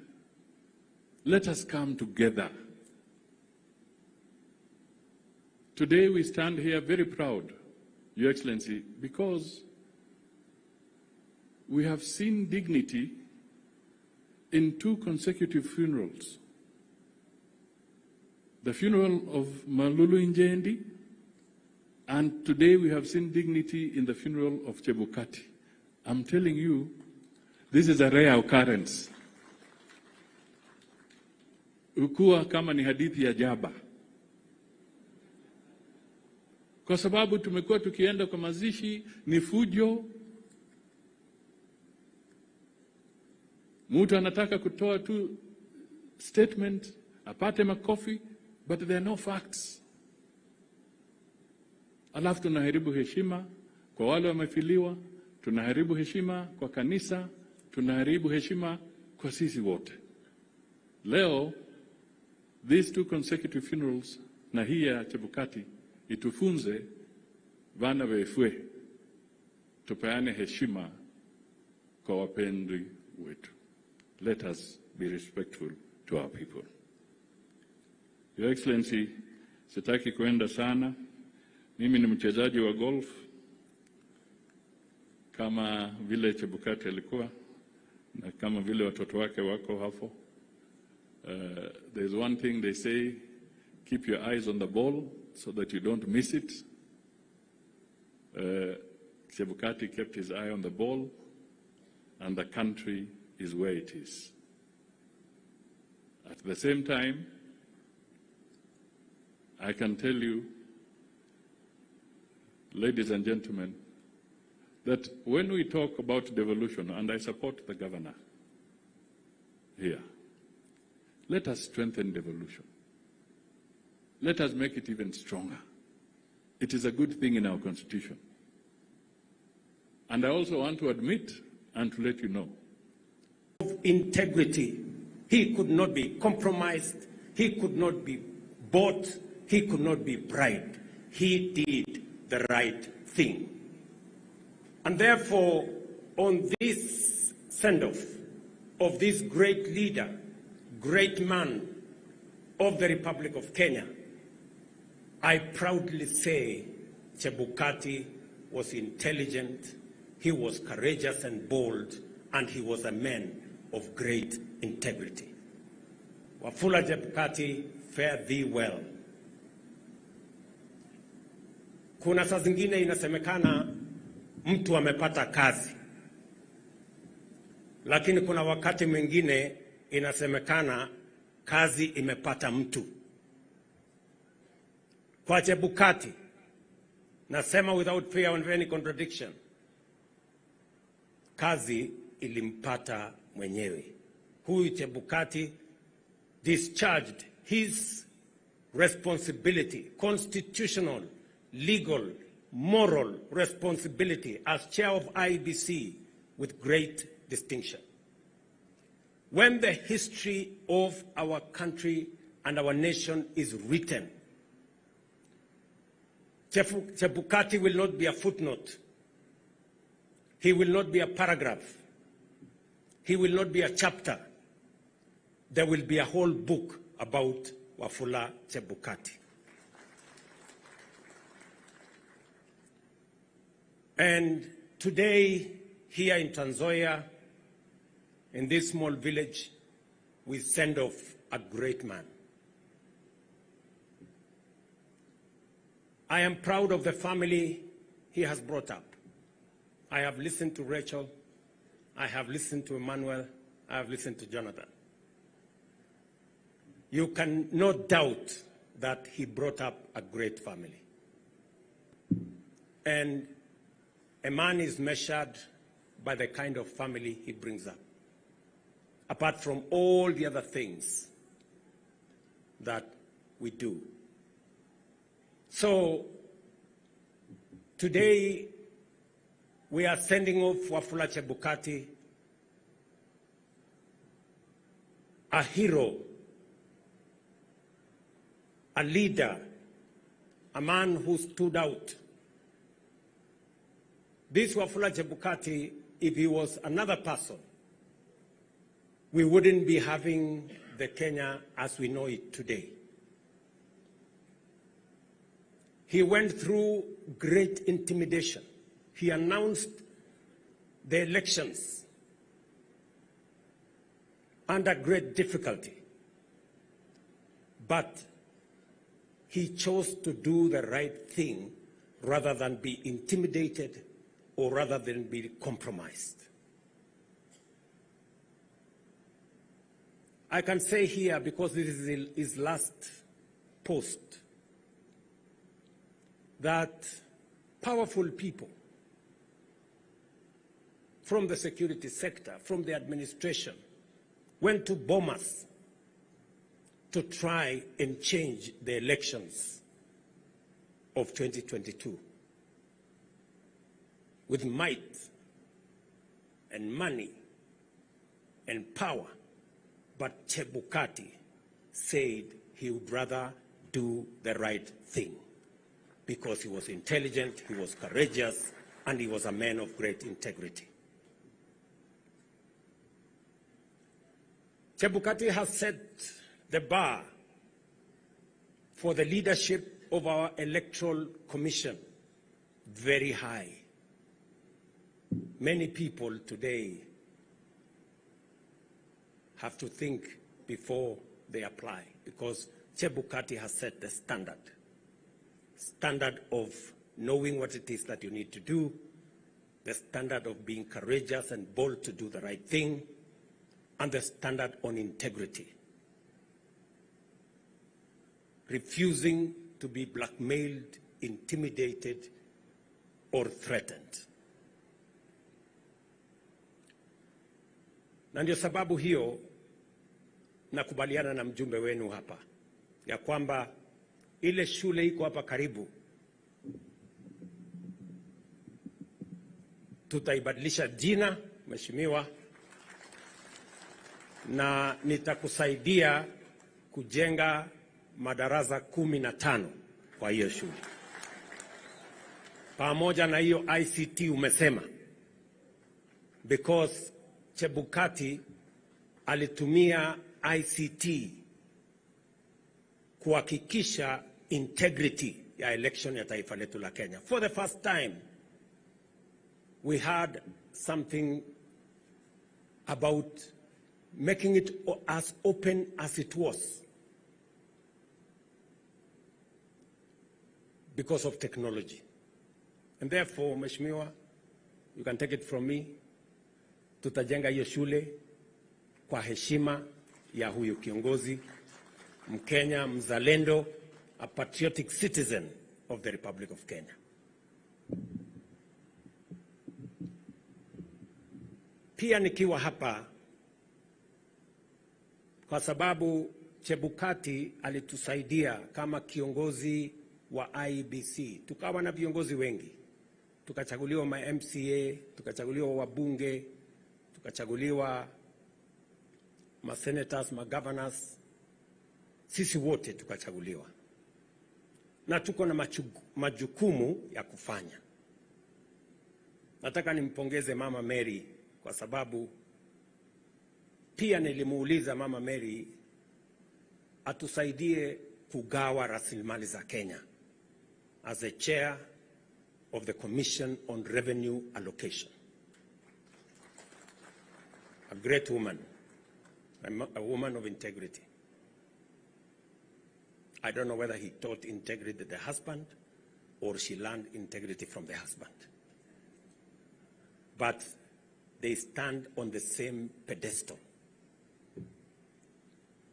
Na viongozi wale wengine wote, watu wa Kitale, watu wa Trans Nzoia, mimi nataka niwahakikishie ya kwamba tumekubaliana ya kwamba hatutaki tena Kenya ya ubaguzi ama ukabila ama chuki ama migawanyiko. Kwa sababu ukabila na chuki na migawanyiko haiwezi kutusaidia kwenda mbele kama taifa. We need to move together as a nation. And it is the reason why we will make sure that development in a nation is spread across the nation without any consideration, tribal, regional, or otherwise. We spread development in this country equally. Mimi si mgeni Trans Nzoia hii kwa mambo ya maendeleo. Nimekuwa hapa, nimetembea na watu wa Trans Nzoia kwa mambo ya mabarabara, mambo yale mengine yote. Nakumbuka nilikuja hapa, tukaanzisha ile barabara imetoka pale Moi's Bridge, kakuja Kaplamai, Sibanga, mpaka maili 7 na ikaenda mpaka maili 11. Huyu mjumbe wetu Magufuli anajua. Hiyo barabara imefika maili 11. Lakini najua kwamba kuna sehemu imebaki kwa hiyo barabara. Kutoka Kaplamai mpaka Kachibora. Hiyo barabara iko shida hapo kidogo. Na mimi nataka niwahakikishie watu wa hapo Kaplamai mpaka Kachibora, niwaambie tayari yule contractor nimemrudisha, na atakuja kukamilisha hiyo sehemu imebaki pamoja na daraja. Daraja pia haijajengwa. I have already given firm instructions that it must be completed, and also the bridge must be built, and we have committed enough resources to make sure that that road is complete. Nilikuja hapa vile vile tukaanzisha barabara ya kutoka Kitale kwenda Endebess mpaka Swamu. Hiyo barabara imekamilika. Kuna sections kidogo kidogo ambayo tunanyorosha, alafu pia tumejenga border post pale Swamu kurahisisha mambo ya biashara kati ya Kenya na nchi yetu jirani ya Uganda. Vile vile mbali na hizo barabara mbili, nilikuja hapa na huyu Magufuli vile vile tukaanzisha hiyo barabara, imetoka hapa Kitale imeenda Ole Sos na Manjalala, imeenda maili 11, imeenda Chepchoina. Hiyo barabara vile vile imekamilika. Najua tu kuna sections kidogo inataka kufanyiwa marekebisho. Na huyu Magufuli, Bwana Ferdinand Wanyonyi ameniangaisha ofisini na nimekubaliana na yeye tutarekebisha the sections that are not yet complete properly. Na anajua hivyo. Mimi nataka niwaeleze ya kwamba mbali na hizo barabara na zile zingine zote mnajua, pia hii barabara yetu ya kutoka Eldoret kuja Kitale imepata matatizo makubwa sana kwa sababu hiyo barabara imekuwa nyembamba. Si ni kweli? Sasa mimi nataka niwatangazie ya kwamba tumepangana na watu wa Africa Development Bank na serikali ya Kenya, na sasa tumefinalize procurement ama mambo ya kutafuta pesa. Tutatangaza kandarasi kati ya mwezi wa 5 na mwezi wa 6, na tutajenga hiyo barabara kutoka pale maili 9 Leseru Soi hapa kwenu all the way mpaka Kitale. We are going to expand that road and make it proper.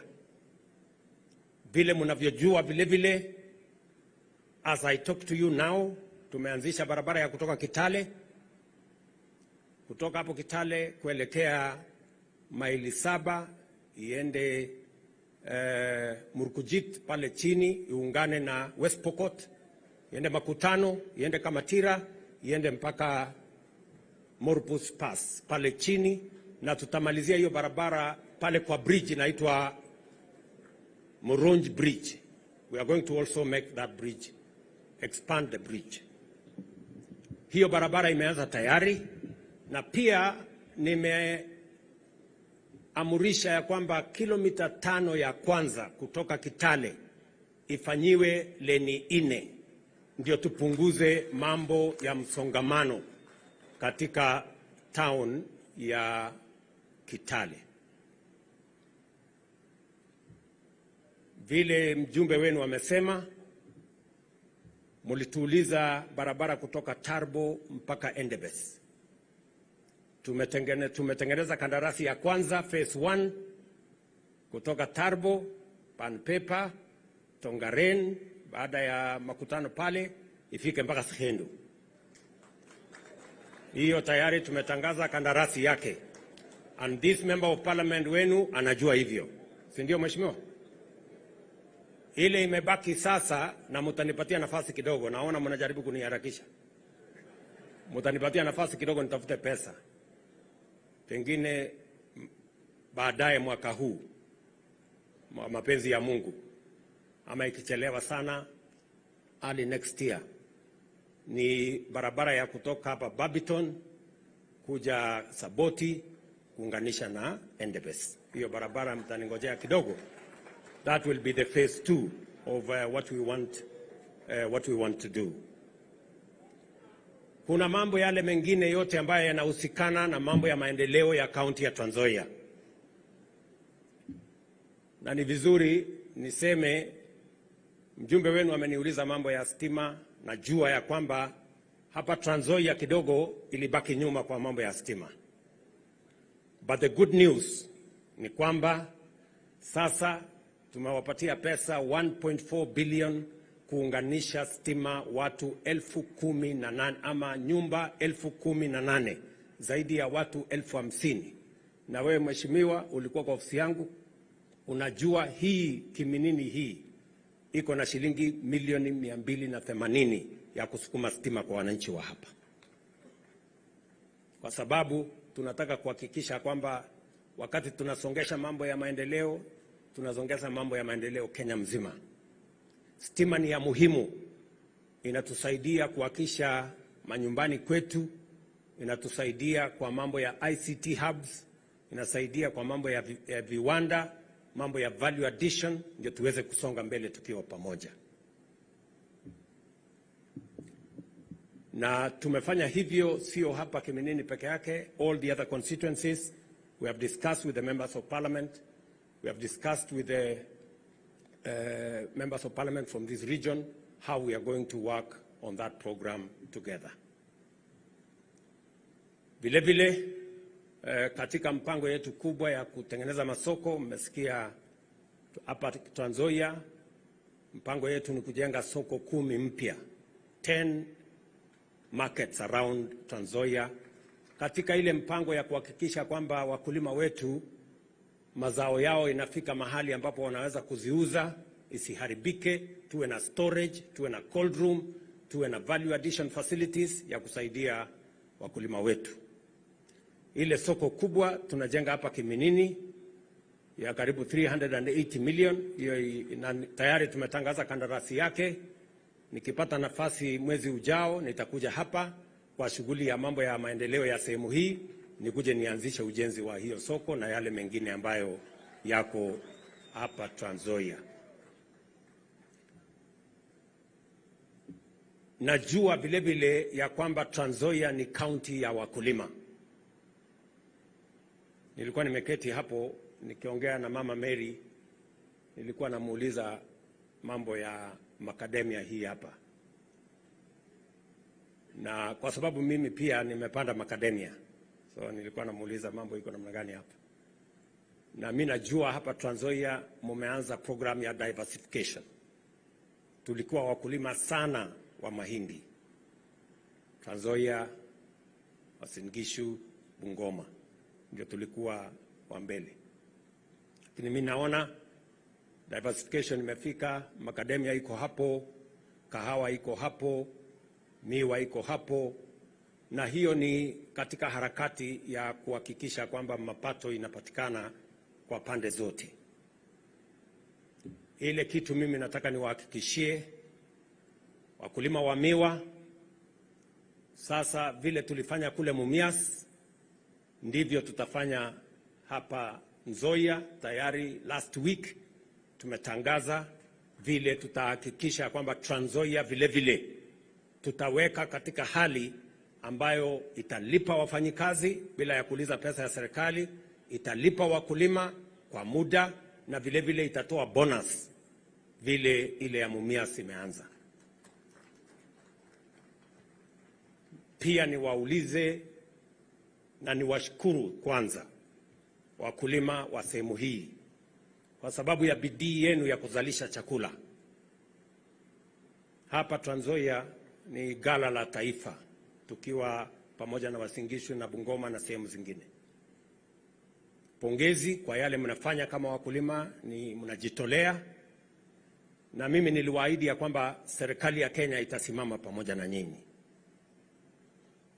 Mbolea ilikuwa bei ghali sana, tumeteremsha, imekuja chini. And I want to tell you, tuko na mbolea ya kutosha. Tulianza kuwa katika masto zetu mbolea kuanzia December. And I want to assure you that there will be no shortage of fertilizer going forward. We have made proper procurement plans to make sure that we have adequate fertilizer across the nation. Hapa Trans Nzoia sio pale kwa NCPB peke yake, kuna centers zingine zimefunguliwa 9, na nimetoa amri ya kwamba sifunguliwe mpaka Jumamosi, ndio wakulima waweze kupata mbolea Jumamosi mpaka saa 11, ndio tusichelewe kuzalisha chakula tukashikwa tena na aibu ya njaa katika taifa letu. Najua kampuni ya Kenya Seed, headquarters yake ni hapa Trans Nzoia. Wametusaidia sehemu kubwa, almost 60% of all seed that we plant in Kenya, especially for maize and others, come from Kenya Seed. Na walikuwa wamependekeza ya kwamba wanataka kuongeza bei ya mbegu, lakini nikawaeleza this is not the time. Bado hatujakabiliana kikamilifu na mambo ya njaa. So ile bei walikuwa wanajaribu kusukuma juu ifike 300 kwa kilo moja. Tumewaambia kama serikali warudishe mahali bei ilikuwa last year, shilingi 210. Kama kutakuwa na gap kwa mambo yao, as government we are going to provide Kenya Seed with subsidy so that they can continue to produce enough seed for the nation. Alafu tutaongea na wao wakati tunaelekea mwaka unaokuja. I am very clear in my mind that we must produce.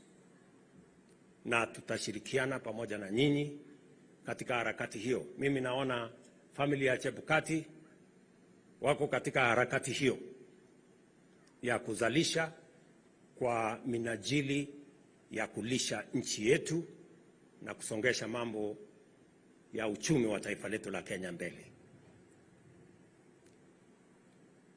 Mimi nataka niwaeleze ninyi nyote kwamba tulikubaliana na ndugu zangu ambao tunashirikiana na wao katika serikali ya Kenya, akiwemo Speaker wetu Moses Wetangula, akiwemo Prime Cabinet Secretary Musalia Mudavadi na viongozi wale wengine, ya kwamba tutatembea kwa pamoja. Jana tulikubaliana na kiongozi wa ODM Mheshimiwa Raila Odinga kwamba tushirikiane, sio kwa manufaa ya kiongozi fulani ama jamii fulani, ni kwa manufaa na sio kwa manufaa ya mambo ya kugawana vyeo ama manufaa eti ya uchaguzi. Hapana. Tuungane ili tuweze kuhakikisha ya kwamba Kenya inapiga hatua ya kwenda mbele. Tupange kwa pamoja uchumi wetu, tupange kwa pamoja ajira kwa vijana wetu, tupange kwa pamoja vile tunaweza kulisha taifa na vile tunaweza kuendesha taifa letu katika hali ambapo Wakenya wote watajihisi kwamba they belong to one inclusive, indivisible, progressive nation called Kenya. And therefore, without a doubt, I must say to all the leaders who share in the vision of a united nation, of a united, prosperous Kenya that is inclusive, that we must work together in that manner. I am a great believer that Chebukati believed in that kind of a nation. There are others who believe in other things, who believe in tribes, and they want to discuss tribes and how they are going to work with the tribes. That is your choice. We believe in a nation called Kenya. And that is why I serve as president the people who voted for me and those who did not vote for me, because they are Kenyans equally. So tutashirikiana namna hiyo. And as a person who believes in equality, equity, and justice, I will never be part of any policy that categorizes Kenyans into different categories. Siwezi, na nilisema wakati nimechaguliwa ya kwamba tutaweka uwiano wa Wakenya, umoja ya Wakenya, usawa katika taifa letu la Kenya. Hatuwezi kuendelea na mambo ambayo inagawanya wananchi katika viwango viwili. Ati kuna Wakenya wanapata vitambulisho kwa hali moja, alafu kuna Wakenya wengine wanapata vitambulisho kwa kiwango kingine. That is unacceptable, it is undemocratic, it is unconstitutional, it is illegal. And we cannot continue with that kind of parochialism. Hatuwezi kusema jamii fulani ni wagaidi. Wagaidi ni wahalifu. Na tumeona katika uhalifu kwamba haina kabila. Unakuta pale katika wahalifu wamepatikana kuna watu wa makabila zote. So I want to tell the people of Kenya that they will never again be discriminated against in the issuance of IDs on the basis of their religion, on the basis of their ethnicity, or on the basis of the region they come from. It is our responsibility as government to make sure that we protect every citizen. And for the last 2.5 years as president, we have made sure that we have secured and protected our nation. We shall continue to do that going forward without compromising any Kenyan and treating Kenyans differently. Mimi nataka niwaulize ndugu zangu watu wa Trans Nzoia. Pale nyuma tulikuwa na mfumo wa bima ya afya ambayo ilikuwa inashughulikia wale wako na kazi na wale wako na uwezo. Nimesema hatuwezi kuendelea hivyo. We want to make sure that we have a healthcare system that treats Kenyans equally. Those who have jobs, those who don't, those who are able, and those who are not able. And we are making progress. We have agreed on how we are going to deal with shortages of medicines and commodities. We have agreed on how we are going to make sure that there is equipment in our hospitals. We have a clear plan on how we are going to deliver health. Na lazima nimshukuru hawa warembo wawili. Susan Nakhumicha alianza na mimi, and she did a wonderful job. Tafadhali mpigeni makofi huyu mama. Na sasa niko na mama Deborah Mulongo Baraza ananisaidia katika harakati hiyo. And I want to promise you we are going to succeed because we know what we are doing. Nataka niulize watu wa Trans Nzoia, unajua ukiona pale katika wale watu wamejisajili, ile ya NHIF ilikuwa na watu 7,000,000. Hii ya SHA imefika watu 21,000,000 kwa sababu hata wale hawana kazi, hata wale hawana uwezo wamejumuishwa kwa sababu afya ni ya kila mtu. Sio wale wako na kazi na uwezo peke yao wanakuwa wagonjwa, kila mtu anakuwa mgonjwa. Na lazima kama serikali, kwa sababu katiba inatulazimu tuhakikishe ya kwamba afya inamfikia kila Mkenya. It is a constitutional imperative for us to make sure that we avail health. In fact, the Constitution says of the highest standard and quality to every citizen. We are not only discharging a manifesto commitment, we are discharging a constitutional imperative. So tutashirikiana hivyo na tutahakikisha kwamba tunasonga mbele kwa pamoja. Watu wa hapa Trans Nzoia, mimi nataka niseme nimefurahi sana kufika hapa leo, hata ingawaje ni siku ya huzuni kwa kumpoteza huyu ndugu wetu, lakini mimi nataka niwahakikishie that this man has booked a place in the annals of history for what he did for this nation when the nation needed somebody to do the right thing. Chebukati did it. I look forward to being of assistance to this family when they need a friend. You can count on me amongst the many friends you have, and we are going to march forward together. Mimi nataka nishukuru viongozi wote wa Kenya Kwanza Mnajua tulikubaliana ya kwamba tutembee hii barabara ya kuunganisha Kenya, na nataka nishukuru Mheshimiwa Speaker Moses Wetangula, yeye ndiye amekuwa convener yetu ya kutupanga ndio tuweze kukubali vile tunaenda mbele. Hata wakati tunapanga vile Kenya Kwanza itafanya kazi na ODM,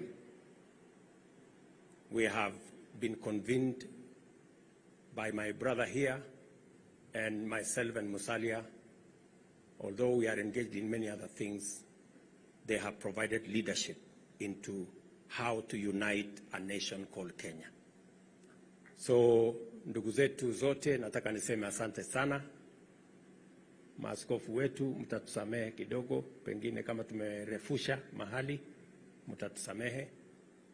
Na kama kuna mahali Chebukati alikuwa apange maneno kanisani, mnajua mimi najua kupanga hiyo kazi, mtaniambia vile tunaweza kupanga mambo ya kanisa.